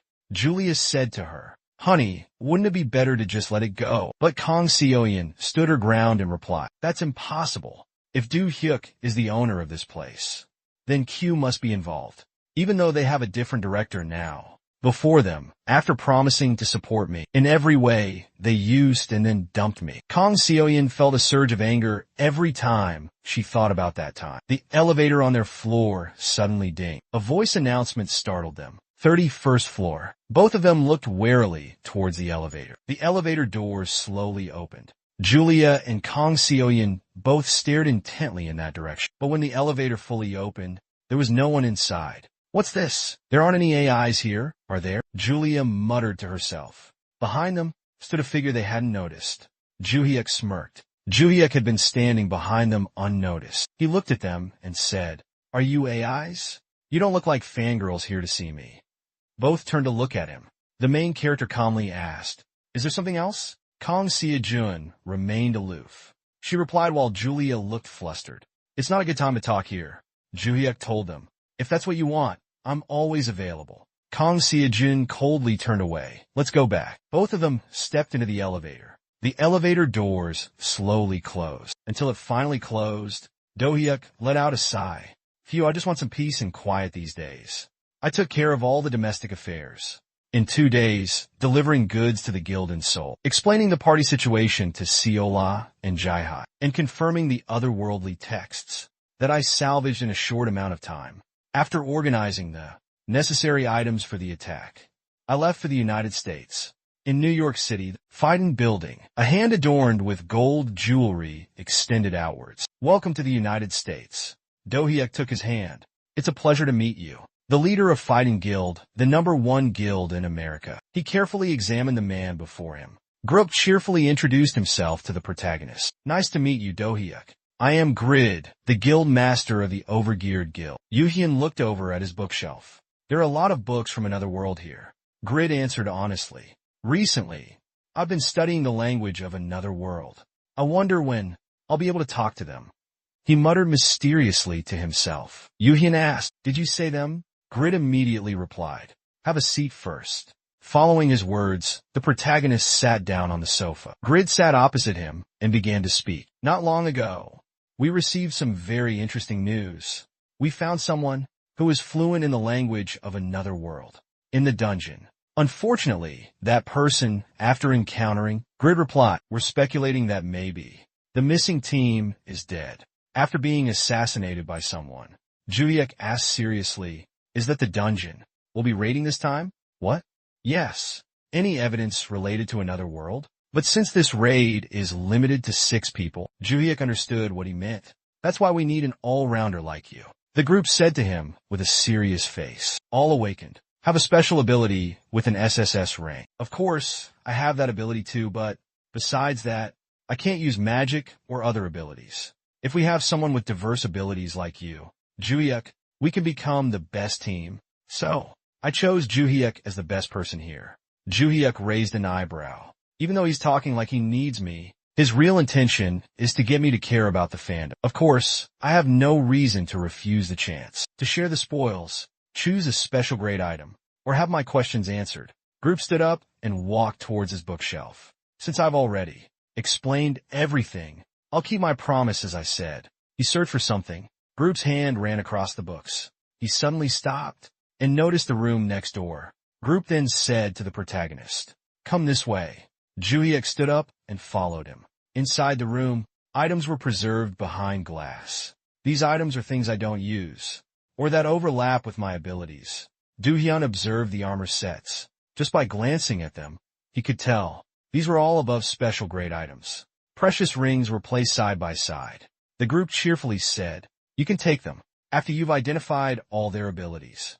Doohyun was surprised. Did he intentionally prepare this so I could try them out? What? Doohyun quickly touched them. Identify. Instantly, countless information windows popped up before him. Doohyun skimmed through them and chose something he liked. "I'll take this." The group had no objections. He said so. We'll now move to summarize the situation. Down in the dungeon, our protagonist is led by Go Jia. "Why didn't the group come?" he asked. Go Jia immediately replied, "Yes, there was another invitation." So he went to France immediately. She opened the meeting room door and invited him in. "This way, sir." Dohyuk followed her inside. Several people were already there. The main S-rank tanker, La Xian, was slumped in his chair, resting his chin on his hand, looking towards the door. The main S-rank dealer, Cha Xiaoyan, looked excitedly at the protagonist. The main S-rank healer, Li Jinwu, was dozing off, unaware of anything. The sub-A-rank ranger, Bei Yerim, also turned her gaze towards him. It was pouring rain. Dohyuk and the others, still in the dense forest. Larson chuckled and said, "I didn't expect the rain to be so corrosive." Lincoln nodded in agreement. "Yeah, if it weren't for Juwai, things could have gotten serious." Behind them, Sarah and Rain were discussing amongst themselves. There are also various buffs. Jerry walked over to Juwai and said, "This is the first time I've seen so many buffs." Just then, Juwai heard noises nearby. He shouted, alerting everyone. "They're coming!" Everyone immediately went into defensive mode. A horde of goblins, each one large and ferocious looking, swarmed in. Yet, they showed no fear. Larson smiled and said, "We're not that easily destroyed." Sarah didn't say a word. She charged forward, slicing 2 goblins into pieces. One goblin attempted to spit poison at her, but Sarah nimbly dodged. In a flash, she effortlessly sliced that goblin down too. Doohyuk, observing from the side, thought to himself, as expected of an S-rank defender. Meanwhile, he carved through the grotesque bodies, like he was butchering meat. "Let's see if I can find the master of these little guys." Doohyuk used his shared vision, quickly spotting the living corpses, hiding in the trees, controlling the goblins. "Found them. I don't see any drones around." "Good." The others were also using their abilities to take down the goblins. After dealing with a few goblins, he moved on to destroy the drone. Easily, Dojin fought and observed silently by himself. He could handle the goblin. And the drone? I know why Yu Yun isn't obsessed with teamwork. Yu Hyun opened the door, about to rush out towards the living corpses, swiftly eliminating them. Dojin was startled by the explosion from behind. Confused, Yu Hyun finished off 2 living corpses and came back, tossing their bodies aside. Dojin thought in astonishment. What was that? Why did living corpses fall down here? Impossible. It's rare for someone to use magic with spatial skills. Dewey Woojin is still so cunning. Noticing her distraction, Dewey softly reminded her as she stared. "What are you looking at me for? We need to add Jerry's firepower." He then ran off to scout the surroundings. Hearing this, Jerry wondered, can skills be continuously added like that? I want to understand Dewey better. After dealing with the Goblin Bloom, everyone continued on their way. The dungeon attack continued. Dewey's abilities shone. During the attack, removing annoying debuffs and bypassing dangerous areas with stealth. They reached the boss room faster than expected. Everyone carefully observed their surroundings. Dewey frowned and thought, "I think I've been here before. No way. If that kid's here like I suspect, this could get tricky." Suddenly, someone shouted, "AI over there!" following the pointed finger of the Black King Agars. Rank S. The monster boss sat casually on a throne. Then, it unleashed its immense power. Sarah frowned. "The Black King Agars. I've never seen a monster like that before." Jerry exclaimed, "Over there! That's an incredible presence." With lightning speed, it charged towards them.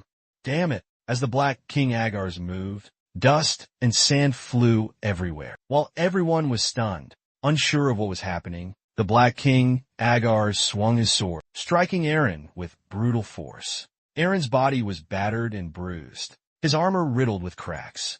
Larson roared in fury. "Damn it! I said to teleport the formation to the rear." Ruhl tried to calm everyone down.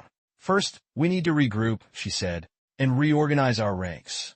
"Teleport now?" Sarah nodded. "Understood. Follow my lead." Seeing Juhi standing still, Jerry urged her to teleport as well. Juhi frowned, thinking to himself, teleporting individually won't help us catch him.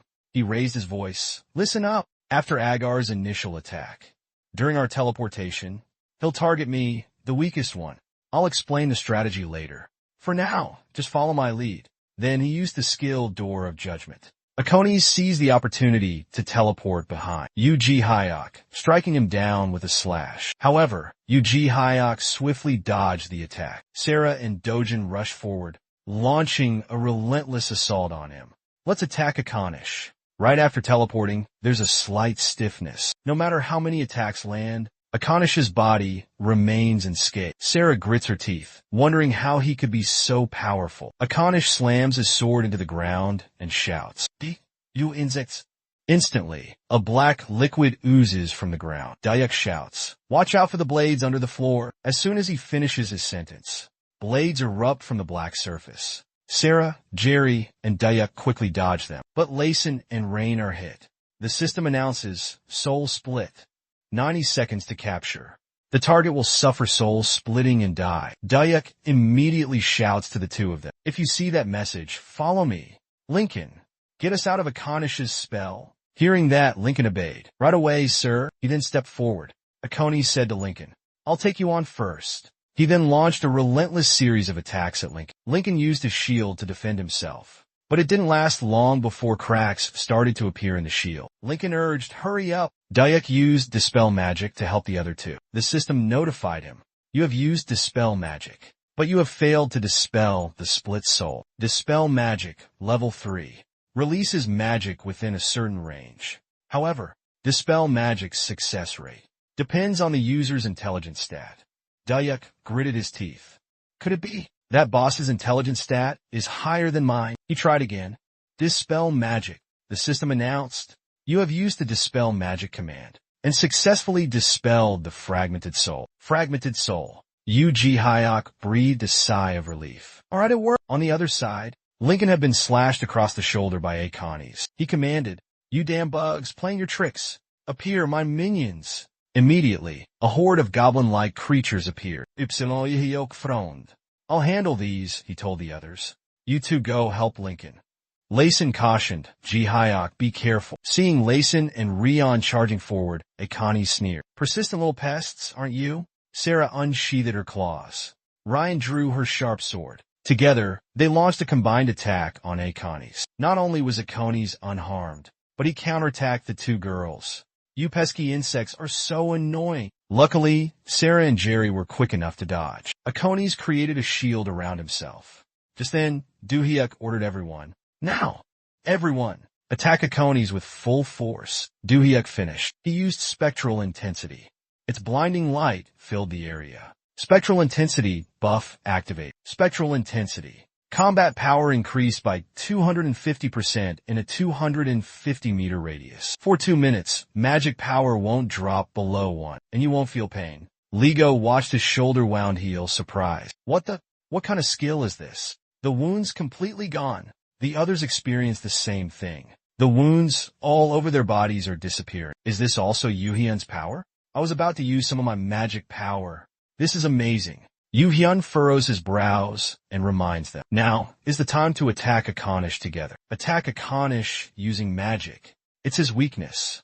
He then fires an ice arrow towards Akanish. Layson charges forward. I'll stop him from moving. He slams his sword into the ground and uses gravity to restrain Akanish. Lincoln advances from behind. My turn! He slams his hammer of judgment into Akanish, forcing him back a few steps. Akanish is enraged. He fires a volley of sharp arrows at them. You insects!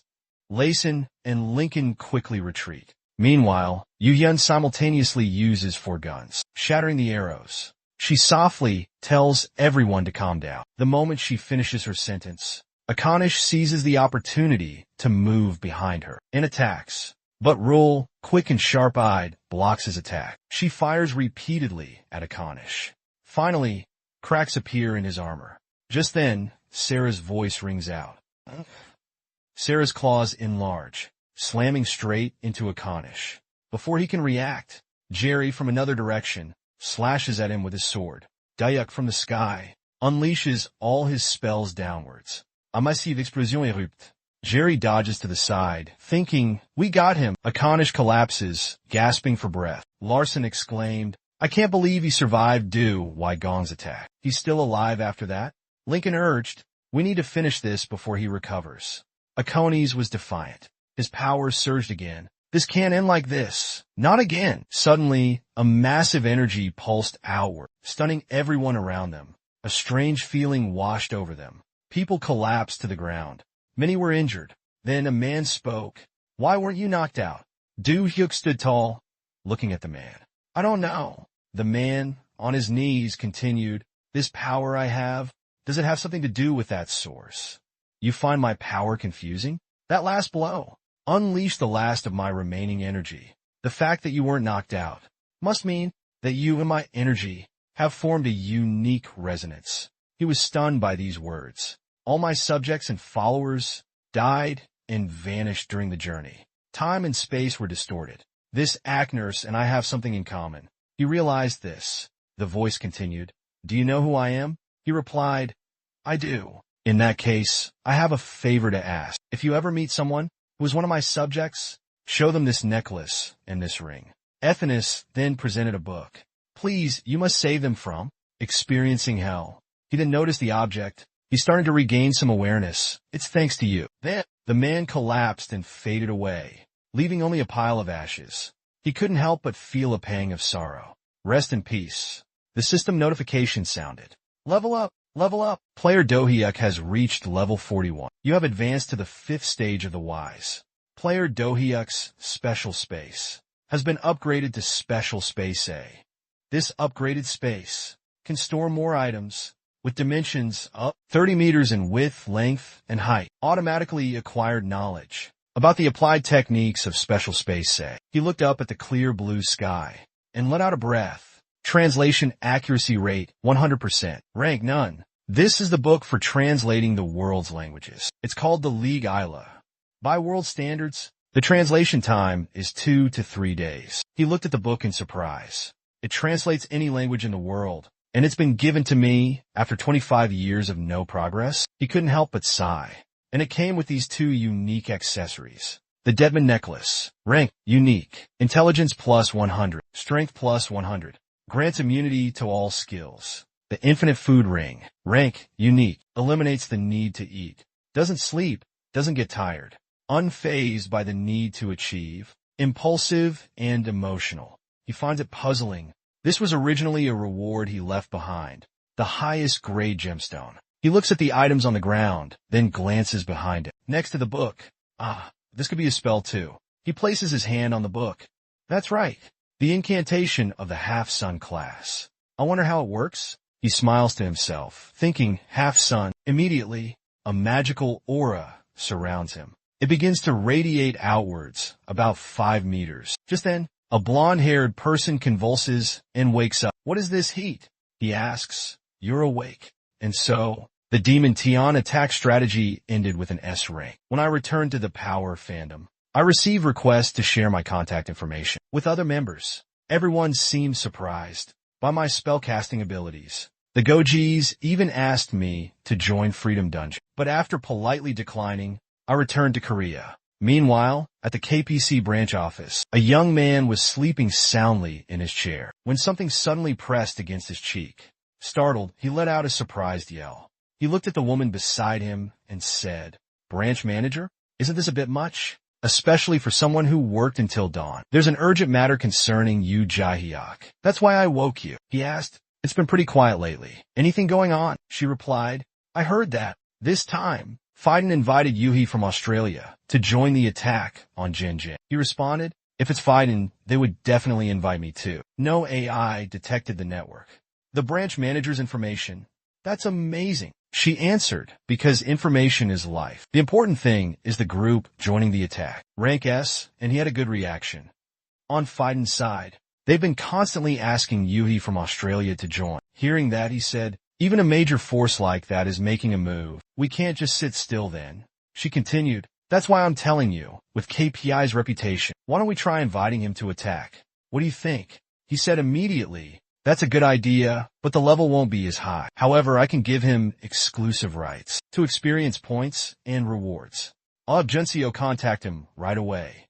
At that moment, the system displayed his stats. His stats have increased quite a bit. He looked and then turned to the other side. The spell was obtained from a hurricane in America. I worked hard to find it, in hundreds of books around the world. But he sighed. Even though the hurricane has passed and brought me that spell, I still deserve a reward, right? I mean, I got the spell. The system suddenly announced, "User has learned the level 3 spell.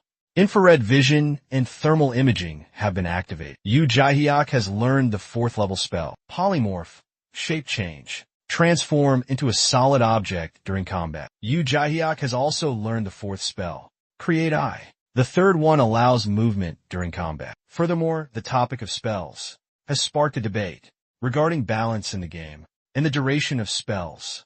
The 5th level spell, Time Maintain, Mata Permanence, a magical effect, can be dispelled with Dispel Magic. Meanwhile, for ordinary ranks, recovery speed and potion effectiveness increase by 10%. He holds a sword and says, "Let's see how this works. First, weapon enchantment. If I cast a maintenance spell here now, the sword will appear immediately. Standard grade stats. Strength increased by 10%. Potion recovery speed increased by 10%. An enchanted weapon. I can't help but be excited. The continuous maintenance time of the enchanted weapon. It's gone. I can't believe it can be upgraded infinitely like this, even though the weapon limit is a special level limit. By the way, should I find another close-range weapon?" He raised the sword in his hand. "If it doesn't interfere with using spells, wearing gloves and enhancing my abilities would be good too. I'll try contacting Junseo and see what's up." He sheathed his sword. Just then his phone rang. Speak of the devil, it was Junseo. "Hello? I was just about to call you. Did she really say that? It's like you have a telepathic connection with me." Instead of beating around the bush, he asked directly, "What do you need?" She replied, "It's nothing urgent. I'll put Duhue on the phone." He responded, "Oh, I was wondering, is there a glove sale scheduled at the Danso supermarket today, or not? It would be great to get exclusive access." She replied, "Gloves? Hold on a second." After checking, she responded, "Yes, there's an auction for them today." And also, he answered, then continued to ask, "I want to boost my abilities during that auction. Is that possible?" She gasped in surprise. She said, "It's not an object, but an ability." Meanwhile, at Deus Market Gangnam, night had fallen. Cheon Jonghwa spoke up. "Master, didn't you say that you weren't interested in today's auction items?" Yu Jahain replied, "Well, yes, that's true." Cheon Jonghwa continued, "Then why are we here?" She answered, "Just a few hours ago, I received a notice about a special item being auctioned." He looked confused. "A special auction item?" She continued, "Yes, they called it special, so wouldn't it be a shame to miss it?" She smiled and walked inside. "I'm really looking forward to seeing what appears next." Over here, Yang Seo said, "Well, all the common items have been presented." She continued, "Now, we will proceed to auction off the special item that we announced earlier. Before that, we invite Mr. Yu Hyuk, the sponsor of the special item, to the stage." The audience erupted in a murmur. Apart from the platform, that special item, it's unusual to have a person presented like this. What are they selling after all? Don't tell me they're here to sell Scott. He leaned down and said to those around him, "Hello everyone, I am Yu Hyuk. It seems this is the second time we've met, isn't it?" "Today it's not. an item that I've come with to auction off their abilities. Hearing this, the crowd erupted in murmurs. Master, can awakened abilities really be auctioned off? She listened intently, then spoke with a serious tone. This is a place where items worth tens, or even hundreds of billions are sold. In a place like this, selling abilities for such prices is permitted. All right, for the first 10 people in line, I will enhance the weapon you currently possess. I'll increase its power by at least 1 rank. They were astonished. What? What does that mean? Those around them couldn't help but ask each other, what? There are even enchantments that grant abilities? I'm not sure. Maybe Doak is just a spell master? Just then, a young woman looked up and spoke. Is that really true? He glanced down. The girl had also arrived. Do I look like I'm lying? The master of the White Lotus, Minsealjan, is also sitting below. Looking up at him, he smiled confidently and said, even weapons that have surpassed legend level, I can enhance them to an even higher level. However, if after that someone considers me an enemy, or deliberately provokes me, then the weapon's level will revert back to its original state. She felt like he was indirectly referring to her. She continued, you can also seek out the craftsman to enhance it by adding gemstones or jade. He responded, if that were possible, I wouldn't be selling it here. It was like he was talking to himself. The atmosphere grew tense. He smiled and addressed the crowd. Please consider your bids carefully. The starting price is 5 billion won. A flurry of bids followed. 20 billion won. Confirmed, 10 bidders have transferred funds. A total of 200 billion won. Mr. Duhue will now proceed.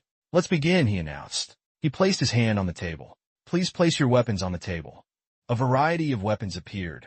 All right, let's activate my ability. A brilliant light erupted, stunning everyone present. Astonishment filled the air. Suddenly, Duhue's old weapon materialized before him. She gasped as she picked up the sword. Oh my god, I can't believe it. My blade, has it actually reached legendary rank? The surrounding people couldn't help but exclaim. My weapon went from rare to unique. This feels surreal.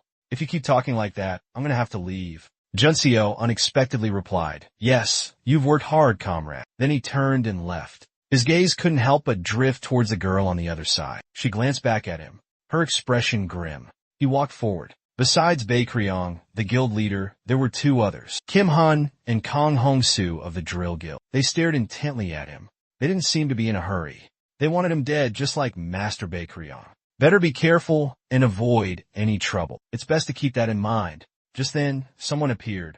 Dewey is over here. He looked at the other person and spoke. It's been a while since the super outbreak, hasn't it? Choi Daeho smiled and replied, indeed it has. Long time no see. Did your work at Magic go well? Dewey replied, yes, the auction went smoothly, and I found what I was looking for. That's great then. So, I'll take you to the meeting place right away. The White Lotus Guild leader walked while pondering. I don't think it's polite to follow a woman. What do you guys think? She turned around and spoke to the men behind her. The 2 men behind her remained silent. She continued, Hyang-soo and Huniopa. The 2 men spoke up. She was the one who called us first. And now she's talking about manners? This man is the master of Muhyun, Jang Hong-soo. The person next to him continued. The reason we're called here now is because of that guy, Du Huiyuke, right? She replied, yes, that's correct. He provides ability bombs, boost morale, and now weapon enhancements. If this keeps up, all of us will become mere toys in Du Huiyuke's hands. Before that happens, we need to find a way to ensure we can gain the upper hand.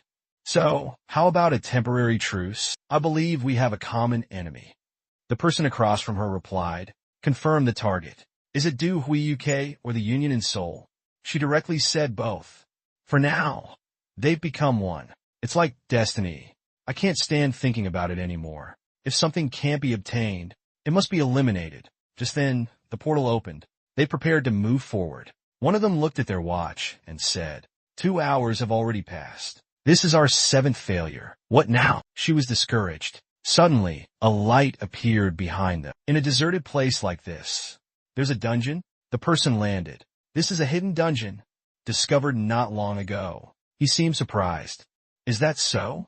Yes, but it's been abandoned for longer than we thought. We don't know when the auto black will appear. Has Cho Kami arrived too? Suddenly, John Mai appears and says, hello, Park Jiuk. It's been a while. I'll explain everything right now. Because I know you don't like beating around the bush, Ji. Originally, this wasn't the place. We decided to invite you to a secret dungeon under the management of the KPA. Yes, I heard about it from Junsu, he replies with a smile. She continues, but we discovered that there was an open dungeon here. We receive a notification from the real estate agency, and for the safety of the surrounding area, we quickly launched an attack inside. During the dungeon's search, did any problems occur? He starts to feel a sense of gravity in the situation. She replies dejectedly, yes. The problem is this dungeon has a limit of 1 person, and if there are 7 failures, it can't be challenged again. Until now, well, around 50 key KVA personnel have already been sacrificed. T and I, although we're high-ranking players, we failed 7 times due to carelessness. She tightened her grip on his hand. The man beside them spoke up. I'm seriously reflecting on myself. He looked at the two and replied, it's tough, facing those monsters inside the SAO. If even high-ranking players like you two can't succeed, then who can possibly attack the SAO? She added, it's not about firepower. There are invisible traps, monsters with special resistances. There are so many variables. He listened silently. That's exactly why. We need someone as versatile as you do. You, with your Australian background, I initially heard that I'd be invited to a secret dungeon. That's why I came looking for you. He continued seriously. She looked worried upon hearing that. We're very sorry, but we can't abandon this place right now. He replied, I think if we're betting our lives on this, the price can't be simple. She looked up in surprise. So that means? He immediately responded, if the rights to a secret dungeon can be transferred with the authority solely belonging to 1 person, I could monopolize its exploration. Taeho was surprised. Wait a minute, that's a bit much, don't you think? But she stopped him. He continued, let me handle this. Step back. Once attacked, that place will reset, meaning you can continuously gain experience points and acquire the treasures inside. For someone with an awakened ability who needs a place like that, such a strong reaction is understandable, but you have to offer a suitable price when asking someone to risk their life. She said, Mr. Yu-hook, Zhang Jian is a national asset. Transferring ownership like that is practically impossible. So, ownership will remain with the KPI and the nation, but usage rights will be granted. Mr. Yu-hook, you'll have free access. What do you say? Sure, let's do it that way, he readily agreed. In return, I need your cooperation on one thing. If you abandon Dungeon John and an outbreak occurs, then you'll bear full responsibility. He smiled. Of course. I'll definitely take responsibility. Now then, let's talk about the labyrinth. Moments later, he stepped inside. Once you enter, run immediately. If you're too slow, you'll be engulfed by poison clouds. After escaping the poison clouds, you'll face a lava lake. The suggestion is to try and jump over it. He immediately utilized his speed, dashing forward. His feet were inches away from touching the lava. Then, more arrows came flying towards him. He quickly erected more defensive barriers to evade them. This cave is full of traps, so be extremely careful. He landed on the ground, letting out a breath. The subsequent attack had a very vague explanation. The cave structure was nothing special, just a straight and pitch-black passage. I had to go deeper inside and saw a faint light flickering from within. Now, there's no other way but to attack head-on. Immediately, he unleashed a ruby throw, and right after, he felt around him, a horde of giant snakes rushing towards him. Even for a renowned expert in this narrow cave, there was no choice but to brace for impact. Without hesitation, he immediately used his skill, counterattacking them. Lightning flash. For such a complex attack, the experience points gained must be quite substantial, right? He smiled confidently. But I can't let my guard down. So I'll get the drone ready and focus on attacking. Meanwhile, 2 people were still outside, looking inside. At this point, we're just entering the final exploration area, right? Then first, let's confirm. She spoke towards them. The lowly girl spoke up. Receiving contact and coming here without any equipment. Is that okay? She replied. It's fine. I'm not here to directly attack. My job is simple. Since this is a 1-person restricted dungeon, I can't follow inside. Now let's confirm. Are there any signs of Park Do-hyung's survival? We don't have full access authorization. She looked confused upon hearing that. So that's all I have to do? That's right, the man replied. Even a B rank card gets rejected here. Will Guild Master Park Do-hyun be alright? Well, we only said goodbye a few hours ago. She replied, as you can see, Park Do-hyun is proficient in using various abilities, so let's trust and wait. But supposing Park Do-hyun fails too, then there's no other way but to request cooperation from a higher-ranking team. Let's quickly try to confirm if Junseo can enter, since the space through there. By now, he had passed the crowd at the entrance and reached the boss's lair. He was now level 118. Daniel this time, if he hadn't used the straw attack and made a run for the exit a bit faster, he would have been dead. Now then, let's see. Who's the master of this place? He said as he flung open the large door. Inside was a dilapidated space. Where's the boss hiding? He slowly stepped inside, looking around as he walked. He suddenly thought, who is that girl over there? He saw a blue-haired girl, tied up in the corner. Is that a human? He wondered. Suddenly a voice boomed. Hey, who are you? From beneath the ground, a dark shadow gradually emerged. Looking up, why are you wearing Aquinas' jewelry? This one is Ran. He's the dungeon's boss monster. A monster never seen before. How does it know about Aegis? He looked up and answered. Why should I answer you? Even if it's a monster a rank lower than Aegis. This time I'm going solo. It spoke with an arrogant tone. I will make you suffer. He didn't reply, immediately taking a fighting stance. Fortunately, it's different from Aegis. Just a minor magic-type monster. From the D and F era. I was thrilled to enjoy some PvP with magic-type monsters. At that moment, around him, magic spheres began to appear and shoot towards him. He quickly and skillfully dodged them. The monster spoke. Whoa, not bad for a runner. He couldn't help but breathe a sigh of relief. That was close. But compared to what I thought, it seems like the magic isn't being used continuously. Could it be? Instantly, he saw it gathering some kind of energy. He quickly erected a barrier. It said, a barrier like that can stop my attack?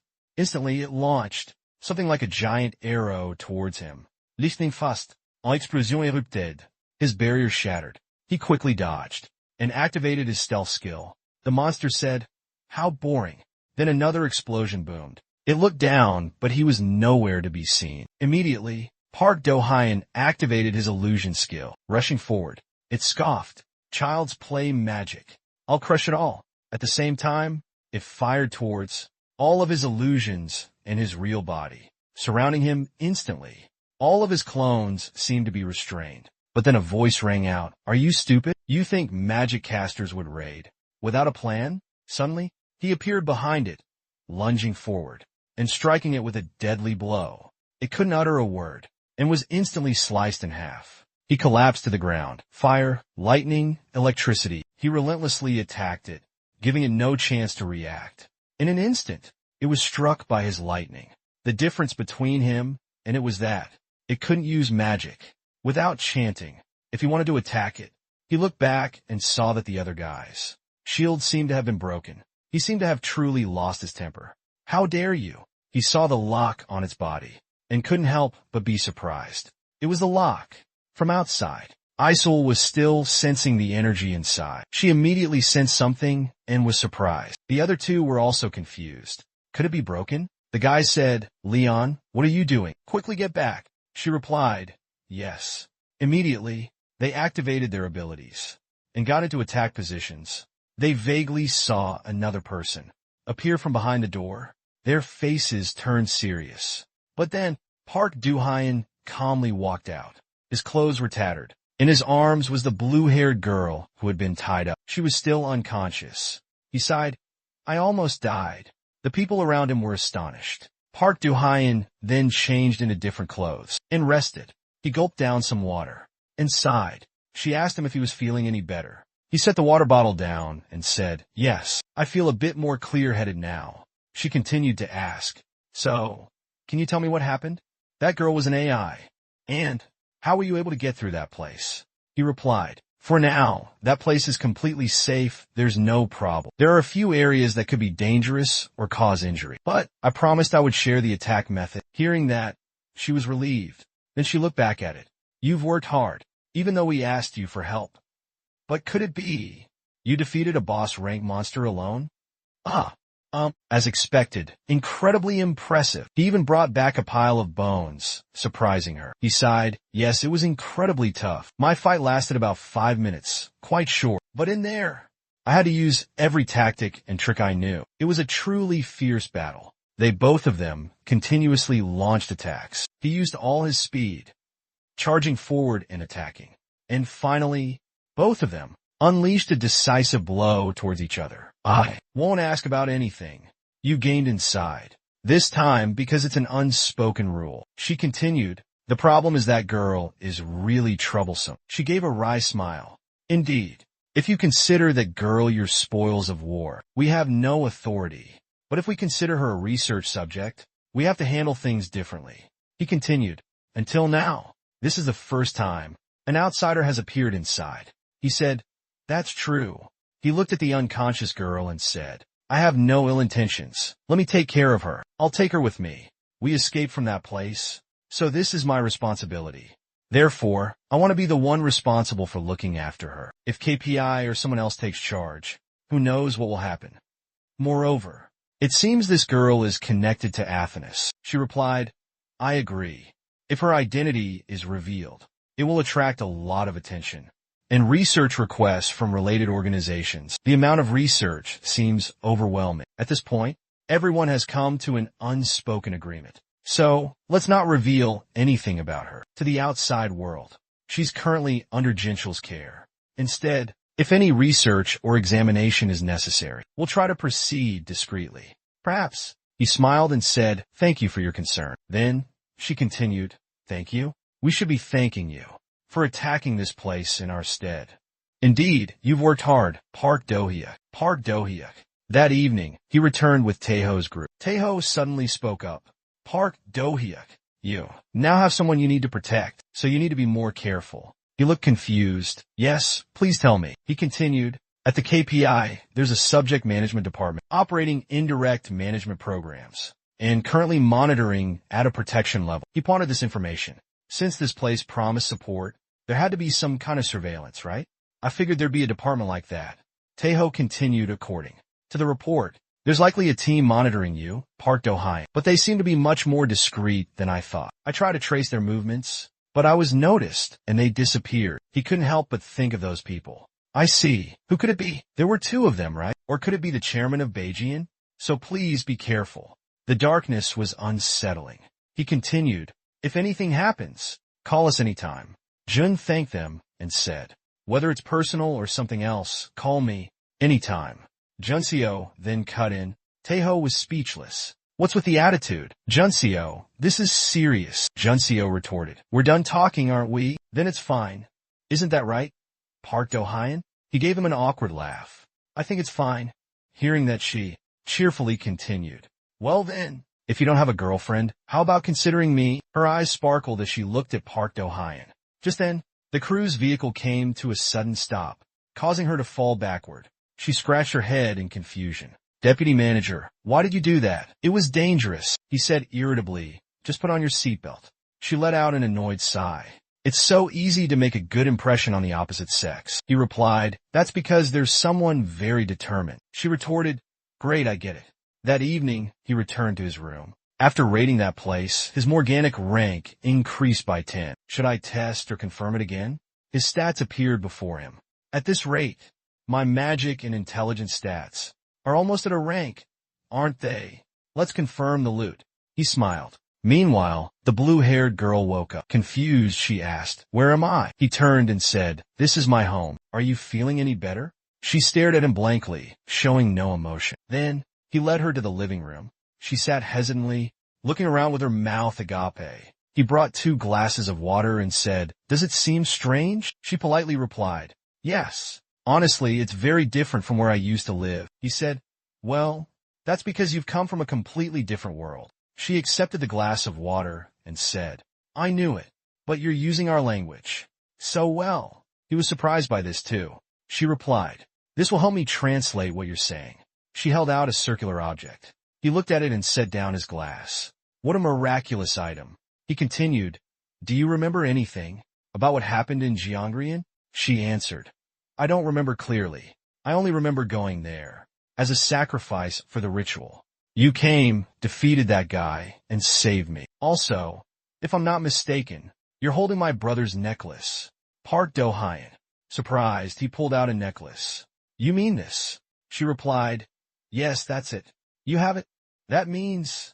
Her expression became emotional. He remained silent, a sadness in his heart. Seeing his expression, she understood. I understand. Then can I hear what you said when you left this behind?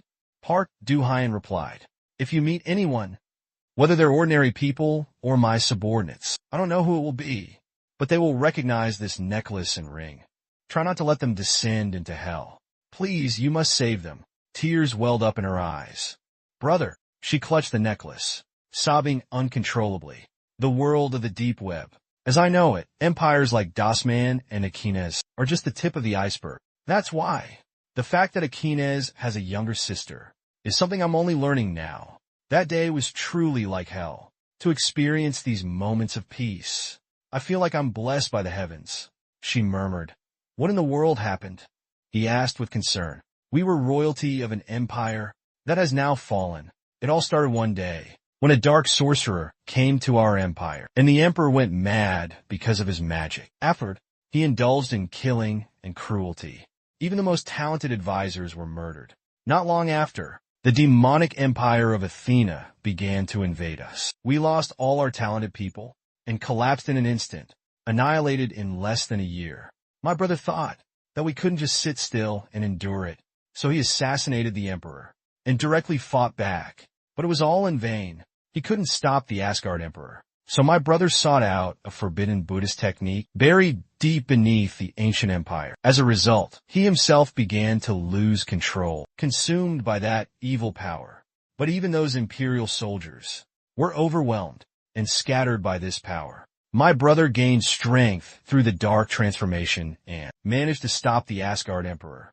But it wasn't long before the dark power erupted. My brother, the soldiers in the capital, and all the citizens were corrupted and transformed into uncontrollable monsters. Before that, my brothers seemed to sense the impending disaster, so they tried to take me as far away as possible. But I couldn't run far before Ilik's subordinates caught me, and I was taken to the sacrificial chamber. Is that why you were in the SAO dungeon?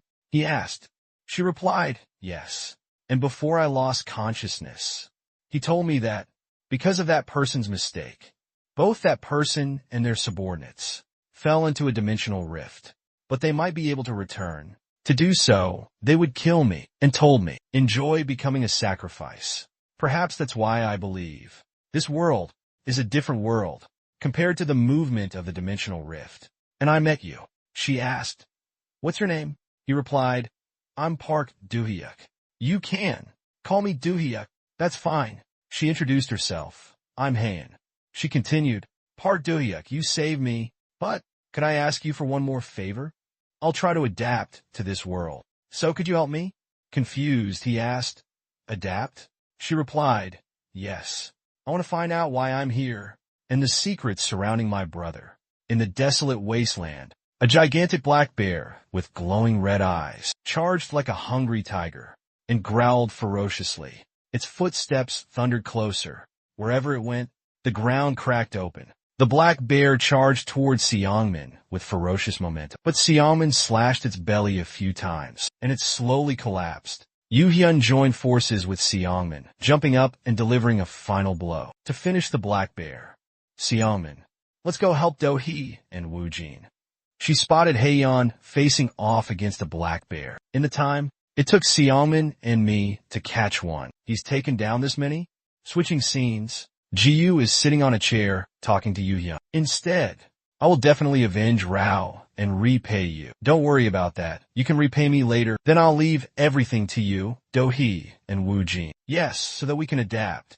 Then, let's start by buying some clothes and school supplies, shall we? You can't keep wearing that outfit, Jui, Woo-jin said. Jui. Yui shouts. Snap Jui back to reality. After she had been daydreaming. What is it? Snap out of it. We're at the boss's lair. The three of them stood before the gate. What have you been thinking about? Don't worry about it. It's nothing special. That being said, what happened in America that changed you so much compared to before? Sami agreed with Yui. Right. Although in the past few days, we've had good synergy with you and Yui. But whenever you're with Jui, Appa, do you feel that something has changed? Yeah, that's right. Songmi has worked so hard that she's made it to the S rank list. Every time I see you, I wonder what the point of the rankings even is. Yeah, Songmi, you've also been promoted to C rank? Yes, while Yuchan Appa was in America, I leveled up. Really? Then to celebrate Songmi's promotion, let's all go out to eat together. Great idea, Yuchan, you should treat us. Let's catch the boss first, then I'll think about it. Also, Songmi, this boss is resistant to fire attacks, so stick to the basics. Songmi and Yuchan. Attack its weak point from behind. It's integrated with the monster, and its weak point will appear on its front side. Dohi, will Wujin Appa be alright? Don't worry too much. First of all, its confirmed attribute is Sunfire. Let's fight. The gigantic boss radiates a brilliant golden fire standing before everyone. Roaring ferociously, it seems to want to incinerate the tiny humans at its feet. By defeating Red Roop this time, I've obtained 3 trophies. The Crystal Stone, Red Roop's Evil Bracelet, and Hayami's Fox Fire Arrow. It's called the Force Arrow for short. Red Roop's Evil Bracelet has a 100% recognition rate and is of legendary rarity. Intelligence increased by 50. Strength increased by 50. Reacts to the negative emotions of objects. Living within a 50-meter radius, accumulating negative emotions from objects to enhance the Nightmare Bracelet. Its power and content are far superior, and it's a spell with much higher control. Let's test out the spell's capabilities. Hyunjin, a small human faces a giant boss. Somi quickly steps forward, using her shield to block its attack. Its attack crashes against Somi's shield with tremendous force. Seeing this, Yuchan rushes in. Somi, nice block. They join forces, defeating the monster, revealing a sparkling purple crystal. Sorry guys, it didn't work. Seems a bit underpowered. Don't worry, I'll finish it. Hyunjin quickly fires a fox missile at the monster. The attack made it roar in pain. A few days earlier, Somi was standing outside, on the phone with the AI. Great! The preparations are complete.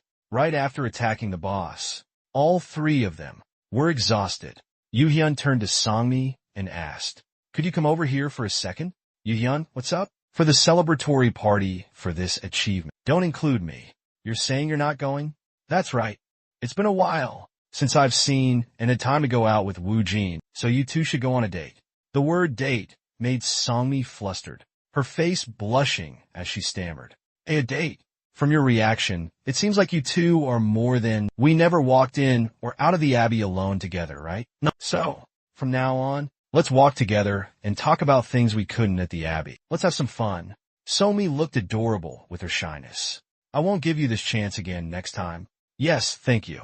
After leaving the dark cave, Somi went home and put on a beautiful outfit. She looked at herself in the mirror, determined. This is a rare opportunity Yui gave me. I have to try my best. In front of Yui's house, Wujin, a car stopped in front of his house. Inside was a thug covered in tattoos. That Yui, Wujin? Will they really bring in the money? Peter, guardian, renowned mercenary. Alex sat in the car, arrogance etched on his face. Of course, Peter. I heard Master is very interested in this Yuhyuk. If we capture Yuhyuk and offer him up, Master will reward us handsomely. We can't stay as low-level mercenaries in the Guardians forever, right? Of course not. Goldens, the multinational organization Goldens, the World Multinational Management Bureau. Unlike multinational organizations under the Gooby, they operate strictly on the principle of only for their own benefit, meaning they don't distinguish between good and evil. If asked to do dirty work and paid accordingly, they'll do it no matter how evil. And of course, if the requested task isn't wrong, they'll carry it out without hesitation. For these guys, money is everything. Du Hyunwoo is small fry. They probably don't even need to gang up on him. Peter, in the driver's seat, realizes he's driving Hyunwoo's car. Alex looks over the front seat. Go after him. His house is like a fortress, so we definitely need to catch him outside. Then just bring him to Danyeon, or some building to take care of him. Easy. Alex's arrogance will soon cost him. At the 20th shopping mall, Hyunwoo, looking sharp in a suit and slacks, leans casually against a wall, scrolling through his phone. But his eyes are watching those who intend to assassinate him. 2 on the second floor. 1 on the escalator, 1 more on the first floor. Since leaving the house, a black car has been tailing me, always following. These guys, could they be the ones Choi Taeho mentioned? I wonder.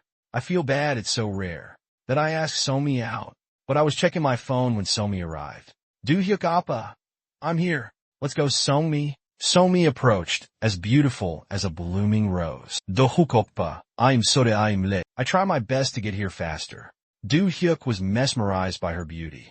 Thinking, idiot, you look beautiful even in casual clothes. Somi blushed at the compliment. That's a relief. It's our first date, and I'm wearing casual clothes, so I was a little worried. All right, shall we go? Yes. They held hands, romantically strolling through the mall. 2 thugs, Alex and Peter, followed them relentlessly, finally cornering them. We didn't come here to watch these brats flirt, did we? Let them have their fun before they die. Eventually, we'll strike when the opportunity arises. A surprise attack on that Mini Cooper song. Ju Hyuk appa. I saw the messages. Now what? What are we going to do? First, we need to go somewhere less crowded. That way, we can find a chance to escape them. Wouldn't that be leading them right to us? Look that way. He's heading towards the emergency exit. He pins Songmi against the wall, making her blush like 2 ripe tomatoes. Excuse me, he says. They're about to kiss when thugs suddenly appear. This is their moment. The thugs rush towards the emergency exit ferociously. He foolishly charges forward, trying to attack him. In just a few moves, he's knocked to the ground. Nothing special about him. The 2 men he hits suddenly blur, then disappear. What? Were they mannequins? A scream rings out. Alex is startled. What was that? What's going on? Damn it. He's still close by. Everyone be careful. Stay alert. Too late. Hyusi stepped out, radiating a menacing aura, a lightning ball forming in his hand. Blinding bolts of lightning crackled forth, threatening to fry them to a crisp. In the darkness, a flash of pink light flickered, lunging towards Hyusi. The attack failed, and the figure fled. One of them got away. It's all right. Alex ran, filled with rage. Such a perfect plan? How could this have happened? A colossal iron blocked his path. What have I gotten myself into, he thought. A crash echoed as he fell to the ground. You did well, Iron. Police arrived and cordoned off the area. Yunsu, a thug, approached the 2 and interrogated them. Do-hyusi, do you know if these metahumans are mercenaries from Golden? Golden? What is that? You could do anything with enough money. Huh. Yes, they're members. Though not high-ranking, they're official mercenaries. Their names are in the organization's records. They are Alex and Peter. And their objective is most likely Dusik Scrun ability, because the price for this special Scrun power keeps going up. Dusik stands there, dumbfounded. Guardian, why would they be targeted by these mutants? I'm sure everything's been taken care of by now. But, you 2 aren't dating, are you? Somi blushes and waves her hands. Dating? No way. Somi's face. She looks like she's a terrible liar. Dusik, what about you? We went out for a celebratory dinner. To celebrate Somi achieving rank C. Those words somehow hurt Somi. So that's how it is. Then I'm relieved. Somi stood frozen, speechless. We haven't even had a chance to eat yet. And I kept you 2 here. Please, enjoy your meal. Thank you for your time. They turned to leave. Somi turned back, a thoughtful look on her face. That look in Yunsu's eyes just now. Could Lee Yunsu also? Blink. It was late, and his villa was quiet. I'm home. A small figure darted out. A small, white cat jumped into his arms. The adorable white kitten was being affectionate. Who's this? He peeked out. That little guy's name is Rocky. I told you, don't run around. What was that? This is the cat I've been raising, Dohi. Appa, you're back. Rocky, come here. Yulia summons the cat towards her. Oh, his name is Rocky. I've raised him since he was a kitten. His ability is time manipulation? Really? It's my first time seeing a familiar's ability, so I'm a little surprised. He can summon magical power, even while resting.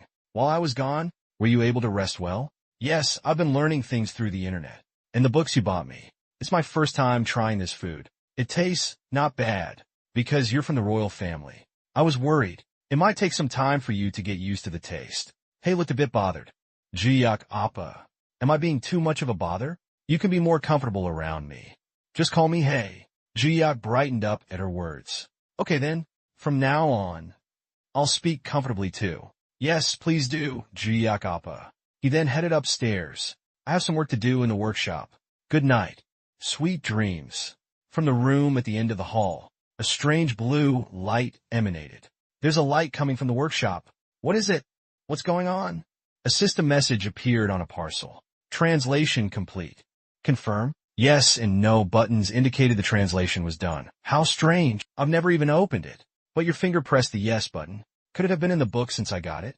After pressing it, the book sprung open and then closed again. Then the system announced, Congratulations, usez-du. You have acquired the Acme's gold crafting method. You have obtained the first reward, Acme's fighting spirit, a necessary component for crafting Acme's. You have obtained the first reward, Acme's obsession, can be used to create grenades and ammunition. You have obtained the first reward, Acme's spirit, experience using the Acme gun. Hyuk looked at the book, lost in thought. What it translated was the crafting method for the Acme gun. The translated book appeared. Such a useful item should be used frequently, right? So here, I don't know about the other things, but increasing the craftable quantity is a nice bonus. A compensation even. Sweet. Alright, stretch time. Let's give this a try. Requires magical power exceeding 25,000. Requires the following materials. High-grade gemstones, over 50. 50 layers of red troll skin, at least 2 goblin king teeth. At least 5 coatings made from magical power exceeding 10. Once I've collected enough of the last items, I'll have all the necessary crafting materials. Required magical power, over 25,000. Top-tier high-grade gemstones, over 50. 50 layers of red troll skin, 2 goblin king teeth, over 5. A 10/10 magic enchantment coating is in the process of being crafted. Acme's Gold is performing a level 100 enchantment. Meanwhile, a young woman named Heian is writing a letter in her bed. Amidst the freezing winter, it's so cold. The words she writes are filled with emotion. The letter reads, My only blood brother, Hyuk, the crown prince of Acme, is gone. I'm living in a new world now, quickly adapting to this place. My pet, Rocky, is always by my side, keeping me from feeling lonely. I've been taken care of, so I don't dwell on the sad memories of my brother anymore. I've made up my mind. A mage pushed her brother into a rift. He is her enemy. She will find him and make him pay. Until that day, she will not shed a single tear. It's time to put an end to Agnes' story. Although it's heartbreaking, Crown Prince Agnes' death is a reality. Instead, let's give our strength to Haru. More lines appear in the letter. It's because she prayed so sincerely. There's been an unexpected transformation. It's related to Haru's body. It's the deviant syndrome. Alright, let's end things here. Hello? This is the system restarting. C-rank questions are appearing. It's a giant stone monster. Its glowing red eyes are terrifying. Honk de monster, Hok golem. Don't confront the monster recklessly. He fearlessly summons Irene. Irene faces the stone monster without fear. A powerful start. Blades of light streak downwards, painting the sky with brilliant red flashes. Fireball Phoenix has reached level 21. Akron and Irene's attack power has been amplified, but their defense hasn't quite reached rank B yet. Alright, time to put this to the test. Acme's Gold, legendary rank, can be used in conjunction with other weapons. Doesn't interfere with weapon selection, or the use of other combined weapons. Basically, it can be charged, using various energy sources, but you can use gems to recharge it. In emergencies, to reach maximum power, it requires 20 top-tier gems. Special ability. Can achieve full damage with magic attacks. Special ability. Ammo conversion. Can accurately pinpoint the target's weak spot. Can achieve full damage with physical attacks. Special ability. Hybrid magic. Can combine their own magic power with the gun's energy output to maximize firepower. He picks up the Acme's gun and fires a powerful shot at the monster. First, let's load it with the highest grade gem. Using a gem fully charges the energy. Adding to that, all of my own magic power. The stone monster, with blood-red eyes, raises its fist but is stopped by Irene. Then, he aims the Acme's gun directly at its head and fires. The firepower of the gun is immense. So immense that it can, causing the sky to explode instantly. Its power is so immense that with a single shot it took down the blue boss. The stone giant was blasted to smithereens, leaving only his lower body. This has now become the most powerful weapon in my possession.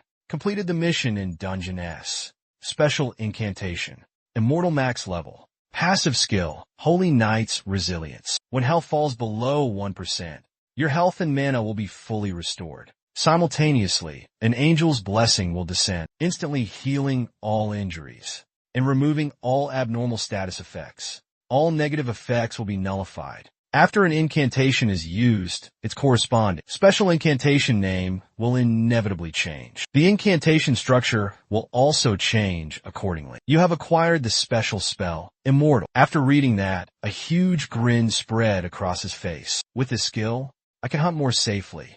Then I visited the DNF homepage, thinking I might find something useful. But there wasn't any information about the hair. The posts explaining skills were still there, but I'd rather hear stories about DNF from the people who founded it. It would be more helpful. Maybe Tipong can help me gather some intel. 5 days later, in a certain house, mysterious subordinates were reporting to their AI. According to what I've observed, it seems they were taken not too long ago. Who was it that got their hands on them first? Probably just someone who also wants to investigate in secret. Just like us. For now, let's head back and report the situation. Are these the hurried footsteps from over here? Yes, Hangarm's house. The author of the story D and F, he's a screenwriter. He's practically a recluse. I found out through someone who used to work on the development team for D and F. Thanks for your hard work. When I got there, all the lights were off. The door was unlocked, but I didn't go inside. Don't worry, nothing could ever happen to you. Hey, what's up? I'm busy about to head in. Thieves are inside, searching for something important. Another one? Someone else is here. Let's hide for now. The thieves are gathering in one place. When you see open the door, light spilled into the dark room. Let me go in first. It might be dangerous, so you wait outside, okay? Okay, I understand. He equipped his armor and magic lamp. And then, he found some papers, scattered on the floor. Could this be Hayes' story? It's not on the main page. But how? It's the letter from the mysterious person in the previous episode. The progression of this story. It's exactly the same as what Hay told me. Could Hangaram's novel have become reality? What is Hangaram's true identity? A thief from behind tried to assassinate him with a knife. Unfortunately for him, you're wearing tough armor and some kind of special spell. Even my knife can't pierce it. He turned and saw the mysterious, masked figure. You're a fire magic user. Attacked, the man in black stumbled backward, preparing to flee. I need to get out of here. Stop. What's that sound outside? The man in black kicked the door open. What's going on? He's after me. Tapung. Don't chase him. Wait there. His feet moved swiftly. Stop. His eyes, they're glowing with killing intent. Hui is chasing. The man in black relentlessly. Stop. Suddenly, he noticed the man's body, emitting a red, murderous aura. Boom. The men in black surrounded him with swirling crimson smoke. What kind of skill is this? The system's voice rang out again. Activating mental restriction. Deadman's ring has successfully activated mental restriction defense. Activating physical restriction, Deadman's necklace. Activating physical weakening defense. Successful. A brilliant violet light emanated from him, illuminating the entire area. The men in black stammered in shock. What is he doing? He's not only resisting my skill, but reflecting it back. Forget it. We need to get out of here. As two of the men in black turned to flee, a massive sphere rolled out, crushing them beneath its weight. We lost one. That guy's incredibly strong. One of the men in black held a dagger-shaped throwing knives, radiating sharp energy, are aimed towards Hu. His underling, already beaten to the ground, leaves him no choice. He plunges the knife into the ground at Hu's feet. Instantly, the ground cracks open to eliminate any trace. He's willing to even turn against his own comrade. Once finished, he immediately takes off. Damn it. There he goes again. After the struggle ends, Tipong has collected all 4 pages. He's also given 3 more instructions. First, find any other clues related to the author, Hangaram. Second, try to contact him by any means. Third, keep an eye on news about colleagues or anyone close to Hangaram. Except for the 2 pages about hair, the rest of the notes said the Dark Wizard, Bandana, has enthralled Emperor Ioniv of the Deadman Empire, and for that achievement, well, he became the Prime Minister of the demonic empire of Aetnia. However, Bandana wasn't satisfied with that. To eliminate all successors to the throne of the Deadman Empire, He secretly set traps for Crown Prince Akanis. The truth is Bandana laid a trap for Akanis to unearth the royal secrets. He took advantage of Ioniv, who was mentally manipulated, to place a magic spell on the royal library. He placed a magic spell within the royal archives. Akanis had no idea it was magic, as he continued to train until he was possessed by it. Before Akanis completely lost his mind, he sent his only remaining relative, Hay, to escape overseas. But the fate of the deadman royal family was truly dark. While fleeing overseas, she fell into the hands of Daruth, who had made a pact with Venyan beforehand, and was captured. One page talks about the dark mage, Venyan, who had a pact with David. Another page is the story of Bud Illis and the Rift. The great mage Bernard was the one who conducted 35 studies on the Rift. While researching old books, Bernard discovered something he couldn't understand. It was the disappearance of Haya and Ugnis, the traces of the Deadman Empire. And behind the many words of the great mage, Yuhyun picked up the paper and read. Han Jieran wrote these novel pages and left them behind. Where did she go? Haya forbid. A glass of water was brought to Yuhyun. Appa, have some water. Hey, and thank you. And I have something to tell you, Dusik.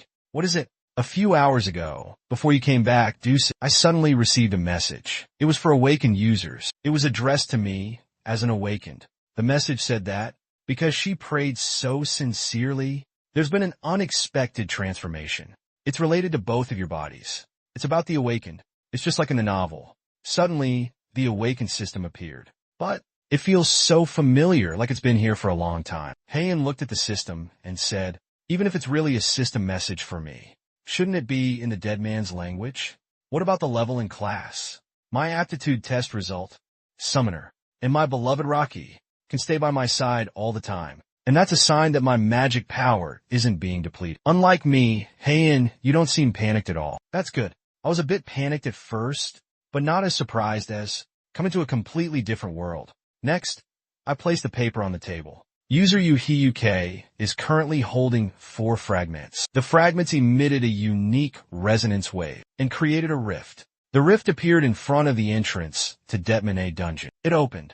Permitted entrance are only 2 people, User Yuhiyuke and Hain. We're seeing the same message now. Yeah, that's right. The dungeon's name is Detman. It seems like this will be a story related to the Deadman Empire. I think so too. And Hia, for a newly awakened superhuman like you, who hasn't had their powers for long, it could be very dangerous. Yes, I know. But even so, I still want to go in, even though it might be dangerous. But I have to get information related to the Deadman Empire. Deadman, if Hia says so, then I don't want to miss out on a special dungeon that offers a huge amount of experience, just like the dungeon where I saved Hia before. So, shall we go? Yes. Stepping through the door, a thick fog awaits them. They proceed cautiously through the desolate landscape of the Deadman Empire. This is the Deadman Empire, a place that has become a wasteland.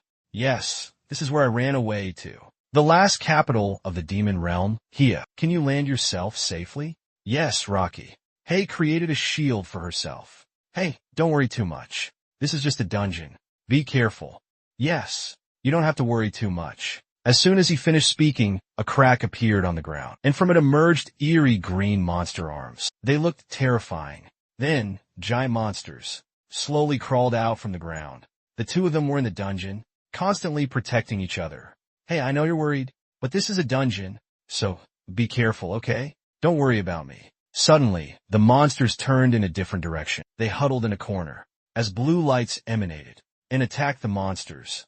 It was Iron. Iron was shielding her from the attack, facing the monsters, like she was swatting flies at the market. Amazing! 10 soldiers fighting 1 vampire. It must be stronger than a regular monster. What's going on? You can defeat monsters now, too. You're getting stronger. This was before that, Hain. I have something to tell you. What is it? How do you feel about the mutants? You've been defeating? No. Nothing. Honestly, I don't think this space is the world I once lived in. Hyuk and Hyge look out at the desolate, ruined city. Mist surrounds them. This feels different. Strangely different. If it's this different, then this place could be a stepping stone for our growth. You must have felt this before. Every time those goblins died, we gained experience, and that experience gave you strength, right? Isn't that right? For me, it's the same strength, the same power. Dayak, let them rest in peace. Sometime in the dungeon, With your swift feet, we've killed so many monsters. My drone has spotted a group of monsters in the distance. I found a group of vampires up ahead. This time I also want to fight alongside you. Can I? Yes, I think I'm strong enough now. I can't just stand by and do nothing. All right, stay behind me and let's finish this in one go. Okay, this is the first time I'm fighting with you. For Shizuka's life, the summoning magic reveals two: a white wolf and a black wolf, charging fiercely towards the monsters. The female monsters are knocked to the ground. The combination of summoning and magic. Is it working all right? The system announces, level up, Yuhi, sorcerer level 47. Are you the sorcerers who burned our brethren? Lightning and thunder relentlessly attacked them. He used a shield to protect them. Hey, you want to stop us? It's going to be a little difficult. The monster in the middle seems to be the leader of those small monsters. It's emitting terrifying sounds. That's the sorcerer, Izarian, the final boss. Hay gritted his teeth in astonishment. What is this? Why would a white horse sorcerer of the Deadman Empire do such terrible things? Little sister, how? How could he? Does he realize who you are, princess? Hi Jai, how? Could you survive the spatial rift? Answer me. Don't you know? I'm just helping the people. Receive his blessing. You traitor. If you receive that blessing, then you will receive his blessing. I'm more than happy to help you. I don't need your help. Without another word, he charged forward to attack him. But to his surprise, he reached out and grabbed his hand. You think you can defeat me with that kind of magic? I'll show you what real magic looks like. He grabbed Doak's hand and said, you think you can defeat me with that kind of magic? I'll show you what real magic is. Doak was surprised and thought, why did the fireball work? He quickly launched another attack. Magic missile. But the darts passed right through him and vanished. His magic had no effect. Yu Jaehyuk frowned in confusion. Impossible. Anti-magic field. In that moment of distraction, Araki landed a blow to Jaehyuk's stomach, sending him flying. Do you know what's truly amazing? It's that you finally realized you have no chance of winning. Jaehyuk crashed hard against the wall. Pain shot through his body, but his mind remained clear. He began to analyze the situation. Normal anti-magic skills. Deploy a magical barrier and neutralize external magic.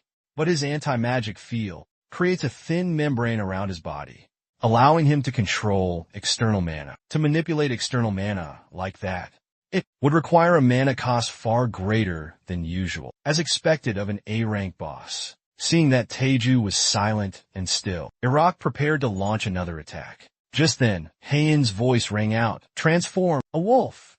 The 8th elder charged towards Iraku, but a protective barrier surrounded him, blocking his path. Iraku smirked, swatting away the wolf with a flick of his wrist. You think you can stop me with this pathetic wolf? He scoffed. I'll go easy on you. Just this once. Until then, you better repent. Hei's face hardened. What do I do now? He thought grimly. Iraku noticed movement from Uyo. Seeing him stand, Iraku asked, shall we continue? The moment he finished speaking, Uyo used his mirror image technique, creating multiple clones of himself. Iraku sighed. Honestly, just like before, you're quite the showman, aren't you? Of course, power is what you're confident in, but without physical strength, how can you possibly defeat me? I don't know what you've become in this transformation, but you'll get a taste of this, he shouted, while unleashing his power to create clones of himself. Suddenly, a system notification appeared before Taeju. Energy core fully charged. Acme's bullet has been transformed. It can now target the majority's enemy. Acme's gold cannon will cause catastrophic physical damage. Locked on, Taeju aimed the cannon directly at the enemy's head. Targeting acquired. Distinguishing between the clones and the real one, he used his incredible speed to chase him down and fire. Caught off guard, the enemy tried to use a shield, but Yuhi's bullet pierced right through. A barrage of bullets riddled his body. Iraq collapsed to the ground, unable to move. Yuhi approached him. Iraq mumbled, What did you do? I've never seen anything like that. Yuhi drew his sword, calmly looking down from above. Go to the next world and find out. He turned and said to Hei, come here. It's time for revenge. Yuhi handed her the sword. Hei took the sword and approached Iraq. He desperately tried to crawl back, pleading, wait, I haven't relayed his message yet. I have a mission. If I live, princess. Hey, I'll tell you everything. Hei ignored his pleas, her face cold as she swung the sword down. Di, traitor. Iraq struggles until the very last moment. No, no. The system quickly announces a level up. Player Du Huiyak has reached level 51. You have reached level 6 as a sorcerer. Hei speaks up. Du Huiyak, thank you for giving me the chance for revenge. Suddenly, everything around them starts to shake. System alert. Boss defeated. Instability detected in the deadman dungeon. The main gate leading out of the dungeon has opened. The gate will collapse in 10 minutes. Please evacuate immediately. If the gate collapses, players will be unable to exit. Just as Du Huiyak is about to leave, Hei says, wait for me. Before we leave the dungeon, there's still one place we need to go. The two of them enter room 6 and search everywhere. The system continues to warn them. 3 minutes until the main gate collapses. Dust and debris continuously fall from the ceiling. Doak urgently pushes Hei in. We're running out of time. Hei in frantically tries to find the book she needs. It's got to be here somewhere. Then, she accidentally triggers a hidden switch, revealing a compartment. A book appears. Found it. Hei in quickly tells Doak, I found it. Let's get out of here. Doak urges her. All right, let's go. At that moment, the ceiling above Hei in collapses. She's stunned and unable to react. Doak rushes to protect her. Luckily, they both managed to escape in time. They made it back to their apartment through the main door. Du Huiyak, breathing heavily, said, that was close. He looked at the book in Hei's hand and asked, is that what you were planning to bring? Hi, ansvaret hostlu. Yes, I wanted to bring this. This book will be very helpful for you, Du Huiyak. Then, a system notification appeared. Deadman Royal Family's Vision. You have completed the Deadman A game. Receiving reward items for Deadman A. Du Huiyak asked Hei, should we check it out? Hi is subtitlichen. I don't need to. Next time, if there's something useful, I'll take it. Du Huiyak replied, oh okay. Then I'll check the loot. You should get some rest. Hei nodded in agreement and left. You've worked hard today. Du Huiяк's expression turned serious as he looked at the 2 reward items. 6 magic resistance armor pieces and 6 holy light armor pieces. I think there are 2 priority items and 10 superstones. The function of this stone is to possess energy at the highest level, and it's quite unique. As soon as he received the 10 superstones, everyone's system simultaneously announced, the first superstone fragment has been discovered. The first representative item received from an A rank or higher dungeon has been acquired. It can be utilized through superior synthesis methods. Du Huiyak raised an eyebrow and muttered, it's like adding an item into this game? Huh? A rank or higher dungeons. There's even a transferable ranking system from Q. Well, it wouldn't hurt to try attacking. But there might be a boss, even tougher than the last one. So 3 people won't be enough. We better recruit more members for this round. I'll just post a recruitment ad on the community forum.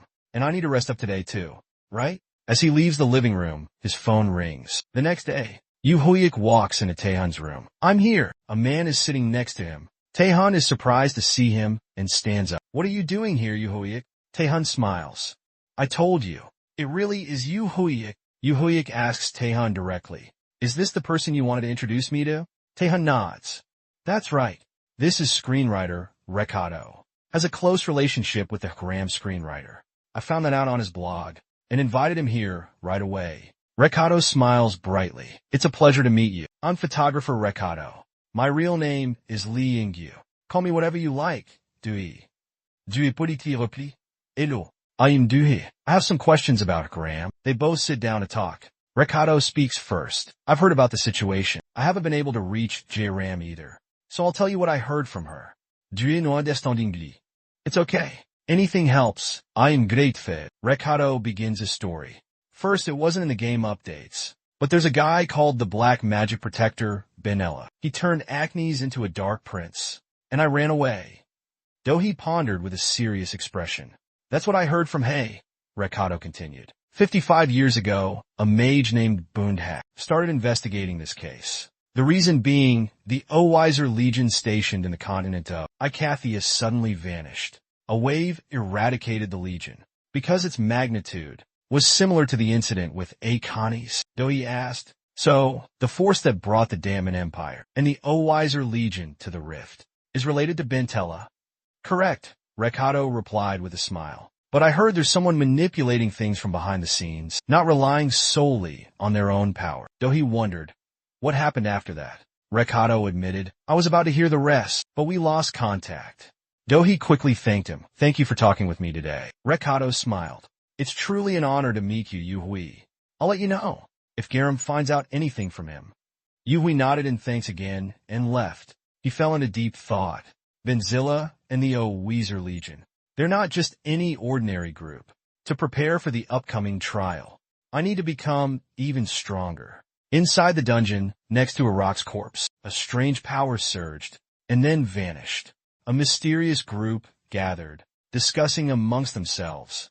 Someone has arrived. Could that power be a trace of the rift? The vile outsider has been executed. We shouldn't dirty our hands further. Should we report him? We still lack evidence. A rift at this level isn't his domain. It's just a minor issue caused by the traitor. The outsider has gone beyond this world. Continue to monitor and study him. Time is running out. Scene change. Inside his apartment. Do Hyuk is diligently duplicating valuable items.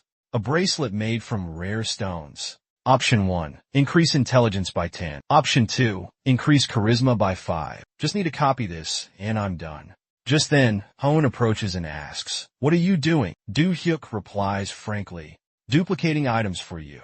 She points to the stack of books beside him and asks, "What are these books for?" Do Hyuk responds, "Oh, these are my new orders. I went through a lot of trouble searching through 20,000 books, but it paid off." Dacha slowly raised his eyes to look at Hai and asked, "Did you get a haircut?" Hai, with a face full of determination, replied, "Yes, as a sign of my resolve." Dacha raised an eyebrow at her words. "Resolve?" Hai answered, "I want to adapt to the power of the awakened and become stronger. And if I can ever return to where I used to live, I will take revenge on Vanilla with my own hands. If I can become stronger, I'll undergo any training or trial. Please, Dacha." Dacha suddenly fell silent just as he was about to say something. Suddenly, all the lights in the house went out. Hai asked in a panicked voice, "Dacha, what's going on?" Doohee Woo answered with a serious face. "Not long ago, some people showed up in front of my house to arrest me. It seems they couldn't find a way to break into this house, so they left immediately. Suddenly, a mannequin attacked him from behind. Doohee Woo nimbly dodged the attack, and then blasted it away with a missile launcher. He stood from above and called down to the two sisters, Julia and Kong Seo-yun. "You entered without the owner's permission. What are you doing here?" Kong Seo-yun smiled and tried to persuade him. "Cut to the chase," she said. "It would be a shame, Doohee Woo, if your abilities were wasted in this small country. Come with me. I can prepare all the necessary training grounds. The wealth you desire." Do Hyuk coldly replies, "Cut the crap. I'll never follow you." Kong Seo-jun, failing to persuade him, orders his puppets to attack simultaneously. "Consider this your final warning."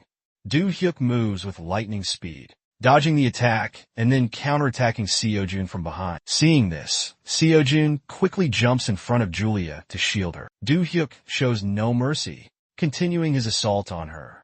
Suddenly, two puppets attack Do Hyuk from behind, but he anticipated this, summoning Aryan to deal with them. With an emotionless face, Do Hyuk asks, "Is controlling puppets your only skill? Don't you have any other abilities?" Kong Seo-jun lies injured from the attack. Hearing that, she switched to her ice power. "You can't kill me with this fire." Then she stomped her foot. Sharp ice shards erupted from the ground. They shot straight towards Do Hyuk. Everyone thought Do Hyuk would be hit by Kong Seo-jun's sharp ice shards, but he wasn't. He quickly created an ice wall, blocking everything. At the same time, he froze all the mannequins. Julia nimbly dodged to the side, avoiding being frozen. Whoa, that brutal ability again. A little slower and I would have been frozen solid. Do Hyuk's power is stronger than I thought. I don't think anyone could survive a direct hit from that. Kong Seo-jun was also surprised. She was stunned. She couldn't believe her attack was blocked.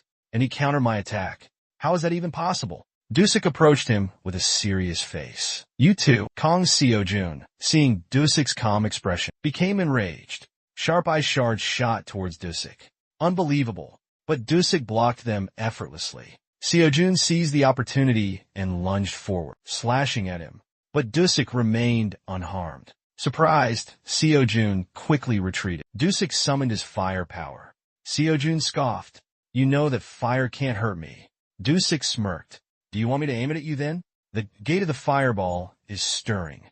Doak opened a dimensional gate and sent the fireball through it and unleashes it at Julia. Kang Seo-jeon instantly realizes his intention. She yells, "Julia, dodge," but it's too late. Julia is knocked unconscious by his fireball. Kang Seo-jeon rushes to Julia's side. "Wake up!" Do Hyun-UK frowns, so it's over. Just then, a hand lands on his shoulder. "That won't do." Do Hyun-UK spins around, startled. "Who's there?" But there's no one behind him.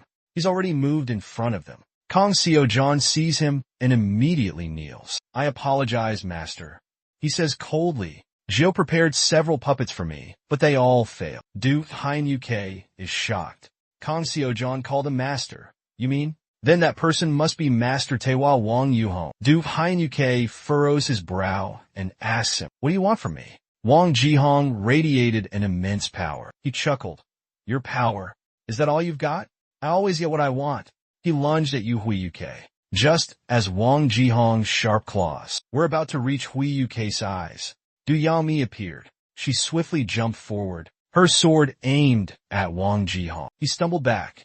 "You're early. My power." Du Yangmi gritted her teeth. "Wang Jihong, I'm not in the mood for games. Taewha Gil attacked someone else. He's being treated right now. Are you aware of that?" Wang Jihong replied indifferently. "Let's see. The scene. Just a bunch of nameless corpses, huh? This can't be used as evidence. But I think I'll be leaving now. Too many eyes watching. Let's go, you fools." He then disappeared with Julia and Kang Seo-jeon. Yu Huyuk was furious. He gritted his teeth, glaring at their retreating figures. After they left, only Yu Huyuk and Yo Yangmi remained. Yu Huyuk spoke up. "I didn't expect you to arrive so quickly." Yo Yangmi stepped closer and said, "Daeho must have told you that Yu Huyuk is under my care and protection. To be honest, before coming here, I thought it was already too late." Yu Huyuk gave a timely, faint smile, despite having injured one eye from being attacked by Young Jihyung. Du Yangmi said, "But even so, we're still pretty lucky." Du Hyuk approached the mannequins, examining them as he asked, "What were those mannequins that Gwang Jihong mentioned earlier? What are they really?" Du Yangmi explained, "Those dolls are killer puppets, controlled by the guild, Weizong. All information about the controller is erased. Even if they're caught, no one will know who's behind it. Through this forbidden technique, they don't have any personality or memories. These dolls are what help them maintain their top position in China." Du Hyuk frowned and said, "If Wang Yihong is doing this, it won't be easy to deal with." Du Yangmi added, "There's no guarantee that these attacks on Du Hyuk, it only happened in China. Last time, during the incident at the shopping mall, Yu Hyuk became the target of many people. Because of Yu Hyuk and Hair, we need to strengthen Bai's management even further." The next day, at the Gil Underground Training Camp in Seoul, everyone is diligently training with the robot. One by one, they step up to fight in order. Anyone who is defeated must leave. Yu Hyuk and CME are standing on the side, observing the situation. Yu Hyuk says, "If it weren't for IUE, things would have been serious." CME smiles and replies, "Yes, since both of us are lacking in experience, it's important that we find the right person to compensate for those shortcomings." Yu Hyuk continues, "Thanks to IUE, since she's very experienced and passed the test. There are many different ways to do it." Sumi asks, a little worried, "But Appa, what about your Kia? Is it really gone?" Du Huyuk smiles gently and replies, "It's okay. We can always find another one later. It's just a Rolls Royce." Just then, Yui's voice calls out, "Du Huyuk, can you come here for a second?" Du Huyuk walks over it. "What's up?" "This person says they know you," Yui says. Du Huyuk sees Lee Yanseo and smiles. "Is this about enhanced queue management? But I've never heard of doing it this way." Lee Yanseo speaks softly. "We simply want to break through to level B, but we've been delayed. So we signed up for this. If we tell them in advance, we can take a support test without being discriminated against." Then, Ayui said, "So, if it's simply a matter of taking the test, can I begin?" Lee Hyun-soo immediately nodded in agreement. "Yes, no problem. Yui, remind her to get ready." After that, Lee Hyun-soo stepped into the arena with his equipment. Somi and Yuhi had the same thought. She's a B rank awakened. So what level are her skills? Then, the starting signal rang out. "Let's begin." As soon as the rolls flew in, Lee Hyun-soo quickly drew his bow and fired a volley of arrows at them. First, a physical attack. But it was useless. Each roll was protected by a shield. Yui watched intently. Monsters that counter physical attacks will appear. In this round, what should we do in times like these? Leon so maintained her composure. Don't worry, I can attack physically and use magic at the same time.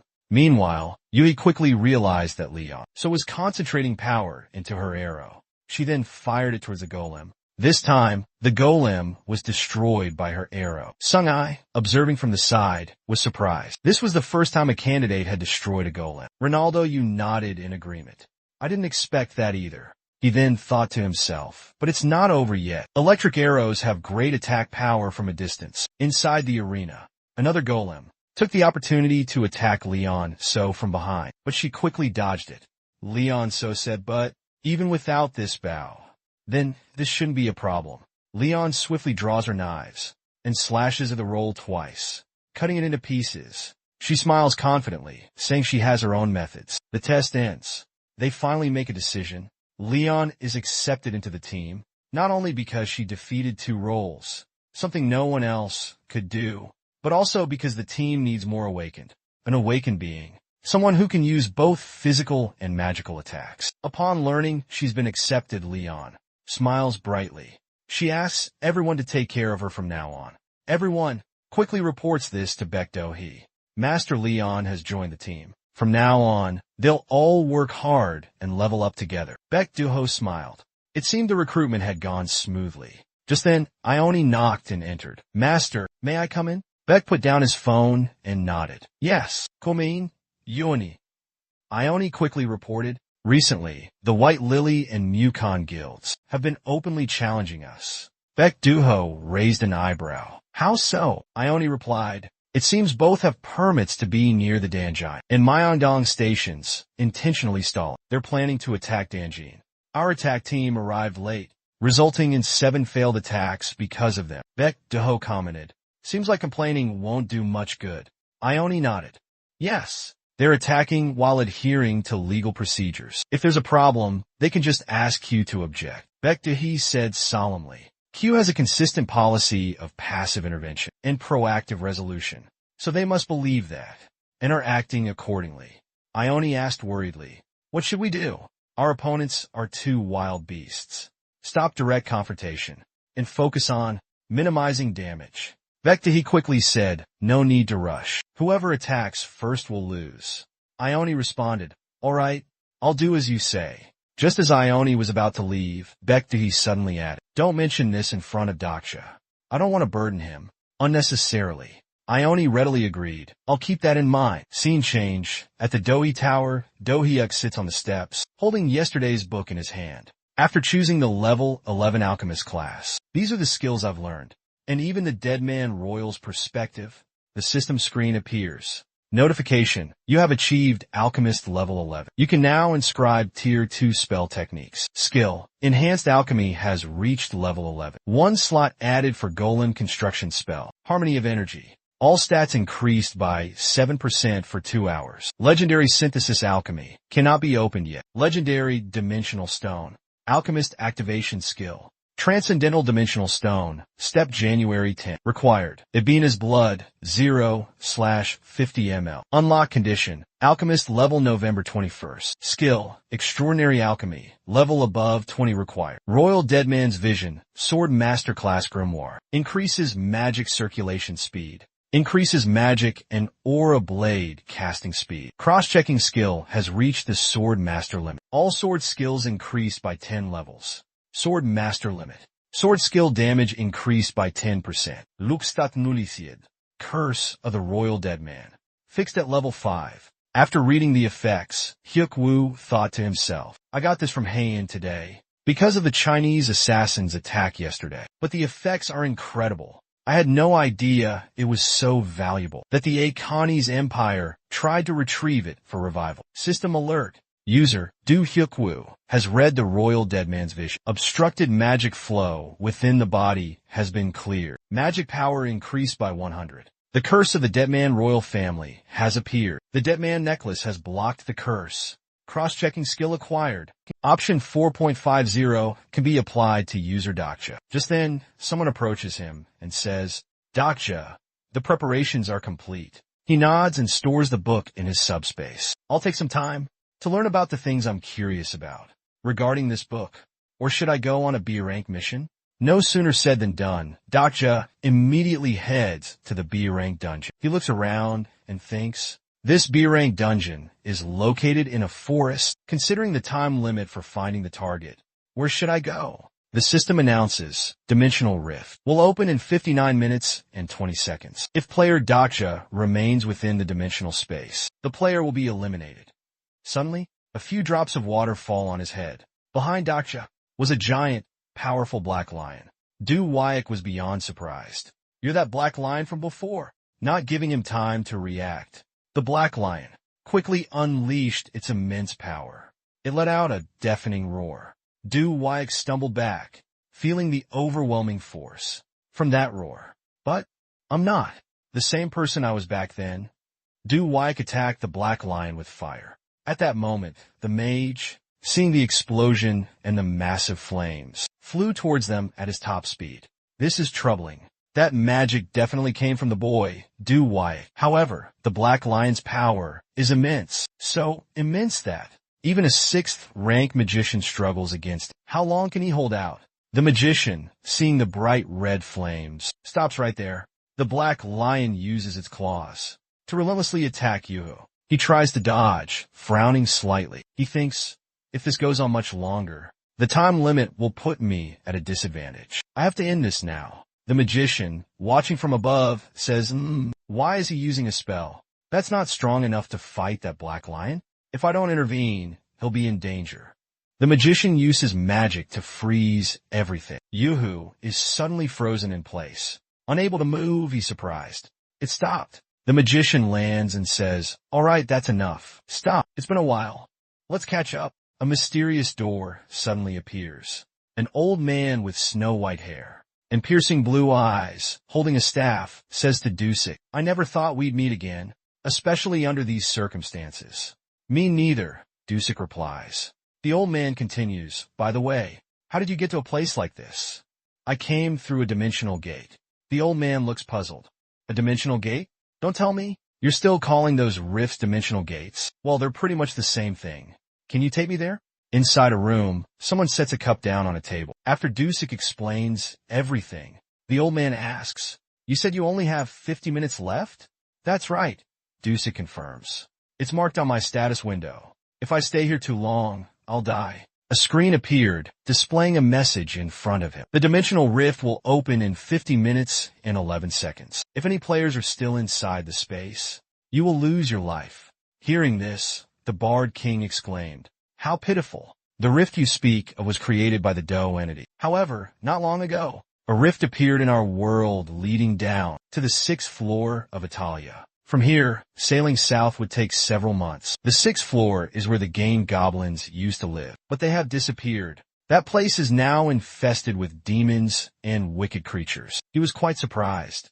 All of the goblins? Then he continued, it's all just a theory, but I think an entity used the rift to move all the goblins to another dimension. He frowned. It's not just a random SAO opening, is it? If it were random, the rift wouldn't have the same wavelength as the rift that appeared in Royal Deadman 55 earlier. Ibina too, the powerful Goblin King Cannon, wouldn't just disappear into a rift without a fight. Suddenly, Doak interrupted. Wait, did you just say Ibina? The Goblin Lord Ibina? A notification popped up on the screen. Legendary Alchemist job, unable to unlock. Legendary Grade Space Stone, generate. Alchemist active skill. Transcendental Space Stone, level above 10. Goblin Lord Ibina, level above 50. Minimum requirements to unlock Alchemist job, level 11 above 21. Extraordinary Alchemist, level above 20. After reading the notification, he said in astonishment, it's a name mentioned in the system. It's a technique that involves his blood and space stones. It connects to your world as a precaution. I'll tell you the Goblin Lord's weakness. Ibina, he has a weakness. If you follow the records, from when Swordmaster Galen fought him, the only place on his body that doesn't harden is the nape of his neck. If you encounter him, aim for that spot. He nods in understanding. The nape, okay, got it. Let's put that aside for now. He stands up and walks to the window. In the world we live in now, spatial rifts with the same wavelength as the ones in Ibina and the Deadman Kingdom keep appearing. Therefore, I have a hypothesis. If there's an entity creating a large number of rifts, intentionally creating an imbalance so that the disaster can be prevented. From this imbalance, another entity created an awakening system for Earth to make humans stronger. Du Huiyik gradually understood. He muttered, "That's..." VH didn't respond, but continued speaking. "Because a spatial rift connected us together. There must be a reason you came to this dimension. If you have any questions, feel free to ask." He opened a small wormhole and reached inside, retrieving something. "There's a book I read but didn't quite understand. Could you help me?" The notification board reappeared. "Spatial rift will open in 15 minutes and 30 seconds. If player Du Huiyik remains inside, you will..." He began to transform. The old man stood outside, observing every move the protagonist made. "That's right. Remember this. A mana stream usually only contains one core, which can be used to cast magic. But perhaps, because you awakened and fully transformed, you have two. That's why, like in the previous battle, you could use 2 spells simultaneously. However, the mana that should have flowed in 2 directions became tangled, and you couldn't use your power properly." Suddenly, the protagonist exclaimed, "I've got it!" In each hand, he held a different spell. Fire in one, ice in the other. A system voice announced, "Cross-control skill successfully acquired. Do you understand now?" "Yes, I understand perfectly." A book materialized in the old man's hand. "It's good that I was able to help you. Also, this is a book I wrote as an introduction to the magic circle. I hope it helps you." He joyfully takes the book and stores it in his inventory. He turns and says, "Let me see you out. Shall we talk as we walk?" They walk down the path together. "After hearing about the book, I wanted to ask you something. If you met the last king and queen of the deadman royal family 55 years ago and received that book, then 55 years later, you could have met me again. But if not, if time is still distorted as it is now, then, based on the time you met them, it would have to be from a different time than now. Correct? Is that right?" He received an answer from the old man, who then took off his necklace. Inside the pendant, there was a picture of a white-haired woman. Magical energy began to emanate from the old man. He then channeled all of it into the necklace. "Note, after this, give it to the male lead. Take this necklace." He looked at the old man in astonishment. "This seems precious to you. Are you sure I can accept it?" "It's all right. This belonged to my wife. She passed away 15 years ago. She gave it to me. I don't know why, but keep it. If you ever meet me from a different time, I will help you." Clutching the necklace in his hand, he felt deeply grateful for the old man's kindness. "Thank you," he said. They talked for a while longer until they reached the gate. A spatial gate. "We're here. Let's end our conversation. Well, it's time to say goodbye. If fate allows, we'll meet again." "Yes, it was good seeing you again after all this time." Rank B mission complete. You have completed a Rank B mission. You have received a Peerless Incantation. Peerless Incantation. Mana burn max level. Active skill of the Black Witch. You can absorb mana from enemies. You cannot exceed your maximum mana limit. Success rate will vary, depending on your intelligence stat. Seeing him return, the guard said, "You did well. Let me lead you out." Hearing this, Doak said, "Can I rest for a bit? I just want to check my stats before we go." "Of course. I'll head down first, so just relax and rest." After that person left, he opened his status window, lost in thought as he stared at it. Should I allocate the stat points I received from stage 10 first? On the screen, his information and special skills were displayed. He clenched his fist, the necklace he was wearing emitting a faint red glow. The old man gave it to him. "This is the necklace that the deity gave me." The screen continued to display the necklace's information. Deity's necklace. Rank, unique. Magic power plus 500, option. Strength plus 200, option. Intelligence plus 200. This item can be stacked with other items. Due to the blessing of harmony, while wearing the necklace, the quantity of items will be doubled. Besides the level up mission, what exactly does the deity want from him?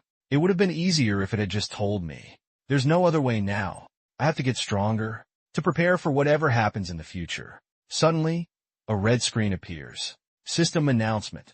This message is being sent to all awakened. Through the system, the Kalong Goblin tribe has chosen to descend upon Earth. The army of the Kalong Goblin Lord, Ebuna, is invading. Time remaining, 48 hours. Countdown commencing. What the? Elsewhere, Yumi gazes pensively out the window. A shout suddenly breaks the silence. Captain, did you see the new message?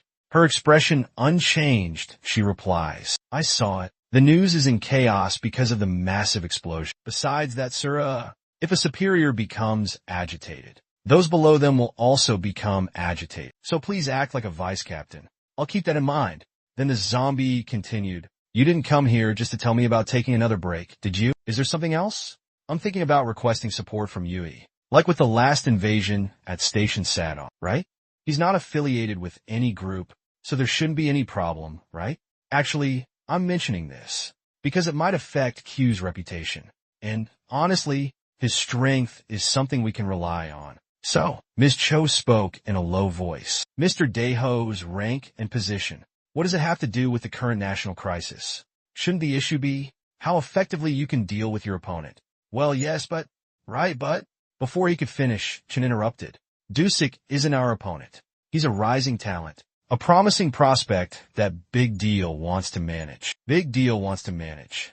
So you're thinking about this the wrong way. Daeho, I apologize. No need to apologize. I have something to tell you about the White Lotus Society under Mukian, right? Daeho replied correctly. It seems they'll soon be fighting with workers in Seoul. Since they're the two crews who know Q's tendencies best, they won't have a better opportunity than now. Hearing that, he sighed. What a shame. Thinking about it, this crisis will occur. Because great chaos can also be advantageous. So she ordered him to just keep watching them. Our course of action remains the same. Passive intervention and proactive resolution. Let's see how the national influence of the Awaken will change. Elsewhere, Baek Dojiu, with dark circles under his tired eyes, is still working. Suddenly, a voice calls out, Master, you don't look well. She stops, stands up, slams the table, and shouts, Who's there? Suddenly, a chair appears in front of her. Tiny blue sparks gather and gradually form a human shape. I apologize for startling you, Master. I came here secretly because I have something important to tell you. It's you Hui. What is it? Why are you here? After hearing about Baek Ryan and Mukian, I think it's time to make our winning move. She is surprised. Exactly how much do you know? And what's the winning move? I know everything, even about the current unstable situation. Baek Dahi continued. Because this is an issue between the guilds. I didn't tell you.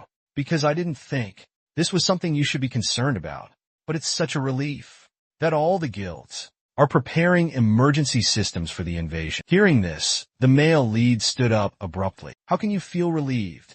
At least while they're preparing for the invasion. No, while the awakened ones are being summoned to play the role of stopping the invasion, Bakrian and Muhian will undoubtedly use the time when restrictions are lowered as an opportunity to target us. Surprise after surprise. She looked stunned, unable to believe what she'd just heard. No way you're saying those two councils are going to use their full force against us? Because the assassin hired to kill you, Min Suyin, came from the White Lotus Guild.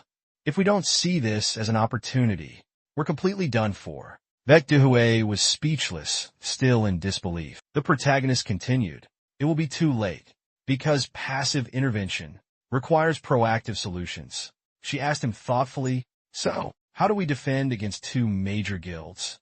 Duhue smiled slyly. I have a plan. At the abandoned factory near Sorium Station, numerous cars appeared around them. The girl speaking was the leader of the Flower Lily Guild. Calling us in this late? What's the big deal? She turned around, facing 10 of the nation's top guild leaders. The person beside her whispered, Looks like everyone's here, including Bakrian and Mukon. Are they trying to lecture us or something? We'll find out soon enough. The click of heels echoed, followed by a woman's voice. Welcome, masters. Thank you for taking the time to come. The guilds in Seoul are currently in a state of open conflict, specifically with Bakrian and Mukon. Baek Dahi confidently announced. While they had called everyone there, we request your cooperation. One of the 10 guild leaders spoke up. We've heard the rumors, but if they intervene in the conflict between the three guilds, will the situation change? Another leader agreed. Exactly. It's not because we're QG. But why should we get involved in this? A voice from outside echoed into the meeting. Of course there is. Gigi immediately recognized it. She was completely surprised by Park Jui's sudden appearance. According to Dewey, this issue isn't just limited to Seoul. It will affect everyone in the future. Baekdae felt things were going exactly as planned. At the same time, she understood that Dewey had known about this all along. This couldn't be resolved with words alone. Dewey felt that Master was always too soft on these issues. He vaguely didn't understand. That's what you call a naive sense of justice. Or maybe it's having too much faith in their conscience. Neither of those things do you any good. The leader's sitting down there. I don't understand why Yu-hook is here. Yu-hook says he won't waste their time. He asks everyone, can any of you honestly say that your crew is better than those in Seoul? If Bakerian and Muhyun could get their hands on the Seoul crew's assets, do you think they would hesitate? None of the leaders dare to speak up, just because the Seoul crews are falling apart. Does Yu-hook think the others will follow suit? Sure, if they banded together, they wouldn't collapse. But Yu-hook's point is, if another crew becomes a victim, will you all just sit there and watch? Then everyone else will quickly follow suit. Dee spoke up. Bi will never just sit back and do nothing. Doak realized that in the end, they wouldn't remain mere spectators. If they could maintain global order and awaken people once more under the faith of both guilds, then they would resolve things in that direction. Doak questioned them again. Do you all think that Bi will willingly do everything you want? But someone still felt there was a way to cooperate with the other guilds, including those in Seoul. Even if the Seoul guild disappeared, there wouldn't be any other issues. Doak distined, knowing that this answer wasn't satisfactory enough. So, what if Doak proposed a different approach? How about this? Meanwhile, at the exclusive bakery and guild building, lights were still on. Are the Mukon guild's preparations complete? Guild leader Mukon says they are finished. He's positioned the lower ranks near the tower. And Vice Guild Leader Mukon is also there. What about the situation with Q? Another voice asked. Has Guild Leader Mukon noticed any activity from Q? The voice belonged to the Bakerian Guild's vice leader. No problems there, Guild Leader Mukon replied. They're all preparing for the invasion. Hearing this, Vice Guild Leader Bakerian was quite pleased. As expected, Bakerian's guild leader stated confidently, the Seoul guilds are gathering, preparing for the invasion. Guild leader Mukon spoke up, suggesting they discuss dividing the Seoul guild's assets fairly. Hearing this, Chairman Beck Ryan agreed. Finally, a woman's photo appeared on the table. At a glance, one could guess it was Baekdae, the head of the White Lotus Society. Chairman Gu Changhui then slashed the photo with a knife. Showing his anger, he gritted his teeth and seethed. The time has finally come to wipe out that damned Seoul guild. Remaining time, 10 minutes 25 seconds. An incident occurred near the ISO station. A spatial rift appeared, creating a gaping hole, suspended in midair. Hordes of goblin minions poured out from the rift. As soon as they emerged, they were met with a crushing blow. It was Choi Daeho. He launched a relentless attack, preventing them from getting closer to the residential area. The monsters surged forward, attacking fiercely. At the same time, Choi Daeho unleashes another attack. A powerful punch sends the creatures flying off the planet. Everything in the path of his fist turns to ash. He wipes them out in one fell swoop. Du Yami has also arrived on the scene. Seeing the goblin minions charging towards her, she doesn't flinch. She charges forward, surrounded by sharp thorns. Du Yami finally opens her eyes. A single, clean slash leaves no survivors. She follows up with a flurry of sword strikes, as intricate as a spiderweb, leaving the goblins no chance to react or even move. Du Yami swiftly eliminates them all, leaving no trace. She emerges from the flames without a scratch. Choi Daeho sees her and immediately reports. We have a problem, Captain. Choi Daeho, what's wrong? Choi Daeho receives the message. An S-rank boss has appeared near the ISU station. Jangmi reassured Choi Daeho that Yu-hook is there, so it should be fine. Even if something does happen, it'll be difficult for them to get there from this side. The goblin minion screams are pouring out from the rift, growing louder and louder. Dojin spoke up. Things are starting to get serious here as well. These aren't ordinary minions. A clear hierarchy among the goblins is emerging now, and the first wave of goblins can clearly see it. Near ISU station, goblin commanders are barking orders. Charge! Their brethren rush forward in unison. A blue light shines through the dust cloud. The goblins halt. The light grows brighter and more numerous. It instantly zipped past, lightly grazing a goblin's head. It wasn't just anyone, it was Yu He-woo. He demanded to know where Abino was. The lead goblin, enraged, roared back, questioning Yu Hiwu's audacity. How dare you speak the great lord's name? He threatened to crush the lowly human. Two blades swung down simultaneously, aiming for Yu Hiwu. When the blades hit the ground, the goblins believed they had eliminated him. The goblin prematurely celebrated. A lone mage wandering around. They thought Yu Hiwu was easy prey. With a single hand, Yu Hiwu effortlessly caught the blades. The goblin minion couldn't believe his eyes. How could he have imagined that a small mage could so easily stop two massive blades? Yui asked him why he thought he was going alone. From the thick smoke and dust, Sumi and Shin Yuhi appeared to provide backup. Shin Yuhi shouted for Yuhi to slow down a bit. Sumi said she would protect the front. They attacked simultaneously. Upon landing, the goblins vanished into dust. But then they were both stunned to see large boulders floating in midair, flying towards them. But from their side, bullets also came flying. They caused the boulders to explode. It was none other than Li Yunsu. Li Yunsu would provide long-range support. She told them to run freely. Li Yunsu appeared on the roof of a building. Shin Yuhi, seeing her, thanked her. Then both Shin Yuhi and Sumi fell back behind Yuhi. Shin Yuhi questioned him. Are you trying to handle everything on your own again? Wu-In denied it. No, it's not like that. I have to catch that goblin. Shin Yuhi suddenly stopped. Wait, let me clear a path for Wu-In through these minions. A large horde of goblins appeared, surrounding them all at once. Meanwhile, in front of the Tryon Soul building, Confirmation, the main force of the Soul branch has left their position. It's the Bakrian guild leader. He's appeared with the guild's artillery mages. Someone reported, Zhang Mi and Choi Daeho of the Big Dipper are currently near Guangwaman. The team with the Bakrian guild leader is at the main gate, and the Mukon guild leader ordered. They will enter from the rear gate. Let's go. Goblin minions charged forward, attacking Daksha. Shin Yuhi stepped forward to intercept the horde of aquatic goblins. They dared to interrupt her conversation with Daksha. She tested the edge of her scythe, ready to send the monsters flying. Daksha provided support from behind. As the goblins charged, Yuhi needed only a moment to pinpoint their locations.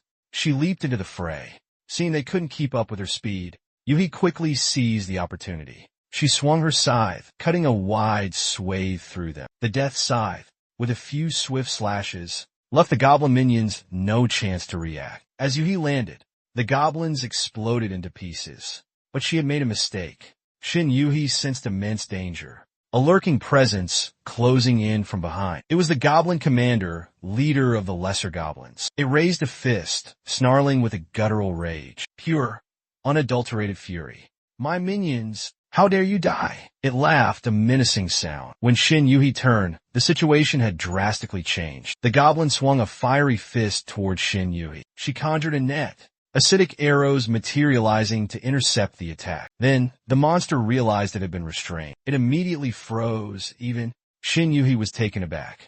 Perhaps she didn't expect to leave herself vulnerable to a goblin ambush. The goblin growled menacingly, saying, You think you can stop me with these cheap tricks? How dare you underestimate me? The threads restraining the goblin, controlled by Shin Yuhi, snapped. It had broken free from her control. Shin Yuhi couldn't believe that she could only hold it back for a short time. How? Even with my spell? If that's all it takes? A voice rang out. It was Daksha. Why? If that goblin thinks those few tricks from Shin Yuhi are all she's got, it's mistaken. An incredibly powerful magical energy. Park Dusik was charging forward. He rushed towards the goblin. Flames engulfed his body. The goblin froze at the sight of him. It didn't have time to react.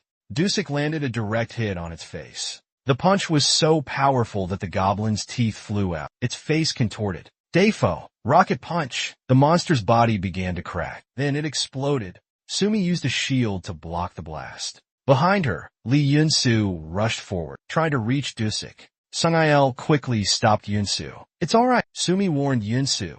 It's dangerous to approach him now. Yunsu asked Sumi, Aren't you worried? Sumi told Yunsu. Before Park Dusik arrived. Then, I saw the incantations that Duhyuk used. His fire resistance has increased by 100%, so there won't be any damage. Besides Duhyuk, both of them focused their attention on Duhyuk. Font color equals #FFFF00.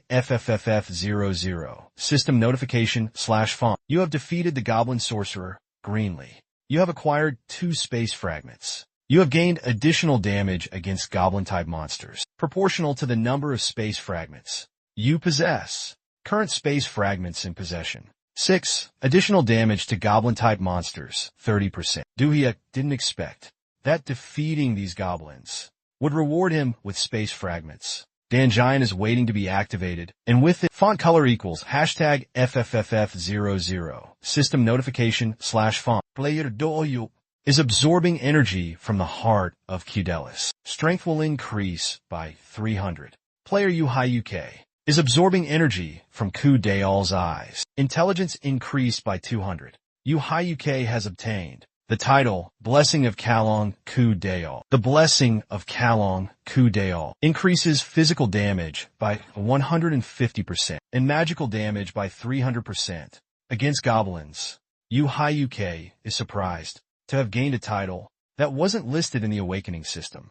Shinyui asked Yuhayuk if he's not as happy as she thought he'd be. Part Diakai responds, "This isn't over yet." Another S-rank boss has appeared in Guangali. Yuhayuk urges them to hurry to the main hall of the building. A sword is plunged into the ground in the main hall. The Yanoa guild leader said to the Mukon guild leader, "We're surrounded." The Mukon guild leader gritted his teeth, furious. This wasn't part of their plan, or rather, they never expected to be at such a disadvantage. The Mukon guild leader was still confused. How did all 10 of the top guilds, excluding those in Seoul, end up here? Baekdohi spoke up. "We know your plan. You will pay for abandoning your basic duties. As awakened citizens of this nation. As awakened citizens of this nation." The Mukon guild leader asked Baekdohi, "Was this your trap?" Baekdohi, of course, denied it. This trap was devised by someone who was a thorn in the side of the Mukon Society's chairman. The chairman of the Bakrian Society quickly figured out it was that damn Yuhabit. He quickly called Gaejai Hun, who was on the opposite side. "Gaejai Hun, follow me. If we cooperate, we could take over the soul branches and everything." Gaejai Hun glared at him. "You think I'd trust a backstabbing bastard like you? Surrender now. Your backdoor's been surrounded. Just like you." Gu and Baekdo, we spoke simultaneously. "You're finished." Just before the invasion, Yuhabin was with them in an abandoned building. He made them an offer. "So what? From this moment forward, I'll allow only one group in Seoul to use my products, all of my products, including the 3 existing bomb types and the trademark wrapping paper. This time, I'll be adding the glorious compound, and really everything." He held up a vial. "Show them." Gak Hun frowned. "Are you threatening us?" Du Hoyik's face was serious as he replied, "No, this is a survival strategy. A good opportunity for everyone." "An opportunity?" The others looked surprised. Du Hoyik smiled sinisterly. "A chance to eliminate the 2 current offending groups." The other gang leaders gasped. "Eliminate them? No way!" Didi exclaimed. "The war alliances, you mean that, right?" Du Hoyik replied, "Correct. Those 2 guilds will definitely ambush the Soul Guild during the invasion." Baekdohi is beside herself. He also adds his voice to persuade them. Defending against the attack means self-defense. Please. After that meeting, Baekdohi is now alone. Her hand grips her sword tightly. Thanks to Park Hyok persuading the other guilds, we were able to resolve things without any casualties. Jaihai walks up to her. "We were able to apprehend most of them without any casualties." Baekdohi expresses her gratitude. "Thank you for your help." Jaihai continues with a serious expression. "However, on our side, we had 7 casualties while capturing Min Suyin and Kim Han. Us too. Perhaps they used their own guild members, used me as bait, and ran off." Gak Han says to the 2 girls, "We'll track them down." "We're counting on you," they reply trustingly. "Now we should go help with the invasion." Baek Duhue looks outside. The threat isn't over yet. At Gwangwaman Square, a monstrous creature is tearing up the streets. It's the Goblin Lord, Kalong Epina. Facing her countless awakened, 2 of them, Zombie and Choi Daeho, speak to each other while battling the monster. From his looks, I thought he was a warrior, but he's also a mage. He can use powerful magic. He's truly worthy of being called an S-rank boss, and to think he appeared with another boss. Goblin Lord, Kalong. She looked towards the gate. An S-rank evolved being had appeared. Zhang Yangmi immediately asked, "Can we request backup now?" Koidaio hesitantly replied, Because the invasion is happening worldwide, not just in Korea. It's difficult to request backup from overseas right now. Outside, 3 mages were chanting attack spells. How can it do that? Fireballs hurtled towards the evolved being. It raised its hand, easily controlling the magic attacks. The evolved being clenched its fist as if giving a command. Instantly, its magic caused an explosion, shattering the magic attacks. Yami shouted, "Trample them custom." The evolved being pointed its hand downward. This time, it cast the spell directly on Youngmi and Choi Daeho. They instantly weaken and collapse to the ground. The army's strength is dwindling. Youngmi continues to scream. She's unaware of the monster above her. Its heavy body falls, blocking out the light around her. At that moment, Aaron suddenly appears and shields Youngmi from the blow. A blue light appears in the sky. Magic attacks the monster. It's been subdued by Aaron. It crashes to the ground in front of Ibina. Ibina turns to look at them. Youngmi quickly seizes the opportunity. It's time to advance. She lunges forward, swiftly activating her abilities. As she reaches the monster, Youngmi unleashes a flurry of powerful slashes. A flurry of slashes rained down on the monster. At the same time, the subordinate Bena shifted its attention towards her. "What do you think you're doing?" Having just landed, Du Jamie couldn't react to the attack in time. He pulled her towards him. The Bena created some kind of absorption magic. Pulling Du Jamie in, he suddenly looked behind him. His other hand formed a dark sphere. He grabbed Aiton's head. His hand tightened around its head as if he was about to crush it. Du Jamie was immediately rescued by another Ole. They flew up into the sky quickly, escaping Bena's sight. A blizzard erupted beneath Bena's feet. Sheets of ice rose up, forming a whirlwind. It grew as tall as buildings, trapping him inside. Du Zombie watched the attacks in astonishment. "No way. That magic is..." A massive glacier of pure ice, covering that entire area. Choi Daeho doesn't even break a sweat. The magic power of that golem and him is definitely... Yu suddenly appears. "Sorry I'm late. I'll back you up." Use your healing ability on Choi Daeho. Besides, if it's that thing, it'll break free from the ice immediately. "Can you buy us some time?" He looks at Choi Daeho and asks both, radiating powerful magical auras. "I'll try," Choi Daeho replies. Inside the ice, Ibina's eyes widen once again, signaling its imminent escape. "All right, I'm counting on you." Yu immediately takes action. Choi Daeho breathes a sigh of relief. They both move in opposite directions. "I'll be going now." Choi Daeho heads towards the iceberg. Cracks start to form within the ice. Emina breaks free from the icy prison, emerging with a ferocious roar. He grips the hilt of his massive sword and unleashes a treacherous swing. Choi Daeho ducks, narrowly avoiding the blow. Impressive recovery skills, fluid movements. Choi Daeho's arm explodes with power. He grits his teeth and throws a punch. The force is immense, pushing Emina back slightly, but it doesn't leave a mark. Choi Daeho realizes this. His attacks are ineffective. Emina conjures another dark orb. Choi Daeho recognizes the attack. He's pulled in, unable to resist. Do-hyuk was ready to act. His eyes glowed with a cold light, resistant to magic. 5 minutes before arriving at Gwanghwamun Gate, Hae-in, who was walking with him, suddenly spoke. "Do-yuki, it's a bit late, but I need to tell you something." "What is it, Hae-in?" "You seem serious. If Emina is from the same system as the Goblin Lord Canon." Do-hyuk was curious. "What do you know about him?" She replied, "Actually, at the end of the fight with Emina, Garen left a large scar on the back of his neck, and he can use some kind of mysterious magic to pull distant targets right to him instantly. I thought it would be good for you to know." Do-hyuk asks, "That mysterious technique, is it magic?" "Yes, it's magic." Do-hyuk says, "Thank you. It's good to know it's magic."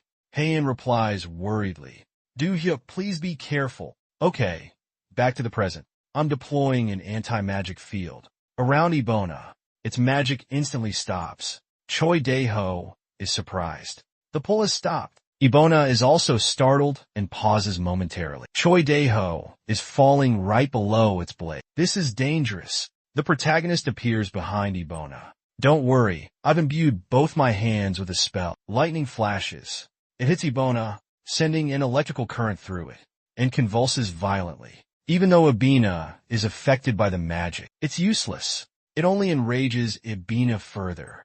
This brat, he swings his sword backward. While Ibina is distracted, Choi Daeho gathers his strength. He stares intensely at the demon lord.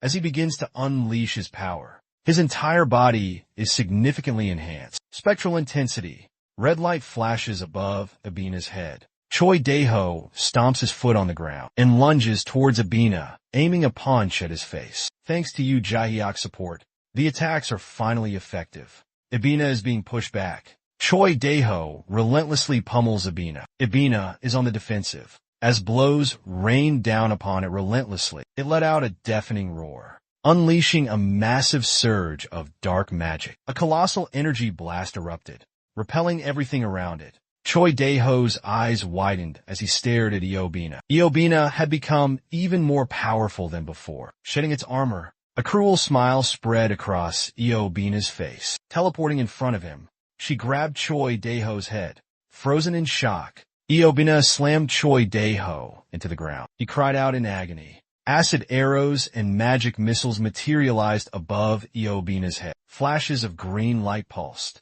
and in an instant, she vanished with incredible speed. Did you really think you could escape me, Seek?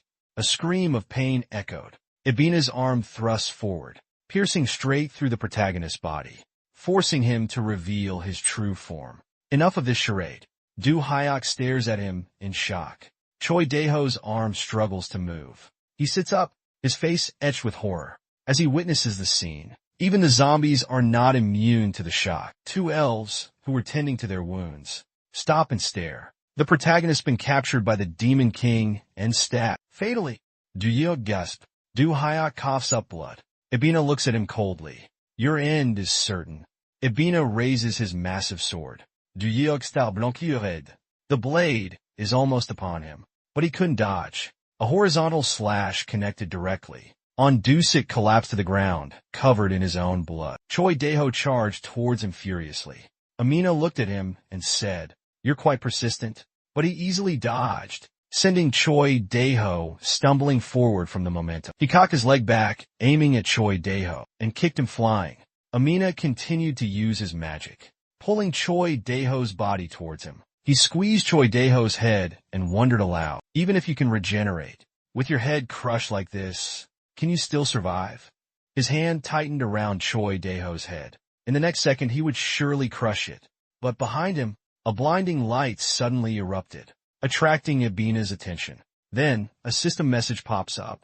Your vitality has reached 1. Special skill, immortality activate. Angel's blessing received. An angel descends beside Yuji Hyuk and heals him. Yuji Hyuk's face regains its color. He slowly opens his eyes. All physical strength and magical power have been restored. All abnormal status effects have been removed. Special skill, immortality has been transformed into life and death. The wound on his chest quickly closes. He stands up, completely healed. Angel's blessing activated.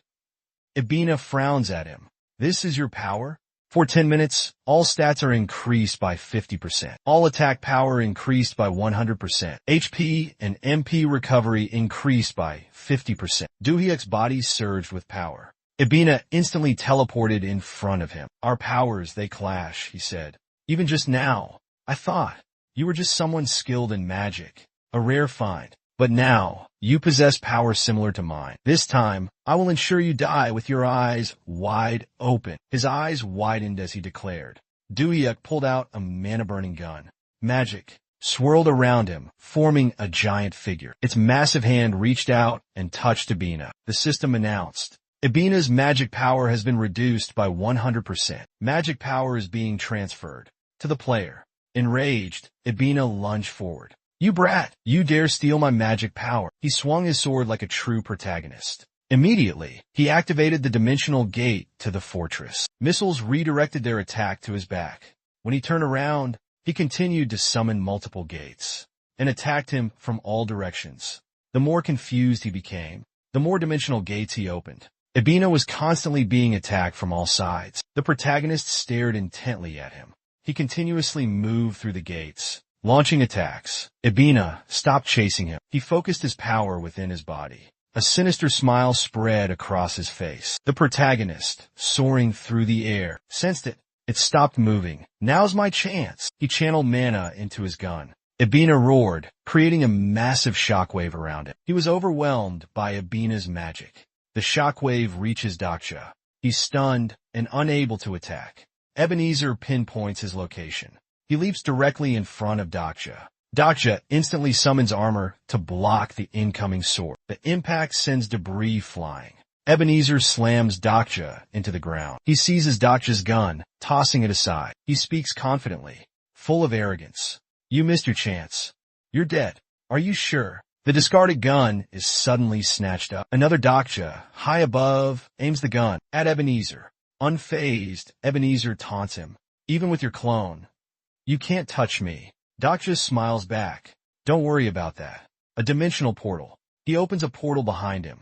Farewell. Before disappearing, he leaves a parting gift. The gun wielded by his clone unleashes a torrent of flames upon the ground. A powerful pillar of fire engulfs Ibina, incinerating him. Fire bullets rain down into the crater where Ibina stands. He turns, but all that's left is the blinding light of the attack. The fire bullets hit the ground, causing a blinding flash of light. Debris flies everywhere. Johnny Ami quickly shields hair. A deep chasm is carved into the ground. Finally, it's over.